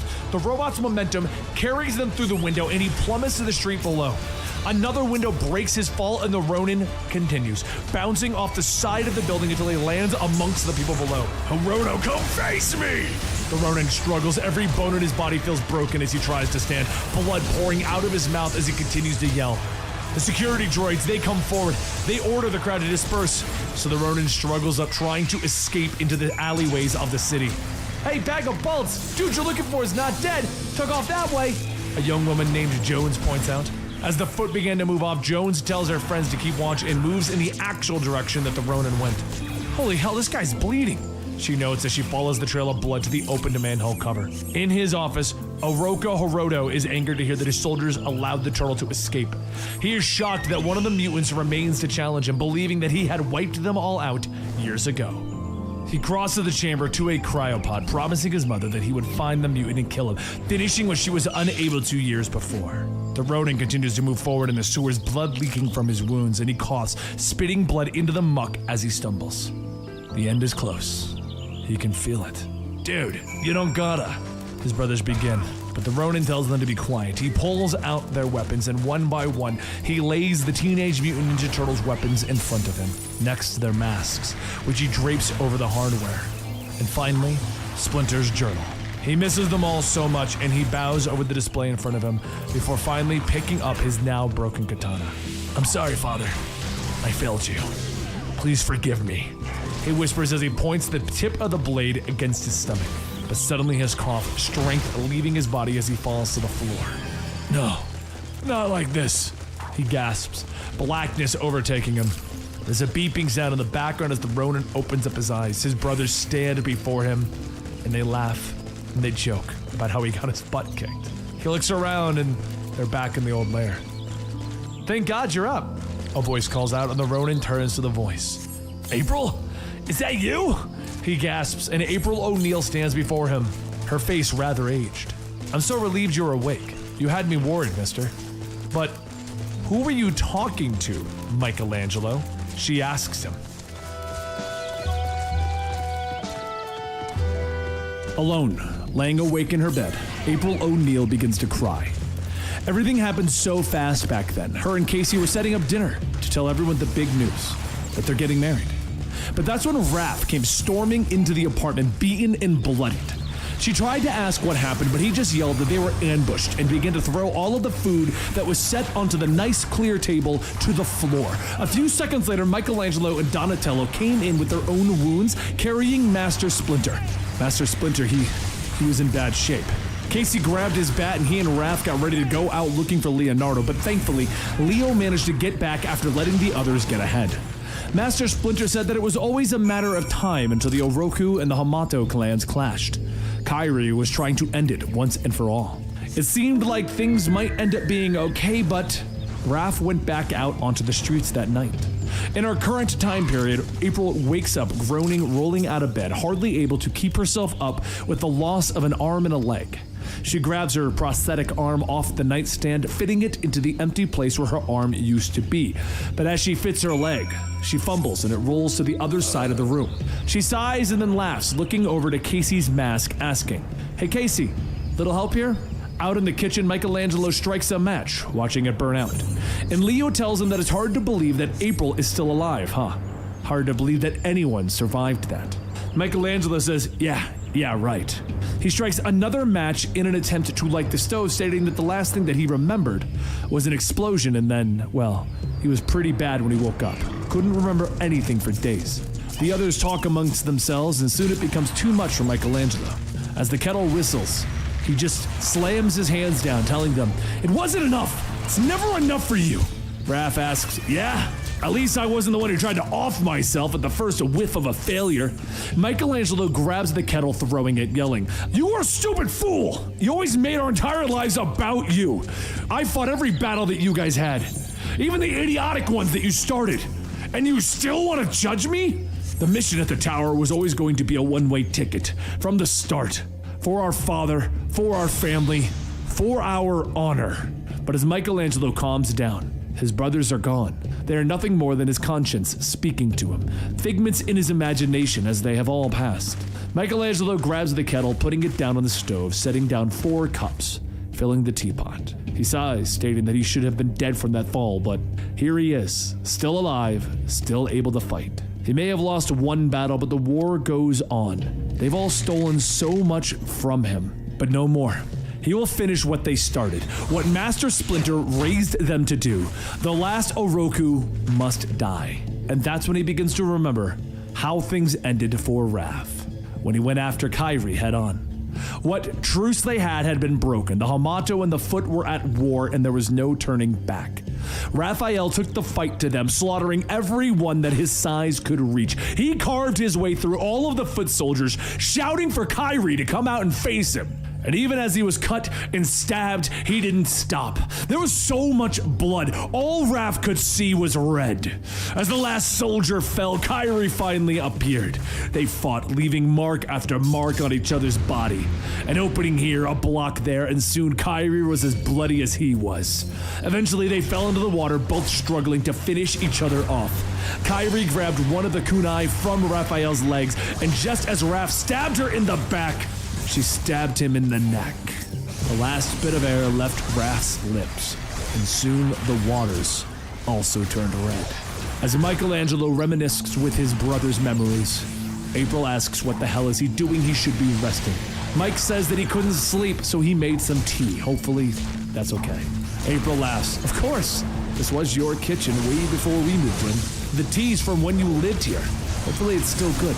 But as April pours herself a cup, Michelangelo stares for a moment and April asks what? Looking at my arm? Well, I also have one just like it for a leg. Little souvenirs from the last time we saw each other, Michelangelo. We have some serious catching up to do, but not before we get some breakfast. None of that synthetic crap. Real breakfast with real eggs. Courtesy of the black market. Fresh batch, too. Can't let Salmonella finish what Hiroto couldn't. Speaking of, word on the street is that Hiroto isn't too happy about his cage being rattled like that. Michelangelo says, yeah, he's still trying to process everything. The fall could have killed him back then, but instead, April flips the eggs. Look, I'm no Donatello, but it doesn't take a genius to see that your mutation has progressed over the years. You're bigger, stronger, and you're healing amazingly fast.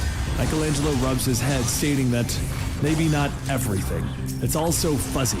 Still don't even know how I got back into the lair. April tells him to hold that thought. Casey, breakfast! Michelangelo jolts up asking, wait, is Casey alive too? And a young woman walks in and April says that she would like him to meet her daughter, Casey Marie Jones. Before Michelangelo could ask, Casey walks up smacking his hand. Yeah, we kind of already met.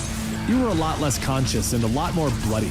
This also might sound weird, but I've heard a lot about the turtles for my entire life, and I never thought I'd actually meet one. You're supposed to be the funny one, right? After wolfing down her breakfast, Casey burps, stating that after 2 hours of kendo, that sure hit the spot.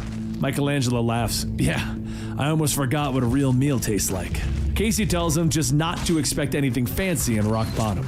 Michelangelo asks what is that, and April says that it's just a nickname. New York split into 3 districts now, the top, the middle, and the bottom. Rock Bottom's the old street level for people like them. Casey says, yeah, then there's the rest of them, the resistance. April begins to collect the plates, explaining that they'll tell him all about it after he gets some rest. Now get some clean sheets, huh? What? Casey jumps up, telling Michelangelo to come on. She wants to show him something. Killing me. So they walk to the gym, and Mike asks, kendo, huh? And Casey tells him, yeah, been doing it since I was little. Other stuff too. Hard not to when you kind of grow up in the middle of this.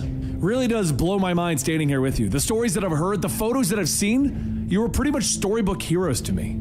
I even tried to learn as much martial arts as I could on my own mostly. Spent a lot of time watching old training videos and lots of reading. Casey heads over to the table, pulling out a cloth, revealing the items that Michelangelo had laid out before passing out. He stares for a moment before telling her, thank you. She picks up Leo's old sword, stating that she saw who he was. She didn't want to leave anything behind considering what he's about to do. She understands why, the honor behind it all, but don't worry. Nothing was said to her mother. Michelangelo tells her thanks again, but Casey then grabs Master Splinter's book, stating that he can actually thank her by telling her more about this. Her Japanese isn't the greatest, but she understands enough to know that this is special, handwritten like a journal, right? It's like instructions for all kinds of martial arts styles, techniques, and important life lessons. Michelangelo tells her, yeah, something like that. But Casey then says that she has a question. Where has he been? He tells her that when things got bad, when it was too much to handle, he started walking into the mountains. A kid from the sewers of Lower Manhattan straight into the wild. Bad idea. He collapsed. It could have been days, weeks, maybe longer, but he wasn't sure how long he'd laid there in the mountains. But his mutant body would not die. He started to hear voices telling him that his destiny was incomplete, that he couldn't leave just yet. And eventually it got warmer, and the mountains provided sustenance and solitude, allowing him to take time to look into his soul for answers. He's read and reread Father's book, looking for some kind of balance, maybe even some peace. He spent years alone, thinking that this was where he was supposed to be, like a stupid reward or deserved punishment. Again? But that's not the way of the world. The real world found him again, and he almost let it take him. A group of people found him, and at first, he welcomed the pain. At least he felt something after all that time. He saw the looks on their faces, laughing, taking a life just to take a life, for fun, no honor, and that's when he got mad, really mad. He and his brothers were raised with respect and honor, trained from birth for redemption for their family. That was his destiny on the battlefield to the end. father's book was the path to learn and master all forms of martial arts, to adapt to every challenge and every form of combat. He was the last of his clan, masterless, Ronin, and it was up to him to restore his family's honor. His training reached its end, and there would be no peace until he fulfilled that destiny. It was time to come home and face it, to complete his master's mission, to kill the last Oroku. Casey flips to the last page, reading no peace. What does that mean? And Mike quickly takes the book from her, stating that it means that he has some work to do. And Casey says good, he'll need her help. As he sets the book down with the other items, he tells her that he appreciates the offer, but he won't be responsible for anyone else getting killed because of him. Casey says, well, too bad, because she wasn't asking. He wouldn't be standing if it wasn't for them. They got trouble coming and he stirred up the pot. So if he doesn't want help taking out Hiroto, then stand in line. Mike pauses for a moment and laughs, and Casey asks, what's so funny? And he tells her that he is just trying to decide if she's more like her dad or her mom. Meanwhile, April is in her room, opening up the closet holding an old safe. She turns the dial and opens the small metal door. And after reaching in, she takes out a small robotic head, one that looks like Fugonaut.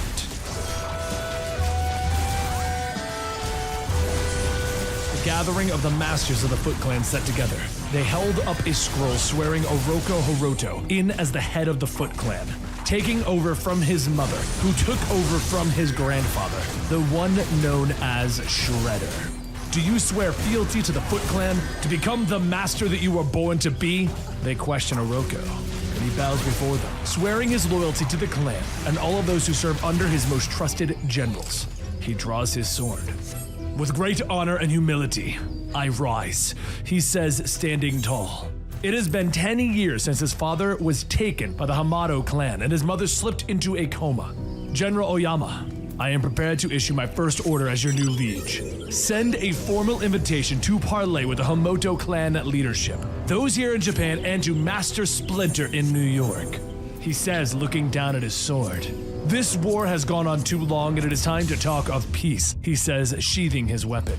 Now Oroku smiles as he looks down at his mother in her stasis pod, his scientists telling him that they are ready, and Oroku steps forward. I want this broadcast to every part of the city, no exceptions, he commands, stepping into the hollow projector, and his image is broadcast throughout the city. Citizens look up at the larger-than-life image of their emperor. Denizens of New York, my people, my city. For nearly 2 decades, I have kept you safe, allowed you to prosper at will. My will. I alone decide your fate, so hear me now. Heed what I have to say. There is a monster within our midst. People look up at the image, shocked by the words, as Hiroto explains that this monster came to the city to assassinate him, to destroy everything that he has built. Any crime against me is punishable by death. Tonight, until further notice, the entire city will be under martial law, he proclaims, and security robots begin to flood the streets as Hiroto orders everyone to return to their homes. And know this, anyone foolish enough to harbor this fugitive will not suffer the same fate. No, yours will be far worse. He finishes, and the robots continue to push the people around, pulling them off the streets as they shoot tear gas and water jets. The rebels look on from an alleyway, knowing that they need to find Casey Jones. In their hidden base beneath the city, Mikey sits on his bed as the voices of his brothers fill his mind again. Gotta admit, Casey's pretty impressive. Book smart and street smart, Johnny points out, and Leo nods, but admits that she is crazy if she thinks that she can take out the new Shredder by herself. She's just a child, Mikey says, turning to his brothers, who he sees in the room with him, and they nod, pointing out that she is only 17 and already tangled with the Foot Clan. 16. Sound familiar? Mikey says, getting angry, and Donnie shakes his head, pointing out that they were trained their whole lives to fight the Foot. And Ralph chimes in that Casey is just a kid. And we were Splinter's kids, and Karai was Shredder's, and Hiroto hers. And here we are, back at square one, Mikey shouts. Someone comes into the room and Mikey grabs Asai, turning on her, but Casey doesn't flinch. Easy, whoa. I'm just wondering if there's some sort of ninja thing that I should know about talking to yourself in the dark, she says with a smile, and Mikey brushes off the moment, telling her that it takes more than being sneaky to be a ninja. But Casey merely tells Mikey that April is waiting for him in the lab, and Casey tells him that she's heading topside to check in with her crew. When Mikey points out that he doesn't think it's a good idea, she just smiles. Funny, but I wasn't asking for permission, she says as she turns to leave. As Mikey joins April in her lab, Mikey stops short as he recognizes the Fugitoid on her workbench. All that's left of him anyway, April points out as she crosses the room. Sorry, I was hoping to ease you back into everything, but things are about to get crazy around here, as she puts a hand on her friend's shoulder. I think it's time we get busy with all the catching up you keep talking about, April. Then, in the past, Fugitoid confirms that all of his systems check out and that Donnie is prepared to leave. He reminds the genius turtle that he'll have to charge the cloaking device on the aircraft when they're crossing the ocean, so that it'll be useful when they reach Japan. While Donnie runs over for one last-minute prep, Master Splinter stands with Leo and Mikey. Remember, our strikers cannot appear to be in an aggressive stance, while we're also engaged in peace talks with the Foot Clan in Japan. Splinter tells him, do you think it's legit? Hiroto's parlay? Leo asks. Master Splinter has grown old, and he sighs, telling his sons that he believes that young Hiroto tires of the blood that has been shed throughout the years. Maybe the time has come at last to close the book on this feud. And with a few parting words, Splinter and Donatello board their aircraft and they lift off to the parlay, cloaking as they leave the city and the safety of their hidden base. As Stockman watches the craft leave, he leans over the radio. Ready, the strike team. You can sit with he says me, with a smile, and the good. guards move along the perimeter, radioing in all their checks. Suddenly, 3 arrows slip through the night air, slamming into their chests. A foot moves silently through the shadows, taking the guards out. One is only wounded, though, and jumps up to sound the alarm. Idiots! Less than 30 seconds to compromise our entire mission! Stockman shouts as he throws his computer. General Lee, acquire the target and get the hell out of here! Inside the base, Leo leans over the command console, asking for a report from his soldier. The alarm came from the sewer entrance, sir. We've got foot soldiers coming at us from all angles, he warns. Leo quickly turns to his soldiers, ordering them to lock down all entrances and take defensive positions. Casey, what's your location? He asks in the radio, and Casey Jones radios in from the hangar where he and Mikey have grabbed April and Honeycutt. We're getting ready to head your way with the rest of the tech crew, he says, and they begin to run through the base with the walls and the ceiling beginning to explode as the Foot blast their way inside. Leo, are we going underground? Casey asks over the radio. Negative. Sewer levels have been breached. Pull back to the main compound and get as many as possible to the safe rooms. Leo orders. So Casey confirms, promising to back them up when they're done. Suddenly, the ceiling above Leo shatters and foot soldiers begin to descend upon him. He pulls out his katanas, ready for the fight. Casey, about that backup? Hurry. He snarls as he leaps into battle. Slashing through them, he makes his way through the base, leaving behind the bloody bodies of foot ninjas as he goes. Another of the doors exploding inward, revealing the robotic foot ninjas as they charge forward. Back in the base, Mikey pushes Honeycutt and April towards the safe rooms. This is Stockman's doing! He's found a way to track me! Honeycutt wails, and Leo fights further down the stairs, joining up with Casey Jones. You two, up the stairs! No one passes! He orders to his soldiers, and Mikey and the others are about to get to the safe room when another wall explodes, throwing him to the ground. As Leo surveys the new ninjas, he can't believe it. What are those things? They can't be human, he whispers, and Casey nods as he lowers his mask. Let's find out, he growls, pulling out a bat and a hockey stick, leaping down onto the robots, but the hockey stick cracks over a ninja's head, useless. In the safe room, one of the robots reaches for Honeycutt, but Mikey is there smashing the robot's head off with his nunchuck. Suddenly, the robot explodes, throwing them all away. In the command center, Stockman stands in anger. Send in the Mausers! All of them! He shouts, and the command truck opens and discharges hundreds of the small robots, and they begin to flood into the base. In his fight, Casey struggles to his feet, reaching for his weapons bag. Hockey's not your game? Let's try cricket! He gasps, but the robot turns, punching him hard enough to send him across the room. Casey struggles to his feet, picking up a fallen sledgehammer.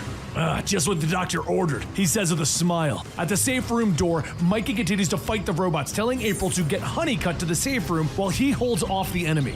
Casey swings his hammer, taking the head off another robot, and he turns as they all begin to close in on him. Walking a few feet, he joins Leo, who still holds his blades at the ready. All right, Leonidas, what's the plan?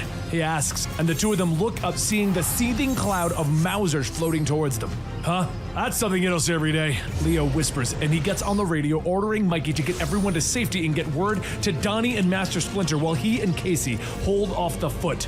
We'll follow behind as soon as we're done, Leo finishes as he looks at Casey. The swarm of robots continuing to draw closer as Mikey tries to argue. Do it, Mikey. We got this, Casey nods, saying over the radio. The two warriors leap into the fight, with Casey slamming his hammer into another robot as he reminds Leo that it's his turn to buy pizza after the fight. But Honeycutt isn't listening. He is struggling forward. I know it's me you've come for, Stockman. I'll self-destruct before I let you hurt my friends or imprison me again, he shouts, and in his command van, Stockman nods. Very well. If I can't have you, no one will, he says, and the Mausers all begin to open up, their eyes glowing red. The entire base explodes into a ball of fire, and as the smoke clears, Casey's mask dangles from the rubble, and Leo's sword lays nearby. Now in the present day, Casey Marie runs out of the sewers, shocked at the destruction and the carnage that she sees topside. Her team calls out to her and she comes running. Martial law, full crackdown, they tell her, and she nods but tells them that they need to get word to the others, that she is working on something. Suddenly, a heavily armored troop carrier screeches to a stop nearby. Everyone underground, now, she shouts, but they're stomped by 2 other robo-ninjas. 2 of the gang move to fight the guards while the rest go over to a nearby fence. She tells her crew to split up, that they'll use the telecom lines to get the word out to the other resistance cells. Meet up in the lair in 1 hour. Meanwhile, stay underground and watch your backs, she tries to tell her crew. But as Casey Marie moves through the sewers, she gets lost in the twists and the turns. Knowing that she might not be able to make it to the meeting in time, she has no choice but to head back to the street level. As she comes out of the manhole cover, she sees another of the robo-guards harassing a woman. Stand up and be identified, the guard orders. Foot bastard, identify this, she shouts as she leaps into the air, kicking the guard in the face, stunning it long enough so that she can order the woman to run. The guard rushes her and Casey blocks its attacks. She flips over it, slamming her foot into the visored face, dropping it. She rounds another corner to see more guards attacking citizens, and after she shouts for them to run, she tries to lead the guards away. She stops long enough to look up at the street signs, sighing as she sees that she is at the corner of Bleecker and Sullivan. Man, I really gotta get back to Mom, she tells herself. Meanwhile, over at the lab, Mikey squirms as April draws more blood to study the mutagen's effect on Mikey's body. Just hurry, I hate needles, he tells her. He turns to the shell of Honeycutt, asking if their friend is even still there.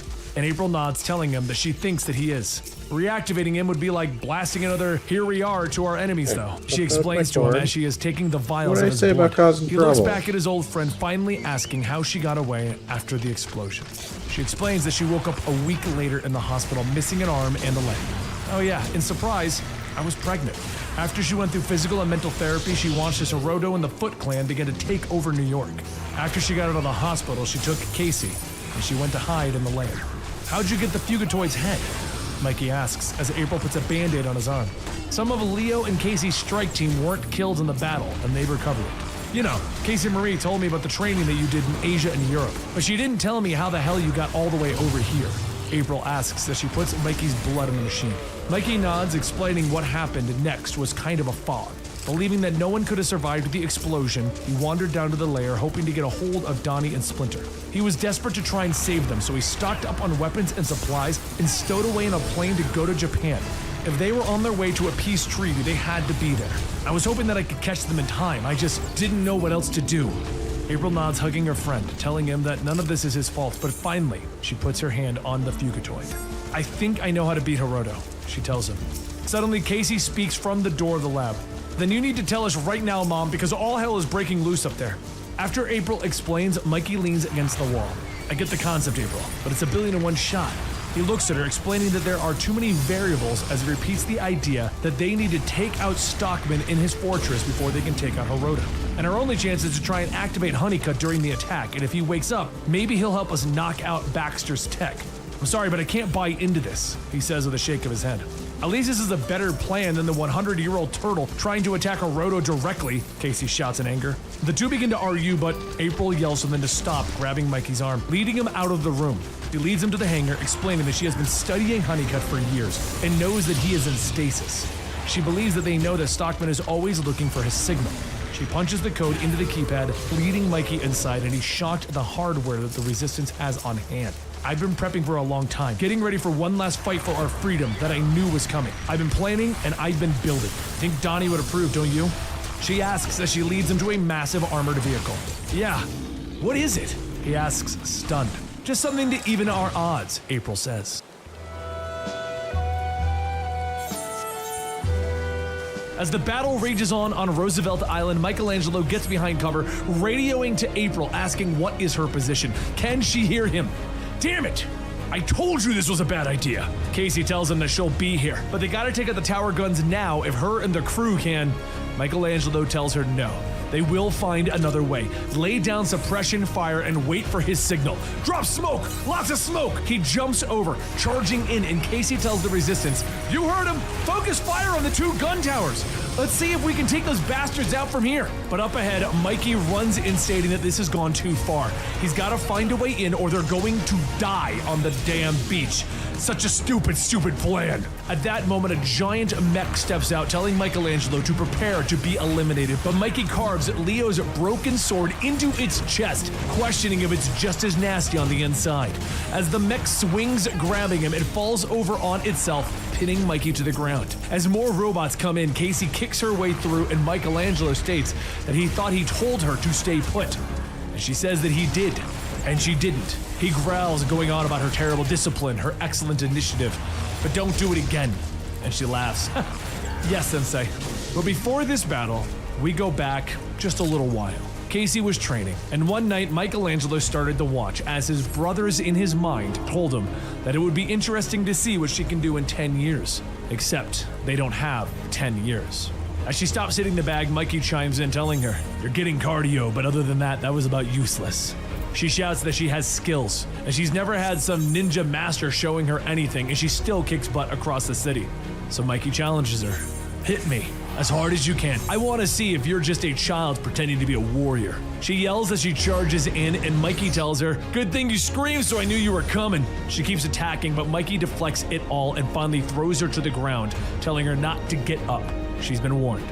Of course, she doesn't listen, and she goes back to attacking, but the longer that she goes, the slower that she swings. He tells her that she's burning all of her energy, running on fumes. She's very tired. He slams her into a wall, telling her, "Please feel free to take this time to think about all the things you could have done differently." "Fine, I give." And Mikey tells her that that's not the point. You don't want to just give up. Even the greatest warriors can't punch their way out of every confrontation. Sometimes it pays to be subtle, fluid, evasive, avoiding strikes rather than delivering them. "Look, we might not know each other, but we're practically family and you need a teacher. You got skills but a lot to learn. Too much to learn, but I might be willing to teach you. Just know it's my way or the highway, got it?" She perks up. "Really? You'd be like my real teacher?" And Mikey corrects her. "Sensei." And she hugs him. "Right! A sensei!" As Casey leaves to wash up, Mikey contemplates if it was the right decision when April tells him that Splinter would be very proud of him. Mikey looks back. "Sorry, I didn't mean to overstep." And April tells him it's okay. In fact, speaking of Splinter, she needs to know what happened. What happened to Splinter? Mikey sighs. "Your family. You deserve to know. When I arrived in Japan, I listened to the stories about the Hamada clan, and I found their village deep in the woods. Turned out the village was actually a compound, and one of the elders was there waiting for me. His name was Master Shintito, and I begged Shintito to tell me what happened to my father and my brother. Shintito didn't respond right away, and then said that there are people, creatures, teachers, warriors, heroes, and legends. Your father was all of these. They went to where the peace meeting was being held, but Splinter knew that something was off. He didn't fully trust this peace treaty. Turns out he was right, as it was an ambush by Hiroto. As the Foot surrounded them, they fought back against the masses, but even with their combined skill, they were no match for the Foot's sheer numbers. Hiroto gave the order to his archers to be ready, that he wished to end the rat's life himself, so Splinter ran towards him, throwing his sword. And as the archers let loose their arrows, Donatello shielded Splinter to the best of his ability. Even though Splinter's sword did land in the chest of Hiroto, he lived. And the Hamato archers then returned fire, but it was too late. Splinter and Donatello fell. And that was when Mikey learned that he was the last of his kind, a Ronin. That was when he decided the feud must end and that he would follow his father's journey. Train and complete the mission that they were intended for from birth. April takes his hand, telling him that she's sorry, but understands what he must do. He's here now, and that's what counts. The way that Casey has taken him in, it's amazing to watch. She never thought that Casey would connect with someone in such a way. Mikey asks if she's sure about that. Seems like their connection is by design. April's design. April asks what is he talking about, and Mikey turns back asking, "So when were you gonna tell me that Casey has extra abilities? The way she moved, the way she fought, that was more than normal. When were you going to tell me? You didn't inject Casey, did you?" April yells, "Of course not! I never would! I've run 1,000 tests on Casey since she was born. I was looking for the origin, and as far as I could tell, there are trace amounts of mutagen DNA that was passed from both of her parents. Parents who happen to have a nearly lifelong exposure to it from the company they kept." Mikey realizes what this means. Wait, we contaminated her? Does she know? April tells him that she is aware that she is different, but she hasn't been told everything, not yet, but soon. Back on Roosevelt Island, Mikey scales the Stockman's fortress walls, seeing the paratroopers coming in yelling, "This was a stupid attack plan, stupid!" After cutting the turrets down, he tells the airborne troops to get down into the courtyard and take positions. But once they get back on the ground, he looks up to see hundreds, if not thousands, of Mausers flying in. Mikey readies himself, stating, "It's a do or die time, April," when there's a sudden rumble, and at that moment, April's armored truck plows through the fortress wall, with Casey yelling, "Look who I found!" April pops out of the hatch. "Sorry, I got stuck at the bottom of the river." Her armored truck releases an EMP shockwave that disables all of the Mausers. She then continues to drive into the compound, and she grabs Honeycutt's head, stating that they only have one shot at this, and runs towards the computer. She hooks him in, telling him, "Professor, you've been in the dark too long. They're gonna kill us if you don't." But Stockman storms in asking, "What are you doing?" April tells him, "Saving the world." She punches him with her mechanical arm, but Stockman smacks her down, telling her he almost felt that. He reaches over for her device, grabbing the box, but that's when Honeycutt's head comes alive. "You shall not pass!" A massive electrical current shoots through Stockman's body, ripping him apart until there's nothing left of him. Then a nanobite swarm begins to take over the computers as April says, "Goodbye, Zayt and Honeycutt. Thank you." The computers all begin to shut down. Casey says that everything is powering off, and they did it. The city begins to take back its own streets. The foot patrolling the streets begin to power down, and the people run into battle against them. They have won. They have taken back the city. Back on the island, Mikey, Casey, and April sit around trying to decide what is next, and April tells them they've won the battle, but not the war. The war is still to come. The attack on Baxter's compound was a success. Mikey and the others managed to deactivate the power supply to Hiroto's army and the majority of the city. This allowed the rebels to have the much-needed victory that they needed in removing Hiroto from power. But even with one foot in the right direction, it came at a cost. Many of those fighting lost their lives. And as Mikey sits in his room, he tries to formulate his next move when the ghosts of his brothers tell him that this isn't the time to wait. He needs to continue pressing the attack. Raph tells him that he knew it. Mikey's not strong enough for this. Way to let them all down. And Mikey yells at all of the spirits of his brothers, telling them to just go to hell. If he could bring them back to life to kill Hiroto, he would. He knows what he needs to do. This ends tonight.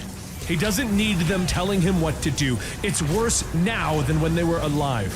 Donnie tells him that that's low. We all did our part. And Mikey yells, "I know you did, but I have to live with it every day and I've had enough. Leave me and never return." And just like that, Michelangelo was all alone again. He reached for Splinter's journal, beginning to write something in it, and once he was finished, he closed the book, setting it down. But stopping Baxter's power also had other effects, like stopping the water pumps that control the flow of water into the sewers where April and Casey live. Realizing this, Casey Marie rushes back home to try and find her mother when she notices Splinter's journal just sitting there all on its own. Knowing that isn't normal, Casey grabs the book, putting it away while calling out to April, asking if she's still there. April eventually calls back that she's down below trying to see if she can get the pumps working again, but years of neglect have really rusted them over. Casey helps April up, asking what about Mikey, where is Michelangelo, and April pauses for a moment, telling her that he left without saying a word. He didn't even say anything to her. Casey grabs her mask, telling her, well, she can't leave him alone like that. They have to do what they can to fix the pumps and help Sensei. Meanwhile, over at Hiroto's tower, Mikey begins his climb by setting off a series of explosions, blocking the path for any of the foot soldiers that are making their way into the compound, leaving just him and whoever is in his way. No more robots to fight, no more Mausers, just humans with human reactions, a fair fight, well, almost. After slaughtering his way through most of the Foot Clan, Mikey steps up into one of the upper levels of the tower, calling out to Hiroto, shouting, "Show yourself!" From the shadows, Hiroto asks, "Which one are you again? Filthy monsters all look the same to me, dead or alive." Mikey steps forward. 16 years. It's been 16 years since you killed my family. And Hiroto asks, "Has it?" It's as they say, time flies when you're having fun. Mikey begins stepping up the stairs, telling him that the Oroku bloodline ends tonight. Him and his mother will die. In front of Mikey is a containment tube where Hiroto's mother lays.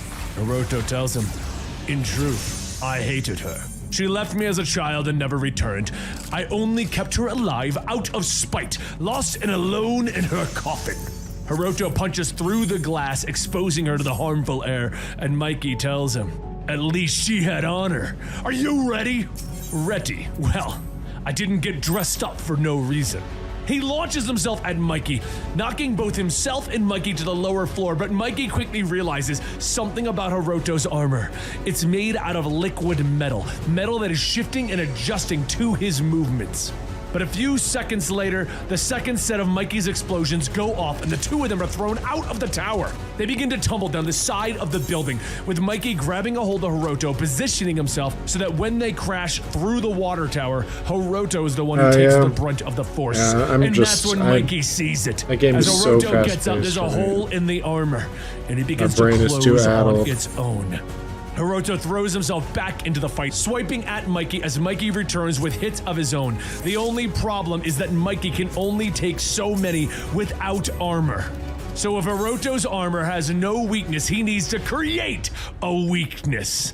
He grabs a hold of one of the explosives from his satchel, slapping it onto Hiroto's hand, detonating it, blowing back some of the armor. Then using Raph's Sai, Mikey punches into his exposed hand, telling him, "That's a little gift from my brother."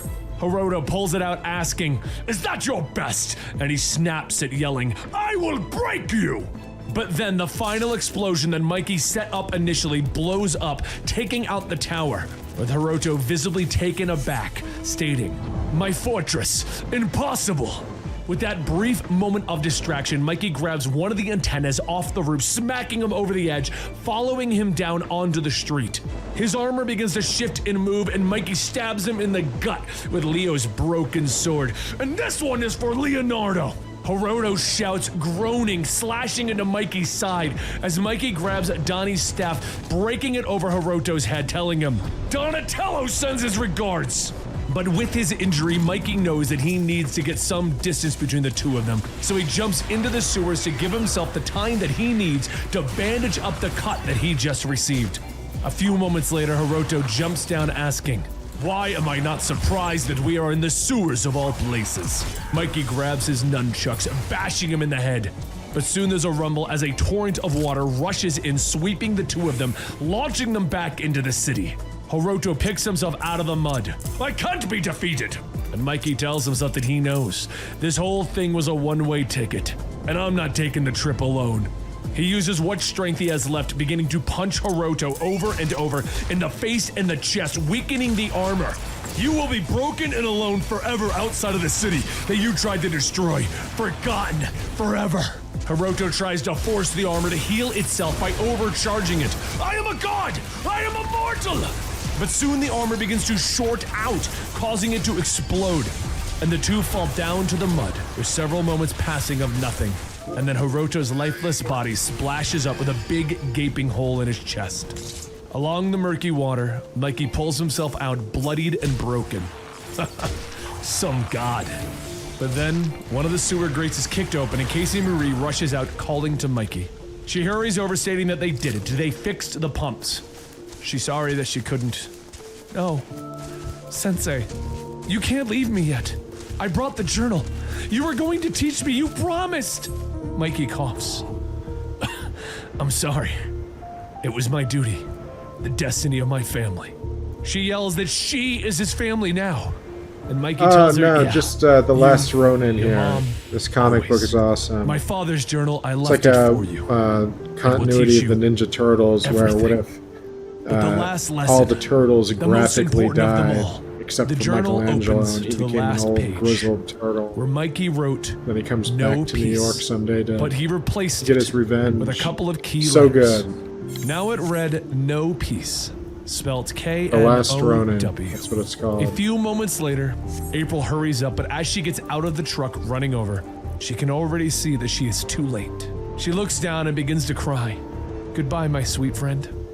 As the world fades to black for Mikey, he suddenly sees a light, and the voices of his brothers. They tell him to hurry, to get up. It stopped raining, and they're all going topside for fresh air. Raph hands him his gear, and Mikey looks around. Wait, but before he could even finish, everyone runs out stating that the last one out gets to do dishes for a week. Mikey jumps out of bed, and he gears up following his brothers as they climb, and they swing through New York until they finally stop on a building overlooking the ocean. Raph pinches his nose. Phew, so much for fresh air. Smells like Mikey cut the cheese. But then a voice tells him, you know what they say, whoever smelt it dealt it. And Mikey turns, calling out to Casey Jones. But then Splinter says that while he cannot speak of his son's flagellants, New York City indeed has its own unique odor. Mikey turns to his family, finally with his brothers, finally with his father, finally with his friends. It does. It smells like home. And with that, Last Ronin ends. But we do have a little bit of an epilogue as we cut back to Casey Marie and her mother April. And we discover that Casey is raising her own turtle friends, as the saga of the turtles must continue. And there you have it, the conclusion to The Last Ronin right here at Comicstorian. Now, if you want to find out how we got to here, well, we're going to be covering the turtle storylines once again right here at Comicstorian. Welcome to the full story series Absolute right here at carnage. Comicstorian. That was an Where we alright take run. some of our older series that got broken down into multiple episodes and slapped into a playlist, and we turn it into a massive story for you to enjoy in one sitting. Today we're going to be doing the Absolute Carnage event that happened over in Marvel, and to give you just an overall fast rundown, the idea basically is that the god of the symbiotes is coming to Earth and is using Carnage as a way to get there. So we're going to put all the prequel stuff in there, we're going to put the main story in there, and then we're going to put a bunch of the tie-ins to the event into it. We tried to get them into the best placement that we could. They're all not perfect, but in general, there shouldn't be too many massive spoilers of different parts of the story. Either way, I hope you guys enjoy it. If you do like this kind of video, please consider subscribing, give this video a like, and I'll see you at the end of the video.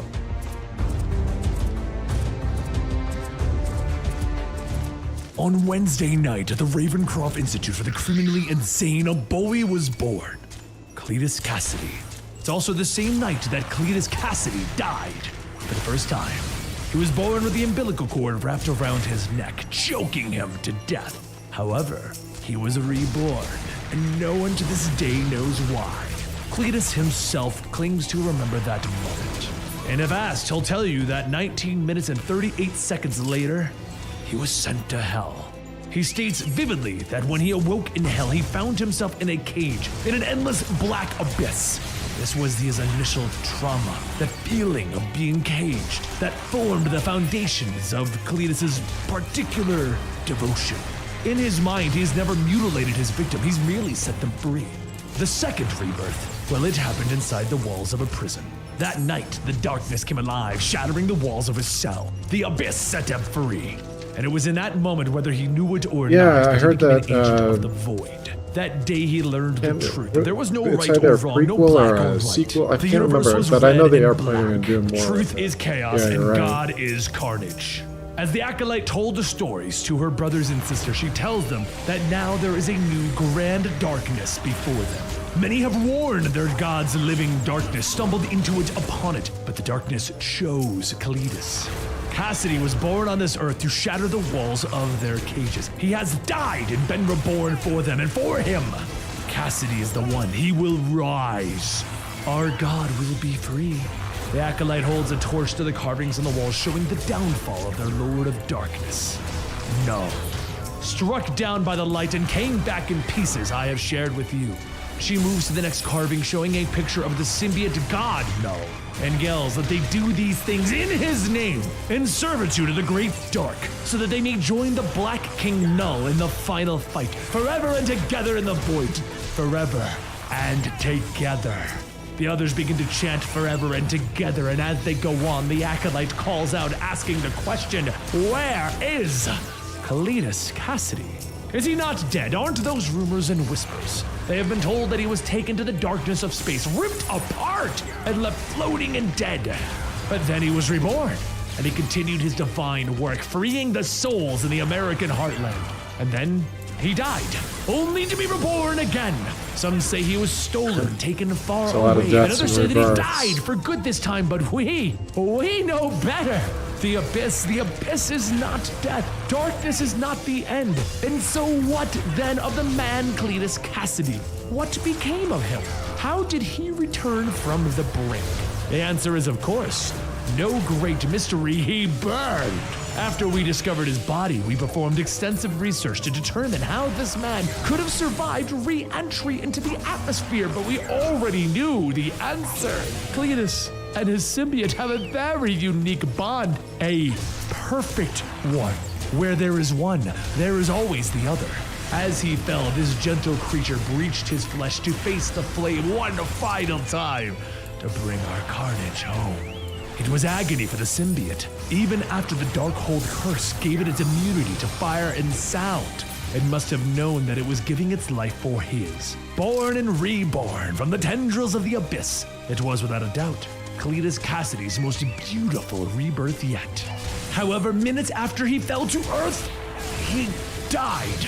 Locals found his body and turned him into the authorities. He was identified by his dental records, and his name set off hundreds of red flags across every agency.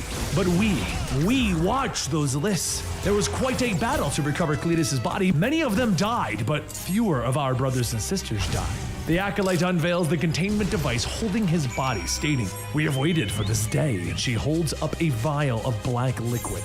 She goes on stating that their men led an assault to recover the stolen remnant of Null's symbiote. This was it, the Maker, the man who stole the sample. He called it a codex. We thought that when a symbiote leaves its host, its influence, its connection is lost. But apparently that is not the case. Every symbiote leaves behind a genetic imprint of itself wrapped what kind of comics do you look for when you go out to buy It was them? theorized by the Maker that this codex could be used to communicate information about the host to the collective symbiote hive. Do you even realize what this means? This tiny piece of Null's dragon. We can talk to a god. Every symbiote leaves a trace of itself on its host, and if that's the case, then this sample must contain the psychic remnants of Null's connection, giving us his voice. All we need is an amplifier. The acolyte injects the codex into Cletus's life support, and as the black liquid takes over, there's a loud bang. Cletus begins to beat on the device from inside, shouting no, but outside the acolyte shouts yes! Shatter your cage and be reborn, Cletus. The Covenant begins chanting again as Cletus begins to break free, and then Cletus, wearing the primordial symbiote, begins to laugh maniacally. But after a few moments, he covers his head, shouting, "Loud! Shut up!" One of the brothers asks what's happening, and the acolyte says that it's him. He's talking to him. Cletus is connected to Null, a Dark Lord of the Abyss, and the mind of Cletus are fighting for dominance inside of the same body. Can you imagine the violence inside? Cletus falls to the ground in pain. I used to be really tells him into that she knows it hurts. She knows Venom he's and incomplete, Spawn but she comics can back in help the day. him. The symbiotes leave a piece of themselves behind in every host that they bond with, and she has one as well. She can feel it swirling around inside of her. And I still Is their read, God's dark yeah, carnage made I don't flesh? collect She anymore. is merely his scorn. Not much. She I've never offers him really her been much of a codex to collector make him whole. myself. The surgery is difficult, but with the Maker's I like to research, collect they online believe that they things. can. Like Before she the can not finish, having the Cletus reaches out, responsibility grabbing her. of There's a taking care of blood-curdling shit, strip, collecting followed by an things ear-piercing digitally. scream. He licks the blood off of the acolyte's bones, laughing. He grabs his face, stating, "Your loonies are right. I do feel better after a snack. I'm not sure what the hell that Null was on about, but Daddy needs some more." Cletus begins to grab another acolyte, shedding the black of the primordial suit and turning it red, like carnage. He tells the acolyte, "I want to talk to God again. How do I go about that?" The acolyte explains that there are codexes, and they think that if he absorbs all of the pieces of the symbiotes left behind in their hosts, he can rejoin the hive and awaken Null. They can set him free. Cletus says, "Goody! Where are they?" The Acolyte says that they are attached to the DNA of anyone who has ever worn a symbiote. Yeah, I've been following They're that. everywhere. So Cletus squeezes, and there's a splorch. I think mostly through Well, Joel and I suppose I better Comicstorian. get to work. As Cletus turns to the Mostly wall of Joel. monitors, there are Comics Island, pictures too, of everyone who has actually. ever bonded with a symbiote across the entire world.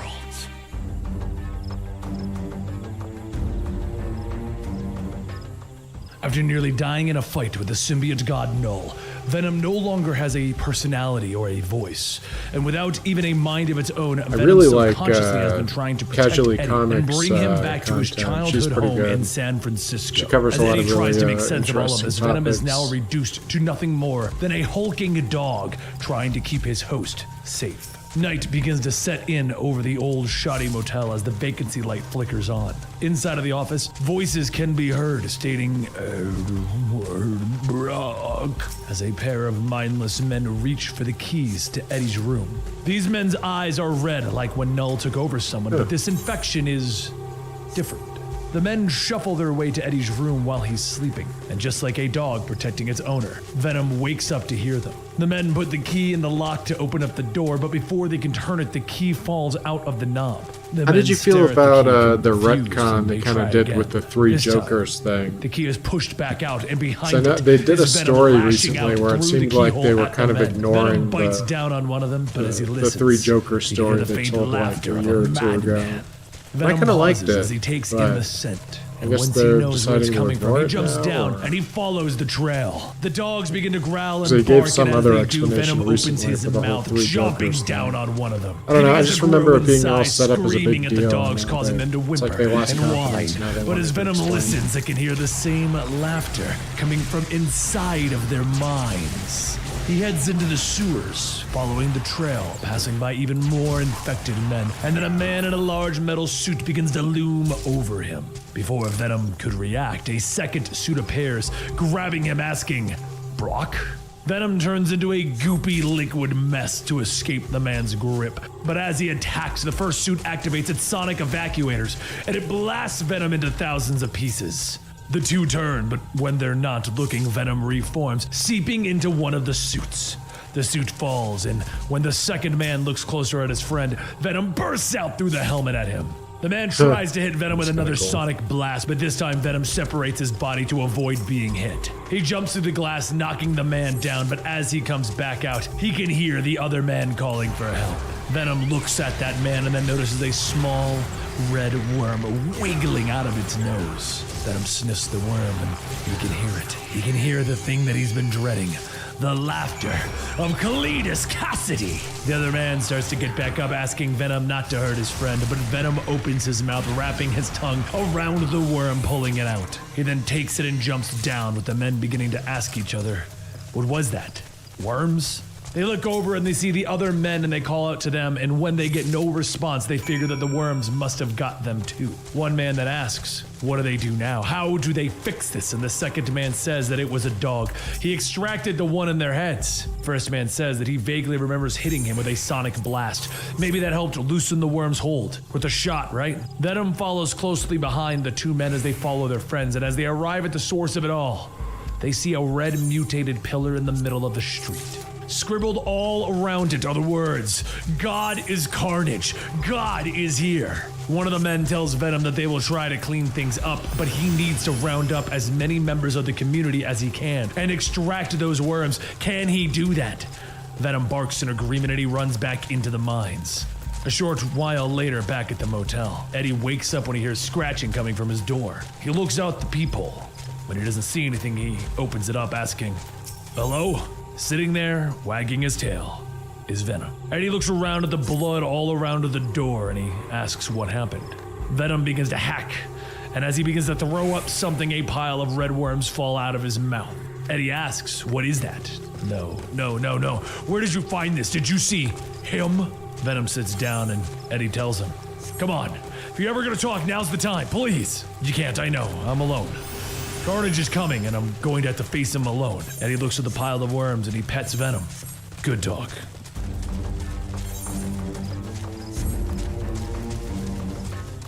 The snarling venom chews, and Andy Benton can hear one thing. Ooh. Tastes so good. Andy screams, kicking while Venom bites down on her leg and she begins to run. Venom shouts, asking, "Where are you going? It's not like you can slip away. You can't get away from us. We're a part of you." Andy can feel the constricting black ooze creeping into her eyes and mouth, and all she can hear is Venom laughing, yelling that she will never be free. She screams once more, but then she opens up her eyes, finding herself in bed in Philadelphia. It was all a nightmare, but it was the fourth one this week. She gets up, getting dressed, and he sees her Aunt Sarah making breakfast. Sarah asks how did she sleep, and not wanting to worry her aunt, Andy says that she slept like a baby.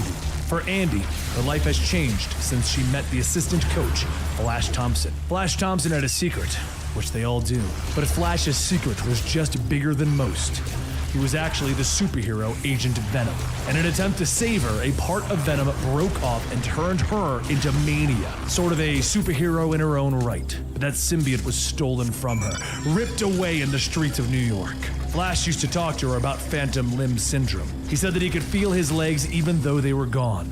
And without her symbiote, she can finally understand just how that felt.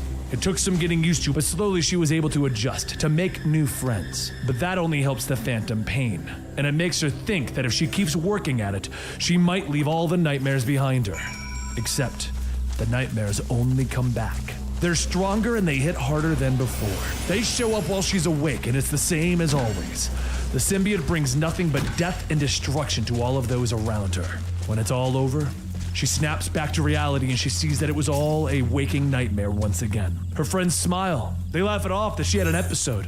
But there's a falseness in their smiles, a discomfort in their laughter. And none of them ask. But they're all wondering the same thing. What's wrong with Andy? What's more, she begins to feel like someone is always there, watching, waiting. But now, the nightmares are happening more frequently. First the coffee shop, then where she works at the record store, and it's the same thing over and over again. Death and destruction at the hands of a symbiote. Maybe talking to someone will help. She realizes, maybe talking to Aunt Sarah will help her feel better, help her get this off her chest. But when she returns home, she finds Aunt Sarah sitting in the living room, and there's a slight eeriness to her. Andy asks her what's wrong, and Aunt Sarah says, "Nothing is wrong. Everything is fine. Just fine." But something's wrong. Her voice seems different. Not right. Just then, red tendrils seep out of Aunt Sarah's head and begin to rip her in half. Andy steps back, telling herself that it can't be real, but then a familiar voice tells her, "Oh, it's real, girlie. This ain't no dream. Come here so I can pinch ya." Carnage claws his way out of the husk that was Aunt Sarah and lashes at Andy. She screams to herself that this can't be real, and then a tendril whips out, slashing her up. And she realizes this is real. She runs out the front door, and Carnage begins to ask, "Where are you going? We're not done playing yet. Not by a long shot, girlie."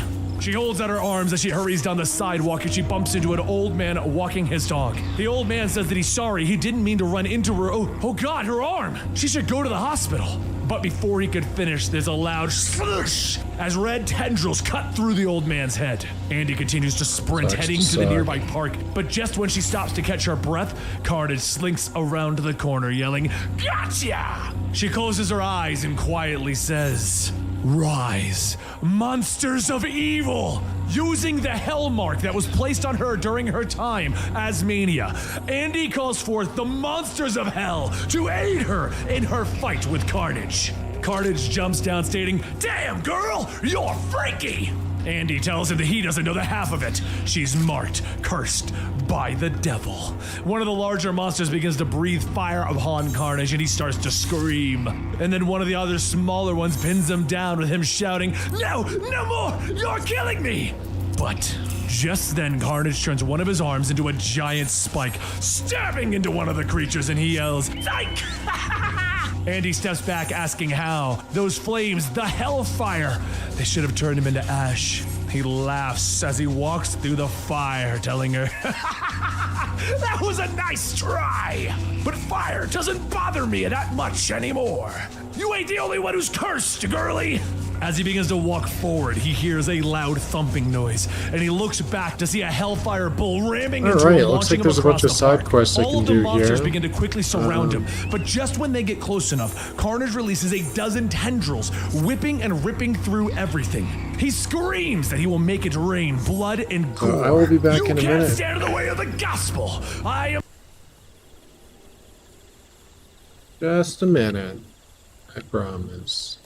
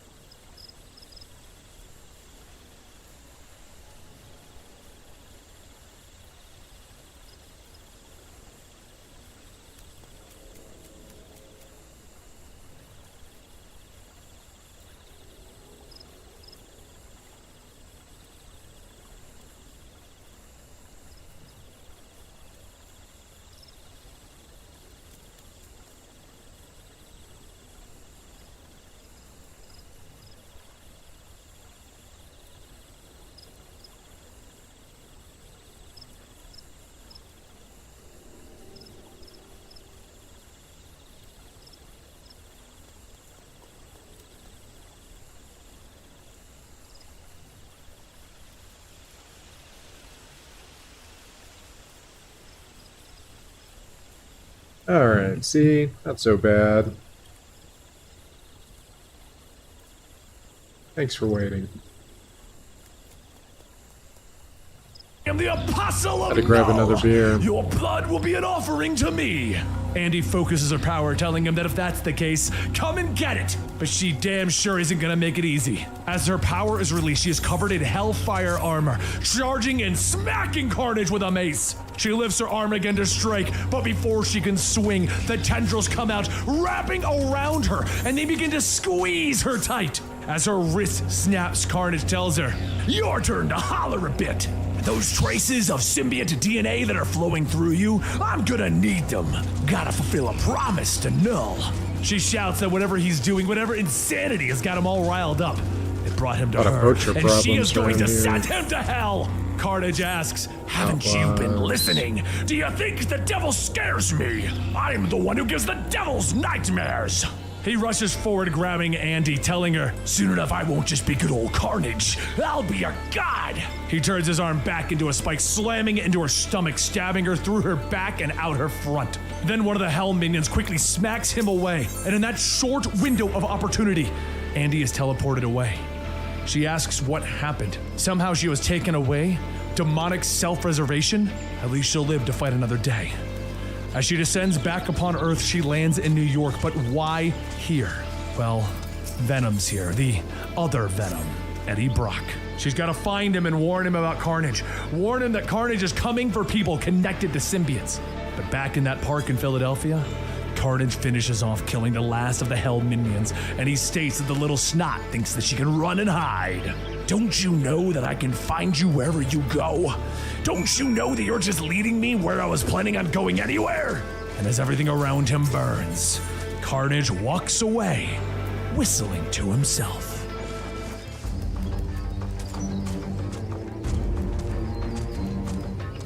As Agent Misty Knight drives into town, she turns on her recorder to report the current situation. She is in search of her fellow agent, John Jameson, who has gone missing in Doverton, Colorado. Yes, that Doverton.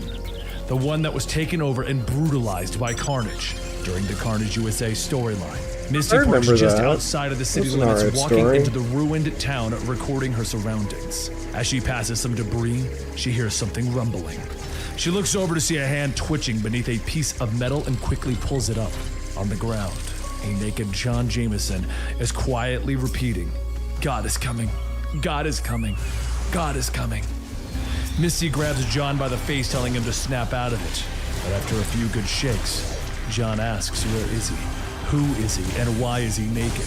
She covers him with her coat, stating that she can't really help him with the naked part, but she can fill him in on the rest. His name is John Jameson, son of J. Joma. Get me the pictures of that wall-crawling menace, Jameson. He was sent into space where he found an object known as the Godstone that allows him to change into the Man-Wolf. After coming back home, he became the head of security at the Ravencroft Institute for the Criminally Insane, where he first met Carnage. That is why his superiors sent him here, because of his experience with dealing with that nutball. John looks around and asks, "Superiors? Who do we work for?" Misty asks if any of this is ringing a bell, and John tells her, "Look, lady, I don't even know where I am or how I got here." Misty explains that he is in Doverton. A few months ago, Cletus Cassidy planted his flag here and essentially conquered the town, infecting the residents with his symbiote. It took a lot of people, and some heroes got infected, but Spider-Man managed to escape and lead a resistance that brought down Carnage. Any of that ringing a bell? John says actually, he can remember a little bit. It all started 2 days ago. He met with Sheriff Eric Morrill. Well, ex-sheriff. Eric brought him to the cemetery where the bodies have been dug up out of their graves. Eric noted that all of the dug up had something in common. They were all people under Carnage's influence. What's more, each one of them had their spines ripped out. Back in the present, John leaves money on the counter, and Misty says that she's pretty sure he doesn't have to do that.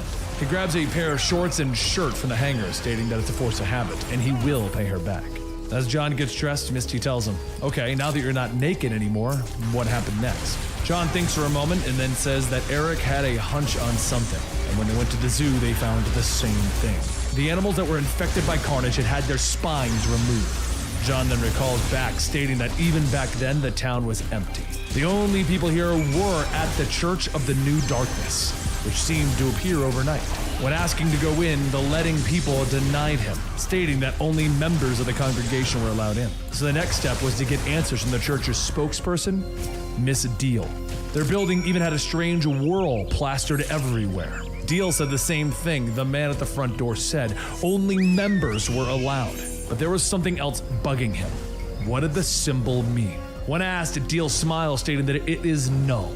He is God, and God is coming. With that going nowhere, yeah, this was the first mention too, I think, so that of they could null. continue in the next day. Except he couldn't sleep. Call it a premonition. Something real bad was about to go down. He looked around the house as if he already knew before he even searched. Eric was gone, and there was only one place that he could be. So, he rushed down to the church since it was the only building with lights and he could hear something. I guess the all-black Forever sword has its together. origins with Forever null. together. He So if you knew wanna Eric's count life was that, in danger, so he before the kicked in the God door. butcher. Now, in his time as Man-Wolf, he's seen a lot. He's seen heroes, monsters, Could even argue that gods, was the but first nothing, time and he Noah was means seen. nothing. Could have prepared him for the horrors that were before him. It all became clear that every man, woman, and child in Doverton was in Carnage's sinister grasp once again. Everyone gathered around Eric as they were getting ready to sacrifice him.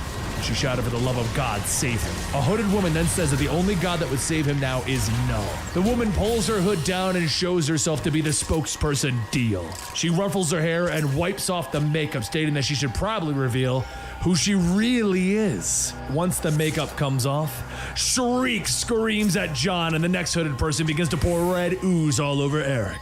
He begs them not to do it, but as more ooze covers him, he says, "Do it, do it!" The chanting from the congregation begins, and John begins to transform into Man-Wolf. But the newly infected Eric lashes out, grabbing John. The congregation begins to shout that God is coming, God is coming, God is coming. Back in the current time, Misty pulls off the last board on that Church of the New Darkness, asking if he's going to be okay seeing this. John Jameson tells her it's okay. They just need to get it over with because he's pretty sure he already knows what they're going to find. Inside, sitting in the church pews, are members of the congregation, all with their spines taken out. But they all have a creepy smile on their face, as if they were happy to have their spines ripped out. John then remembers Eric too was like that. He prayed, stating that he would be willing to step into the light to be bathed in the everlasting darkness. And then a six-armed man with fangs wearing a Spider-Man costume digs his claws into Eric's back and pulls his spine out. Shriek says on behalf of her and her dearest doppelganger, "Please accept this humble gift, Lord Carnage." And Carnage pulls back his robe, taking the spine, stating, "Don't mind if I do. After all, God commands it." Back in the current time, John and Misty get ready to leave Doverton, but John hears something else. Carnage's voice stating, "Whether the flesh bags have accepted it or not, what they have failed to realize is God is already here."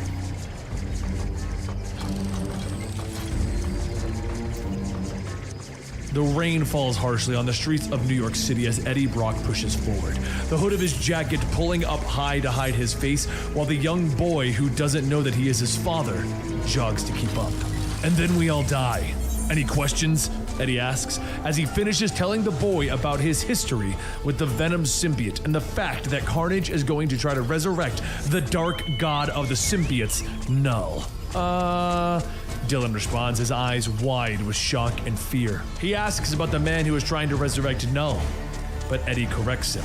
"Not a man, Carnage. He was resurrected by some cult that worships Null," he explains. Dylan's eyes drop and he stares in terror at the rain-soaked city around them. "Anything else I should know?" he asks. "No, that's about the size of it." They keep moving with people passing them on the streets with their heads down. It's New York, where no one sees anyone. Eddie needs to get Dylan somewhere safe, somewhere to hold up while he figures out a plan. Carnage is hunting him down. He has to assume that Carnage could be at any turn, so they have to keep a low profile. He stops short, looking into the bright lights of the Times Square billboards, his image suddenly flashing across them as a news bulletin paints him as a wanted man and extremely dangerous. "Eddie, what is this? What did you do?" Dylan asks, but Eddie drops his head lower, trying to hide deeper in his hood. They need to move. He grabs the boy's hand and they begin to move quicker throughout the city streets, with him glancing back and seeing no one. But he knows that someone is there. He knows someone is following them. They pick up speed, dashing through the subway, the shadows starting to run, calling for them to stop. New Yorkers are shoved aside as Eddie snarls for them to move, pushing past, with Dylan practically stumbling down the flight of stairs as he tries to keep up with Eddie, the man that he thinks is his brother, but is actually his father. "We're getting on the train," Eddie explains quickly. "He's right behind us." The station tunnel is filled with lights as the subway car gets closer and closer. Eddie is so intent on their escape that he doesn't notice the man behind him look up from his paper, his red hair peeking above the print. Cassidy smiles as he shoves Eddie and his son onto the tracks, the lights of the car bearing down on him. Eddie grabs his son, trying to shield him as their end draws near, but the shadowy man that followed them arrives on the tracks, screaming for everyone to get out of his way. His body then begins to shift and morph, becoming almost liquid as it slithers out of his clothes. "Eddie!" It screams, "I'm here!" Eddie's eyes go black as the symbiote bonds to them quickly. "You!" But he is wrong. Yes! The symbiote rears up behind them, stopping the train with its immense strength. "Eddie, are you okay?" Dylan asks, glancing over his shoulder, and then he's startled to see Venom standing behind him. "We're fine," he tells him. Eddie stands there trying to wrap his head around the fact that he is once again bonded with the Venom symbiote. And Venom can talk again as well, which is quickly explained away by the dark magic of the War of the Realms event. If you want to know how Eddie and Venom became separated to begin with, check out our playlist down below. "Can feel you resisting us, Eddie. Not bonding fully. I'm sorry. I can't do this again. I'm not strong enough." But Venom apologizes. They must be together. "He is coming." The police are suddenly on the platform above them, aiming their pistols at the trio, with one yelling for Eddie to put his hands up and step away from the boy. Despite the symbiote telling him that they don't have time for this, Eddie drops the mask. "Dylan, I need you to go with these men. You'll be safe," he tells the boy over his shoulder. But there's no time to argue as the subway car suddenly explodes behind them. "It's him!" The symbiote screams in Eddie's mind. "Oh, hello, Daddy!" Carnage laughs as he slides free of the car, the fire burning around his thin, otherworldly, and human body. "We should catch up!" He smiles, the cops spinning, not knowing who to aim their weapons at. Eddie begins to back up, trying to shield Dylan from the villain. "Officers, I need you to get out of here and take the kid with you. Run like hell!" Eddie tries to tell them, and his mouth elongates, showing rows of sharp teeth and a long tongue that licks out. "We'll take it from here," he growls. Venom launches himself forward, attacking Carnage, his fist connecting with the monster's face, but it doesn't seem to faze him. Venom tries to warn him, tries to tell him that Carnage is now wearing the symbiote dragon, Gorendel. Carnage lashes out, the blow nearly separating Venom from the symbiote. "You know, Brock, I always thought you looked better in red." Carnage laughs as he begins to rain blows on Eddie's exposed head. The bones crack as the symbiote whispers into Eddie's mind. They can heal this, but they need to run. But Eddie, he refuses, trying to crawl away. This is his problem, and he'll end it right now. Carnage grabs him again, his jaw inches from Eddie's face.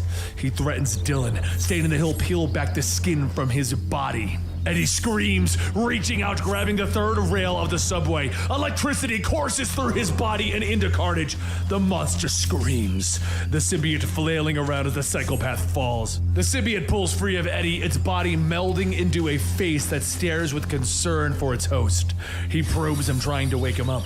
Dylan jumps down, trying to lift Eddie up, questioning whether he's all right. "I'm alive. Don't know how, but we gotta go," he tells them, so the two of them turn, leaving Carnage on the ground, the symbiote reforming as the body gently laughs beneath it. The rain falls down around them as the two of them make their way back into the streets, with Dylan turning, realizing that Eddie is sagging slightly, and he hasn't said a word since they left. "Eddie is asleep, but he'll be okay," Venom tells the boy, the strange voice coming from Eddie's lips startling Dylan. "We've placed him into a coma while we repair his body," Venom tells him. The two of them then arrive at their destination, with Eddie suddenly coming back, looking around surprised. Dylan asks where are they, and Eddie finally realizes where the symbiote took them. They go inside of the apartment building, and Eddie quickly knocks on apartment 616. The man who answers the door takes one look at the rain and blood-soaked pair before shouting over his shoulder, "Parker, it's for you!" Later, Spider-Man leans forward in the diner booth after Eddie explains everything to him. "I hate symbiote stuff so much," he groans as he rubs his head. "Just so much. It ain't great over here either," Eddie growls as he leans back in his booth, his hood pulled deep over the his sunglasses relationship that now cover in his the eyes. comics. He thanks Spider-Man for meeting them, and he They've asks gotten if to he a can good even place. help. "When did you start fighting gods?" Spidey asks. "You come to me with Carnage and gods, and Carnage has godlike powers," he jokes, asking whatever happened to the good old-fashioned evil businessman. Eddie just growls, starting to get up, stating that he knew that this was a mistake. Both Spider-Man and the symbiote tell him to sit back down. Spidey tries to ease the situation, asking if Eddie wants coffee or anything to eat. "My other provides me with everything I need. I don't get hungry." "Why is everything horrible with you?" Spidey asks him. He tries Dylan, asking him the same question, but the young boy just glares at him, trying to tell him not to talk to him, and calls him a menace. Spidey just leans back, exasperated. "This is great. You guys are great." Eddie smiles, placing his hand on the boy's shoulder. "He's a good kid." After Dylan goes and sits at the counter, the two of them get into it, Spider-Man questioning whether Dylan knows that Eddie is even his father because, "I'm hearing a lot of Eddie and not a lot of Dad," he whispers. Eddie explains that he hasn't told him yet, that if he tells him, then it all becomes real, and the kid is stuck with me. Conversation is then cut short as Eddie glances at the news report that just popped up on the TV. The reporter tells of a mass grave that has been found in New Jersey, with many of the victims having been dead for years. Several images of the victims' identities pop up on the screen, and anger flashes through Eddie. Spider-Man pulls away, trying to figure out what has gotten Eddie so mad. "You don't see it? General Ross, Fortunato, the Life Foundation?" he practically shouts. The grave is full of people who have worn symbiotes and died. "It's a message to me from Cassidy." He frowns. Even if they're dead, they're a target.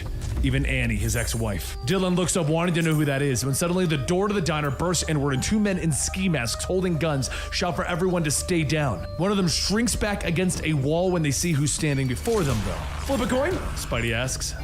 "Nah, you got it," Eddie says with a shake in his hand before turning back to Dylan. "Come on, you can finish Spider-Man's fries."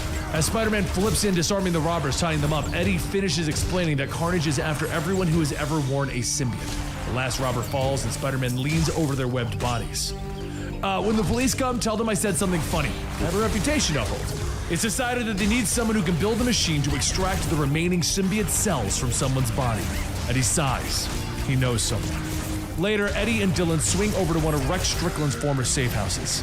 Walking through the door, the group sees a stretched-out man with a strange helmet leaning over a piece of machinery. "Hello, Eddie. I received your call." Maker calls from his work. So Cassidy is finally making his move. Eddie looks up at the vast machine sitting in the warehouse, questioning what it does. The Maker turns, stretching so that he sits in front of Brock. "You require a machine that can extract the codexes from their respective hosts without killing them. I built it 35 days ago," he tells him. He works for some people who have an interest in seeing the symbiote made whole again. "Maker, real soon you and I are gonna have an intense conversation about what you're planning." And the Maker smiles. "If you say so." Spider-Man then suddenly arrives with a child in tow. "Oh look, a Spider-Man," Maker sighs. Eddie quickly introduces the two, with Spider-Man offering his hand. "My name is Reed Richards," the Maker explains, ignoring Spider-Man's hand. "What? Like, really? Wait, what? How? Really?" Spider-Man stammers. Maker explains that he is from a younger alternate dimension. He just sighs, assuring them that his calculations are correct, but if they don't want to test the boy in the machine, then "You can go fetch me someone else with a codex," he orders them. He suggests a highly dangerous, rather obvious choice that Cletus Cassidy would be targeting. He then smiles as he finishes his sentence. "I don't suppose you have anyone like that in mind." Later, lightning is flashing over the rooftops of Ravenloft Institute for the Criminally Insane. John Jameson walks down the darkened corridor, the sounds of gently singing and laughter echoing past the cells that house the worst criminals. He turns at a sound as flashlights shining. "All right, everyone's clear. You can come out now," he says into the darkness. "John Jameson, you're a lifesaver," Spider-Man says as John shines his light up into a darkened corner, revealing the wall crawler and Venom smiling back at him. He goes for his gun, calling for Spider-Man to look out, but a quick webbing and explanation calm the guard down. Quickly, the group moved through the halls, heading to Norman Osborn's cells. It was months ago that Norman Osborn infected himself with the last remnants of the Carnage symbiote. Once he was defeated, Norman's mind was shattered, and the villain actually believed himself to be Cletus Cassidy. The three of them are standing outside the cell door when finally Venom steps forward. "All right, how are we doing this? Do you have an override, or am I ripping the door off the hinges?" Spider-Man tells him to hold up. They need Norman sedated before they can even think about moving him. Suddenly, Spider-Man doubles over as his spider sense goes crazy, and they both turn to see John's body beginning to shift and morph. "I'm sorry," he struggles, looking up with red eyes. "He's in my head. I have to get him out." The guard turns, drawing his pistol, firing it at the door's control panel.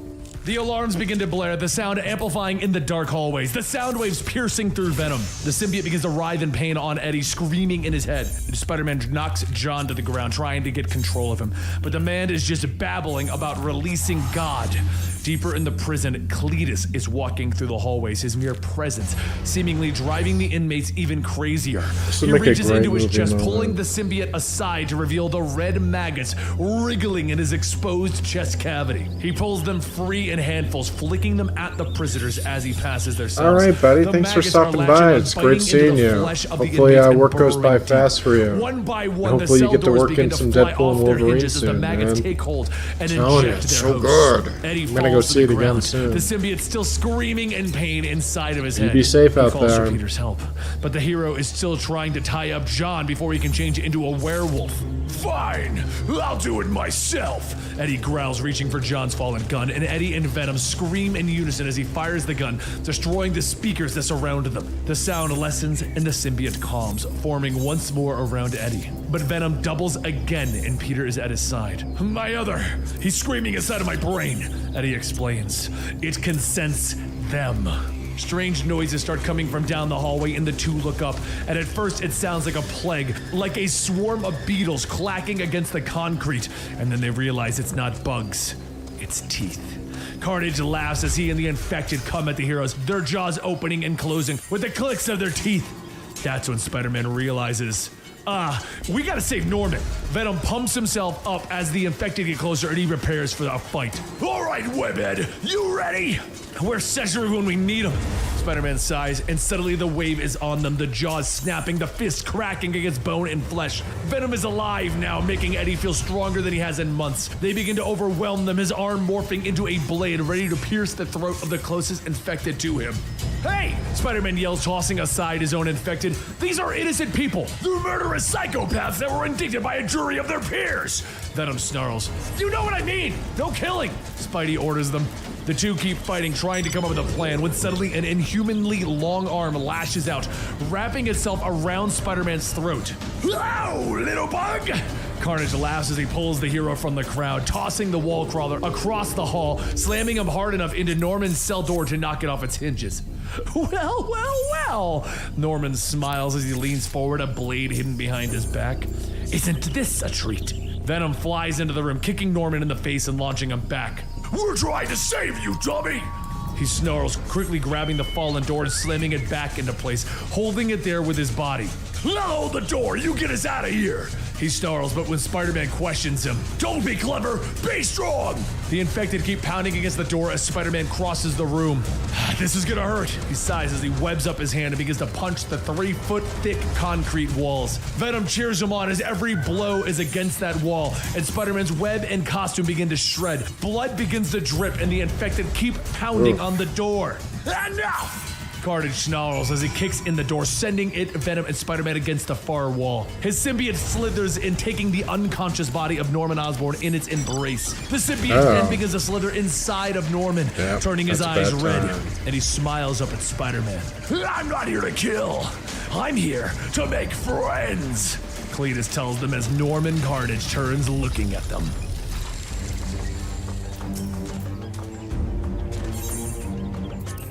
The sun begins to set over a small neighborhood in Carrington Cottage. Down the street, a dog walks. It looks like any other dog, but this one is a bit different. It's a bit dirty. As it stops, it hears the cries of a young girl named Sadie. So it walks over, and Sadie asks, where did it come from? The dog just stares, and Sadie asks, what's the matter? Cat's got your tongue? So it licks her face, and she tells him, okay. Easy now. She's never seen him before, and without a collar, there's no telling who he belongs to. She begins to scratch the dog's fur when suddenly a voice from inside the house shouts, Sadie, get back inside and pack. Sadie sighs, telling the dog that she's sorry, but she's gotta go. She would invite him in, but it's not really her home anymore. Her mom and dad have been fighting for months, and her mom wants to take her and her brother away. Before going inside, Sadie can hear the screaming of both her mom and her dad as she sits down crying. She says that they're always arguing. All they can do is say mean things to each other. They don't care if they hurt her or her brother Billy. She just wishes that they could stay here, in their house. Stay a family?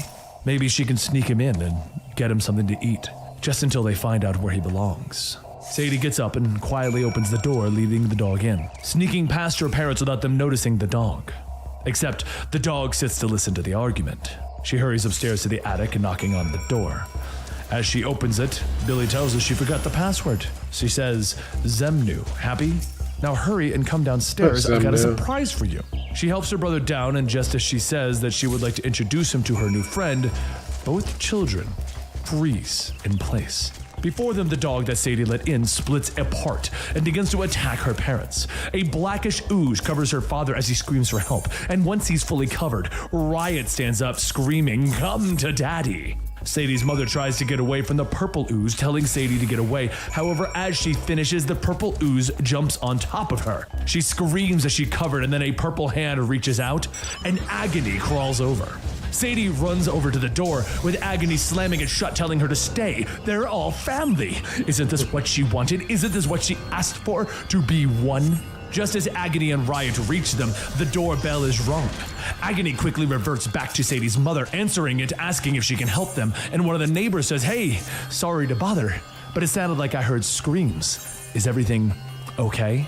Agony tells him, of course it is. Couldn't be better. She was just making lemonade for the children. Sadie pushes her way out, shouting, help them, help them. So Agony spits acid into the man's face, stating, the lemonade is freshly squeezed. Sadie grabs Billy by the arm, running into the attic, telling him to be very quiet. And Billy starts to go through some of the boxes, stating that it looked like Venom was attacking them. Spider-Man used fire and sound to stop them, right? Those must be his weakness. Just then, there's banging on the hatch. The banging continues over and over until finally Riot's hand punches through and he crawls out. He looms over them, stating, "There they are. We've been looking everywhere for you. We heard your cries, we heard your pain. We've been looking for a safe haven, a place to hide, a place to call home. But we can heal you, all of you. We can be together again, complete. Your mother, your father, isn't it what you wanted? One big, happy family." Out from behind, Lasher looms over and Sadie throws herself into a wall, giving her and Billy an escape route. As the two run as fast as they can, Riot reaches out, grabbing Billy by the leg. He shouts for Sadie and she quickly turns back, grabbing Billy by the hand and pulls. Once the two of them make it to the bathroom, Sadie sits Billy in the tub, telling him it's going to be okay. Mommy and Daddy are going to be okay. But through the faucet, the orange ooze leaks out, covering Billy. Before Sadie has a chance to save him, the ooze completely covers him and Phage walks out. Soon, all of the symbiotes are now surrounding Sadie, and in a panic, she grabs a lighter and air freshener sitting on the toilet. Phage asks what's wrong. They can be a family again. Come, take my hand. But Sadie shouts that they are not her family. She flicks the lighter on and pushes the button for the air freshener, igniting the three of them. Riot smiles, stating, "Come, we need our family to be together. Don't you want quality bonding time?" Sadie holds down the button until the air freshener fizzles out, and she runs downstairs. She heads straight for the door, and as she passes the dining room, Agony asks, "Where are you going? We're about to have dinner." Sadie looks over at the table to see the neighbor from before spread open on the table. Agony says that they need to hurry, for supper's getting cold. Lasher reaches out, grabbing hold, forcing her to take seat at the dinner table, and everyone sits down with Riot asking, "Shall we say grace?" So everyone holds their hands and they all chant, "Good bread, good meat, good God, Null, let's eat." The symbiotes all begin to pick at their food, discussing their day, and Agony asks what's wrong. Sadie has barely touched her plate. Well, how about this then? A toast. A toast to the family. To Sadie for making all of this possible. Agony holds up a glass, and each of the symbiotes all drip some of their ooze into it and hand it to Lasher. Lasher tries to force Sadie to drink it, but she slams it on the table and uses the broken glass to free herself from Lasher's grasp. She runs outside, but before she can get far, Lasher grabs her and slowly drags her back in. The next day, Sadie's parents begin packing, telling Sadie and Billy to hurry up. It's time to hit the road. As they begin to drive, Sadie's father asks if they're ready to take a big bite out of the Big Apple. Billy bounces in his seat, stating, we are. And Sadie's mother says that if anyone gets hungry, she packed a snack in the cooler. All they have to do is ask. So Billy says we should play a game of I Spy. And as Lasher wraps itself around Sadie, she smiles, stating, with my little eye, I spy something red.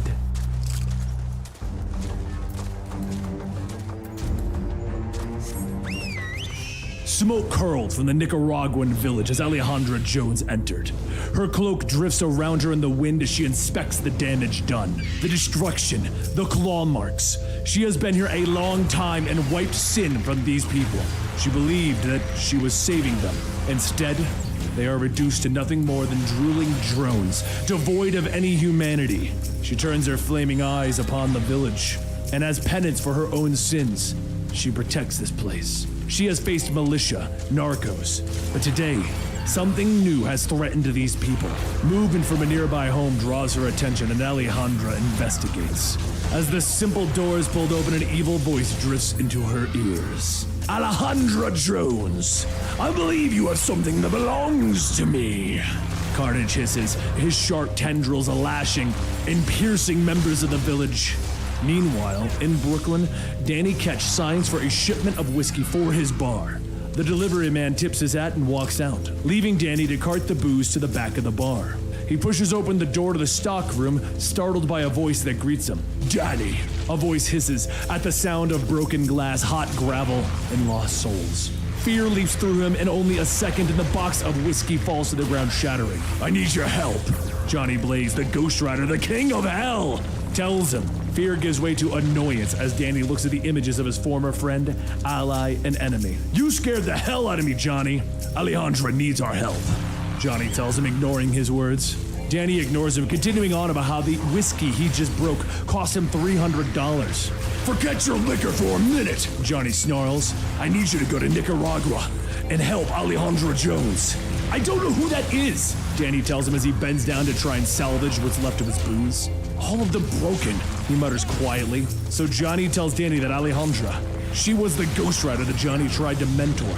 Tried to lead her through what it means to be a spirit of vengeance. I failed her, he tells him. Danny barely seems to be listening as he throws the box of shattered liquor away. So why don't you go help her? He asks. But Johnny can't. He's stuck in hell until he learns how Mephisto got out all the time. Until then, the best he can do is astral projection. Johnny wants to change the way things are done, to stop forcing every Ghost Rider to go at it alone. Finally, Danny looks up from his mop, jabbing a finger at the projection. Fine! I'll clean up your mess! But you need to find a way out of hell, because I'm done being the devil's puppet. Later, Danny cruises past an 18-wheeler at 700 miles per hour, the tires on his hell bike leaving a trail of fire in his wake. Inside, the cultists are alarmed. One asks if they should alert Carnage, but their leader tells them to do nothing. Carnage ordered them to keep their distance, and if they all want to keep their spines, they need to obey his orders. Danny parks his bike in the flaming village, dismounting, staring at the destruction around him. Hello? Anyone? He calls, heading to the cantina before him, pushing open the Batwing doors, stepping into the dimly lit building. He's greeted by a man, pointing a double-barrel shotgun at his face, ordering him to stop or he'll shoot. So Danny throws up his hands, his eyes straying over to the women and children hiding in the back. No need for a gun. I'm just looking for my friend and maybe a drink. The man doesn't lower his weapon, telling Danny that he is a stranger and doesn't belong here. I don't necessarily agree. The man asks if Danny came with the monster of blood and oil to fight their guardian ghost. Is she a lady? Danny asks, his hands still up. Looks like she's been to hell and back. Eyes on fire. That her? Danny asks them where he can find her. He believes that she may need some help. The children look scared, pointing out the window. They were fighting in the hills. But now, they're back. Carnage swirls his tendril blades, trying to cut the spirit of vengeance. Come on, girl! Just let me suck the marrow from your bones! Is that too much to ask? He cackles, but Alejandra is moving too fast, her flaming sword holding the monster at bay. I will not lie down for you, dog! She hisses back. Danny watches to the window, his mouth set in a grim line as his face twitches, and the flesh melts away. You might want to get somewhere safe, he tells him, his voice the sound of the grave. He turns back to the man, to the rider completely revealed now. The spirit of vengeance does not hide. Outside, Alejandro stands ready against Carnage. He lashes out, his tendrils trying to stab her before it's sliced from the sky. Danny screeches to a halt next to him, twirling his hell chain over his head.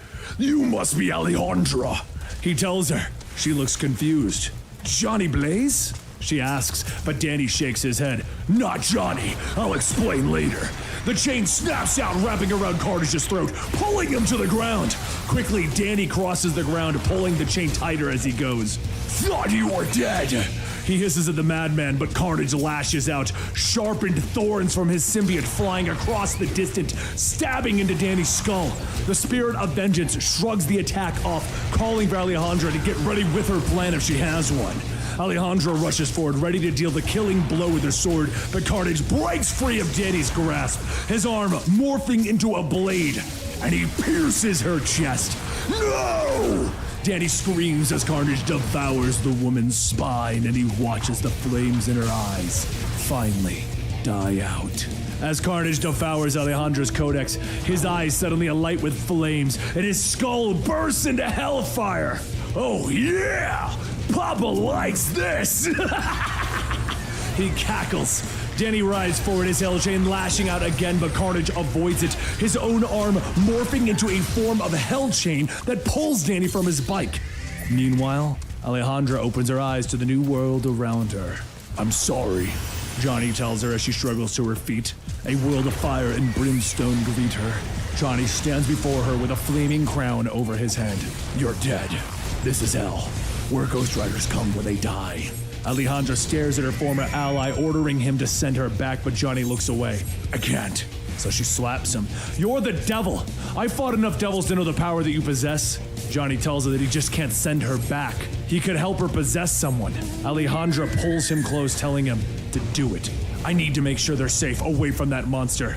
But back on Earth, in our battle, Carnage swings Danny again, slamming him hard onto the ground. I thought a real Ghost Rider would put up more of a fight! He snarls, but Danny suddenly moves fast, pulling the monster in. Look into my eyes! He snarls, his voice of fire.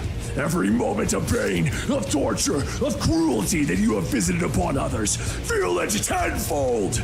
Briefly, it seems to work. But Carnage's screams of pain seem to change to screams of joy, and pain rushes through Danny's body as he's thrown away.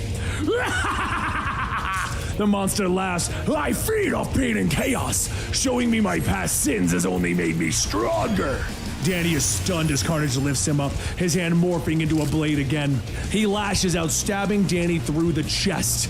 Meanwhile, in hell, Johnny finishes the spell that will send Alejandra back to Earth, but he doesn't know how long she'll have. I don't need long, she tells him, closing her eyes. Back on Earth, the man and his family are trying to hide within the cantina when suddenly his teenage daughter stops and begins to twitch. Her eyes alight with fire, and Alejandra's voice pours from her throat. It worked. And then she turns to her family, telling them that they must fight. Outside, Danny tries to crawl away as Carnage grabs him once again, suddenly charging away on his own Carnage Hell bike. Danny struggles, reaching for his chain as he bounces along the ground. It lashes out, snagging the bike's tire, sending them both flying through the air. Man, you wrecked my Carnage cycle! Carnage hisses. Danny struggles to his feet once more, prepared to continue the fight. He dodges another attack, but his movements are now slow. When suddenly, a Molotov cocktail sails from the village, shattering and exploding on Carnage's back. The villagers all stand ready to fight, with the girl Alejandra is possessing standing out in front. Anyone who threatens these people will pay with their lives, she shouts. When suddenly the cultist truck comes barreling through and Carnage leaps atop it. My ride's here, Toodles! He cackles as he disappears into the night. Though injured, Danny summons his hell bike and prepares to give chase. But Alejandra stops him. Though different, Danny recognizes the spirit of her within the girl, and she thanks him for aiding them. I barely did anything, he tells her, returning to his human form, but she disagrees, looking back at the villagers. Without his aid, Carnage would have attacked and killed them. She thanks him one last time, releasing the girl and leaving her standing there very confused. The villagers all wave goodbye as Danny rides off into the night. And as the truck drives away, the powers of the spirit of vengeance are already fading within Carnage as he lashes out at his followers for disobeying his orders. Now, who's next on my butcher's block? He asks those who are surviving. Back in hell, Alejandra stares down at her own hands again, with Johnny leading her deeper into his kingdom, telling her that he has some spirits he wants her to meet. Alejandra, welcome home, he tells her, revealing the past Ghost Riders that reside there.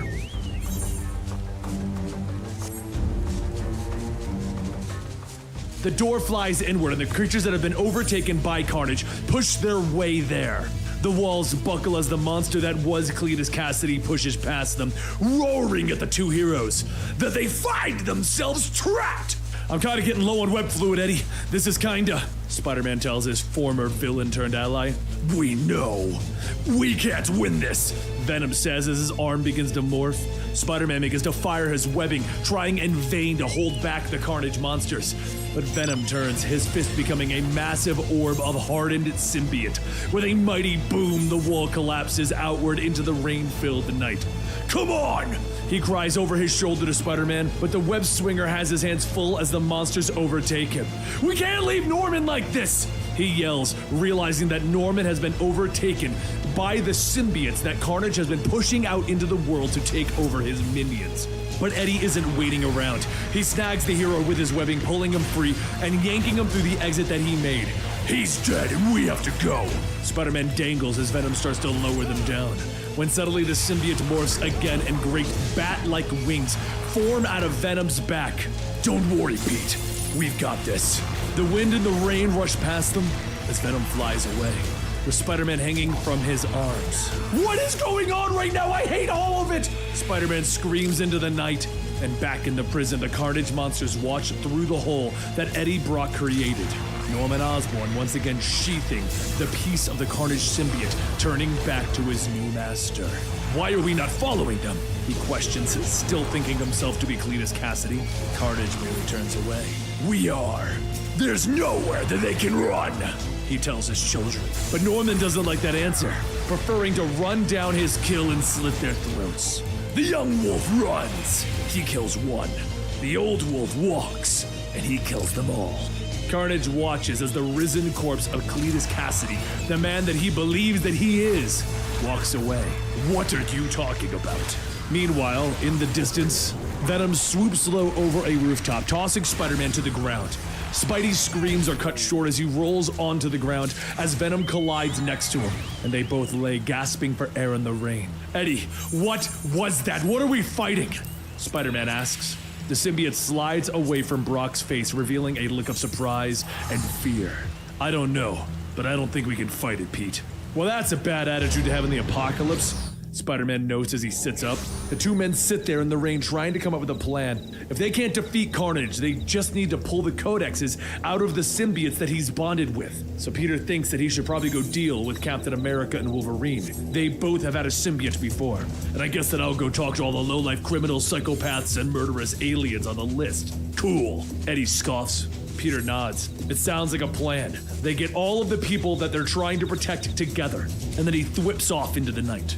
But before he can leave, Eddie's phone buzzes in his pocket, and he picks it up to hear the sound of the Maker on the other line, and he questions if Dylan is all right. Yes, everything is fine. That screaming? Oh no, the boys are just watching television. The evil version of Reed Richards tells him. Maker lets Eddie know that he managed to hack the FBI database and learn something interesting about the mass grave of symbiote hosts that they found that set off this whole event. The body of Eddie's ex-wife and Dylan's mother, Anna Weighing, wasn't in it. I believe that she passed your codex on to Dylan, Maker tells him. Your son is a target. Fear overtakes Eddie and he tells the Maker to let Dylan know that he'll be there soon, and he orders him to protect him. Nothing will harm the child while I stand in the way. You have my word. The call ends and Eddie looks back at the city before him. He can feel them. The infection that is the Carnage symbiote spreading and growing. They are moving through the city, hideous monsters. And deep beneath the city, Carnage sits on his throne in the spire. His creatures, his horde, move and they stir around him. And Norman stands by his side, wondering at the vastness around him. Irritated, Cletus turns to him. I'm trying to wrap my hands around the planet's throat, Norman. Do us a favor and shut up! He hisses, but Norman suddenly stops, turning to his new master. What did you just call me? Cletus leans forward, informing Norman that he's allowing him to believe that he is the real Carnage because it amuses him. Let's get one thing straight. He hisses as he wraps his claws around the man's throat, pulling the symbiote free so that he can look into Norman's terrified eyes. There's only one Carnage in this house! Norman struggles from where he fell, letting Carnage know that one day they will square up against each other so that all of the pieces of the Codex can be collected. And on the streets above, Miles Morales fights alongside the villain Scorpion as the horde swarms around them. Get behind me! He orders, but Scorpion just snarls as he continues to fight. Behind you? You ain't doing much better, kid. I can do this! Miles shouts, fighting off another horde, and finally he smacks them with a venom strike that knocks the monsters away. Because I'm Spider-Man! He keeps hitting the monsters over and over again, but with everyone that falls, it seems that two more take its place. Scorpion suddenly breaks free, using Spider-Man as a distraction to get away. Sorry, kid. I know we used to be Venom and all, but I ain't no Spider-Man. Venom snarls a curse as Scorpion almost runs straight into him. He reaches out, taking Scorpion by the shoulders, throwing him back into the horde. We'll talk after I save the boy, but now you fight! He snarls when suddenly Carnage is there, his tentacles reaching out, grasping for Scorpion. No! Venom yells, trying to leap to the villain's rescue. Gorgon, get away from him! Carnage spins the criminal around, one of his tendrils morphing into a blade, and Scorpion sags as that blade pierces his back. Miles leaps in, trying to save him, his venom strike knocking the symbiote clear of Norman's head, revealing the screaming madman. And as Norman is momentarily distracted, Venom tries to drag Gorgon free, but the villain can't stand. He can't feel his legs. His spine was just severed. Eddie lifts Mac to his feet, trying to clear the horde. The kid! Scorpion struggles, but Venom turns back, seeing the horde and Osborn focusing on Miles in their rage. Spider-Man reaches out his hand, fear in his voice as the creatures pour over him, and he calls out to Brock, Eddie, please, don't go! But Miles suddenly rises up, his voice changing as the Carnage horde bonds with him. We're just getting started! He laughs maniacally into the night.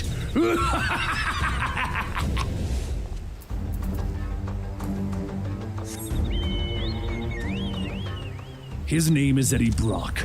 Their name is Venom, and this is the day they die. Carnage is back, powered up by Null's dragon symbiote, the Grendel. And right now, Carnage is hunting down everyone who has ever worn a symbiote. Spider-Man and Eddie went to Ravencroft to save Norman Osborn, but between the both of them, they're fading fast.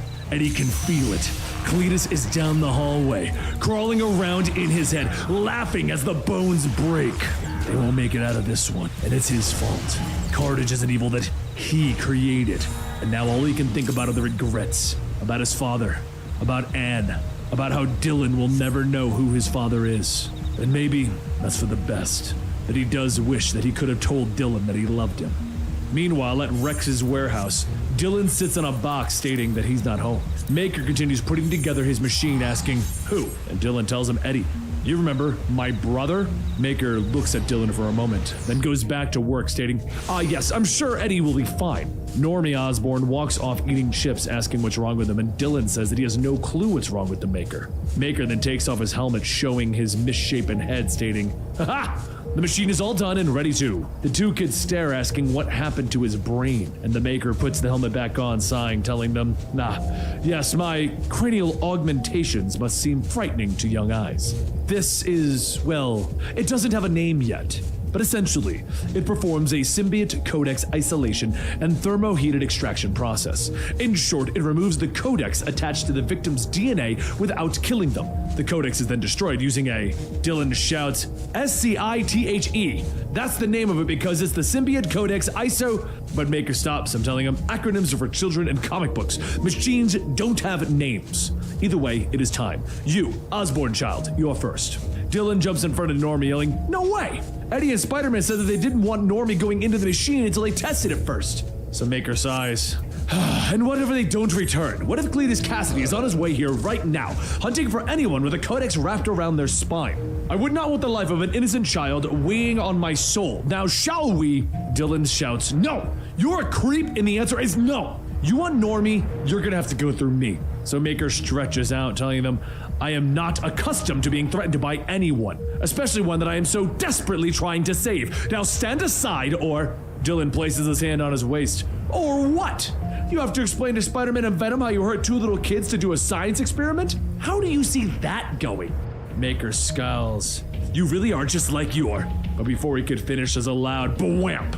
Maker looks back, asking, what could have gotten past the proximity alarms? Just then, the Life Foundation symbiotes, Phage, Riot, Lasher, Agony, burst in and Maker sighs, telling the boys, get behind me. I've heard little about these ones. Phage then asks, do you really think you can protect them? You don't know us. We will happily rip your heart out. Maker scoffs, and you don't know me. Well, you're about to. As Maker begins to press a button on the computer, it asks to input a command, and Maker smiles. Kill all symbiotes. Several turrets drop out of the ceiling and they begin to fire, and while the symbiotes try to protect themselves, Maker tells the boys to get to the armory and lock the door. Dylan and Normie run to the back, with Normie asking what happens now. Won't we be trapped back here? What do we do if the symbiotes get in? Dylan looks around at all the weapons spread across the room, stating, if the symbiotes get in, we fight. Back outside, Lasher whips a tendril, grabbing Maker, stating, that is enough! Carnage will kill us if we do not return with the child. We will not die today. As Lasher pulls himself in, Maker calmly says, I'm not so sure about that, while grabbing a sonic rifle. He tells the computer to set the gun to maximum payload, and when the computer confirms that it has been, Maker puts the rifle to Lasher's head and pulls the trigger. The symbiote is blasted to pieces, and from it, its host, the little girl Sadie, falls to the ground asking, what's going on? Where am I? Where's my family? Maker looks down. Well, that's interesting. Many people would view your age as a hindrance to this confrontation. I, however, am not one of them. Rifle set to live rounds. Before he could pull the trigger, the remaining symbiotes grab onto the Maker, giving Agony time to spit acid on the sonic rifle to destroy it. While holding Maker down, Riot tells Phage to get the child. Inside the armory, Dylan holds one of the guns, telling Normie, stay down.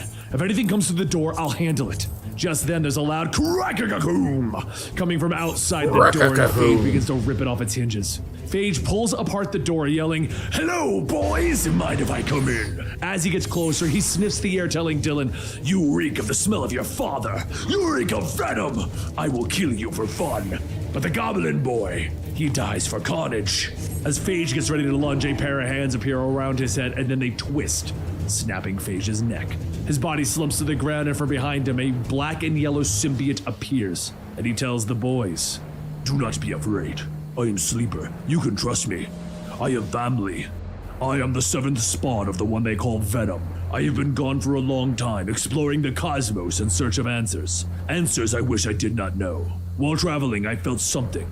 Pulling me, speaking to me, calling me, telling me that this planet was home. This planet of symbiotes. Then the Horde tried to claim me, to aid their fight. I did not understand it, but in its thrall I saw the truth. What this lie of a planet held at its core. I heard the sleeping prisoner's voice. I am coming, it said. I will be free. So I burned any connection away from secreting a powerful Badoon acid with my chemokinesis. It's a unique ability to produce chemicals from my form. After that, I raced back to Earth to find you. I am the son of Venom. Dylan stares for a moment asking, who are you though? Like underneath. Sleeper tells him, my host was a Kree soldier named Telkar. Though as you can see now, I am the one in control. Sleeper pulls back, revealing the skeletal remains of a Kree soldier, stating, even though I am in control, we are much stronger when we aren't alone. Just then a sonic blast rips Sleeper to shreds. And Maker tells them, rest easy. That should be the last of them. No need to thank me. I'll get this one with the others and dispose of them accordingly. As for this body, Dylan shouts, no! Sleeper is good. He's not like the... But Maker stops him. We don't name them, and we certainly do not trust them. Dylan looks at Sadie and the rest of her family in stasis chambers, asking, what are you going to do to those people? You're not going to... But Maker tells him, no. I'm not going to kill them. I'm going to extract their codexes. The symbiotes, though, those will be killed. After that, we can get your little friend into the machine and... But Dylan goes, no! I already said we're gonna wait until Spider-Man and Eddie come back! I do not require your permission. Now step aside. There are lives to be saved. As Maker activates the computer, Sadie's father is shocked and he screams in pain, shouting, please, stop! It hurts! And Maker looks at them. They shouldn't be conscious at all. Well, that's interesting. Back in the armory, Normie says that he's scared. Please don't let the Maker put him into that machine. And Dylan tells him, I won't. We just have to get out of here. And to do that, we need to do something stupid.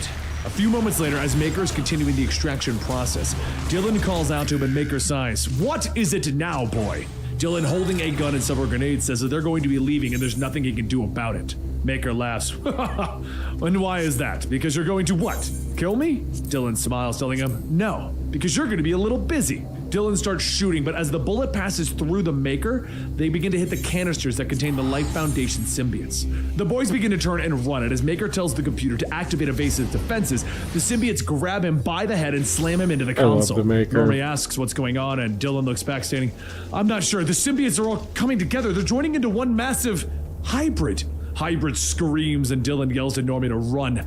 As the two get outside, Hybrid comes bursting through the walls, clawing his way towards Normie. Normie tells Dylan to go ahead. They only want him. He can distract. But before he can finish, Normie is grabbed and Hybrid says, this one has something we need. The Goblin Kid is in the way.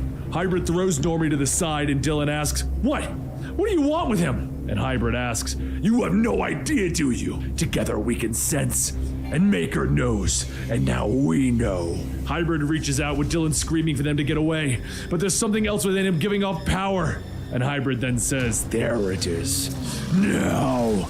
But before he could finish, a giant rock fist punches Hybrid in the face, followed by a red, white, and blue blur. The power fades within Dylan, and Captain America asks, do you mind if we cut in? And with him is Spider-Man, Thing, and Wolverine.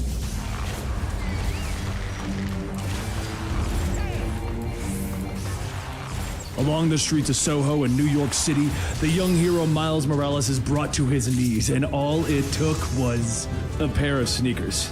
He stands there staring at the window, telling himself that he must have them. He will have them! And Genki asks him how he'll do that. They cost $300. Has he ever even had $300 at one time?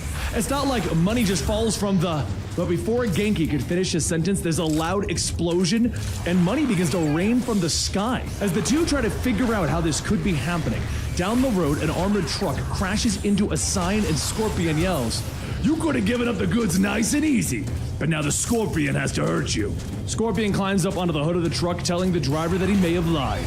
He doesn't have to hurt him, but he wants to. Just before Scorpion could strike with his tail, it's pulled back with webbing, and Miles tells him, I know how it is wanting things that you can't afford, But you can't take it out on innocent people.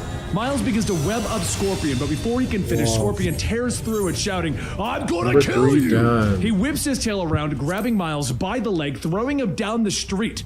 Miles gets back up, telling him, "Okay, that one hurt." Scorpion charges at Miles, asking if the Spider-Man Jr. is still breathing. "Let's change that." As Scorpion gets close, Miles jumps up, shocking Scorpion with a Venom Blast, stunning him just long enough to web him back up, slamming him into the ground.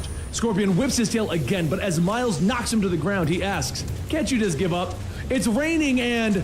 The Scorpion wipes his mouth, telling him, "You must not know Mac Gargan. But before he could finish, dozens of Carnage thralls rush at the two of them, yelling, "Gargan, Gargan, Gargan!" The thralls of Carnage all pile onto Scorpion, with Miles starting to pull them off, stating, "I can't let you eat this guy! He's on his way to jail!" However, as Miles throws one of the Carnage thralls off, they all look at him yelling, "Kill, kill!" And Miles sighs, telling them, "Great, now I got their attention."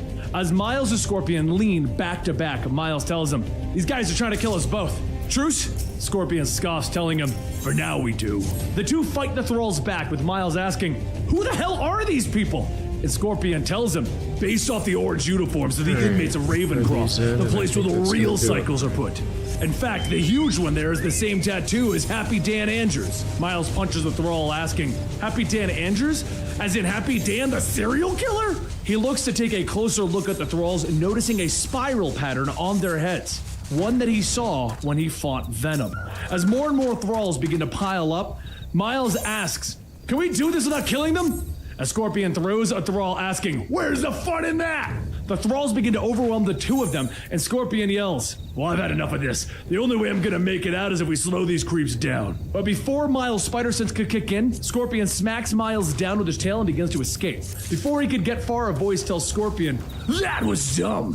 The kid could have helped you against, well, me." Miles looks up to see Carnage perched on a van, but with his current injuries, he's even struggling to move. As Scorpion runs, Carnage shoots out his fingers, grabbing him, asking, "And where are you going? There's still an itsy-bitsy piece of you inside of me." Carnage pulls his arm back, lifting Scorpion into the air, telling him, "We're just gonna have to take your spine out so we can get to it." Carnage slowly stabs his fingers into Scorpion's side, with Miles yelling, "No!" And he hits Carnage.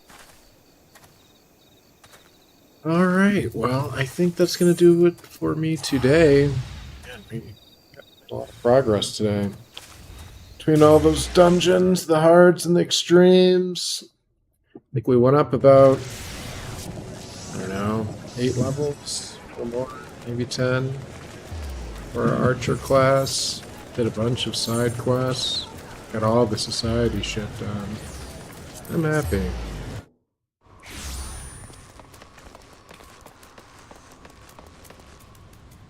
But, you know, until tomorrow, you know, whether you watch now or later, bravo, thanks for tuning in. JD, it was always good to see you. And everyone else, whether you watch now or later, whenever you are, wherever you are, I will be back tomorrow. So tune in. Thanks.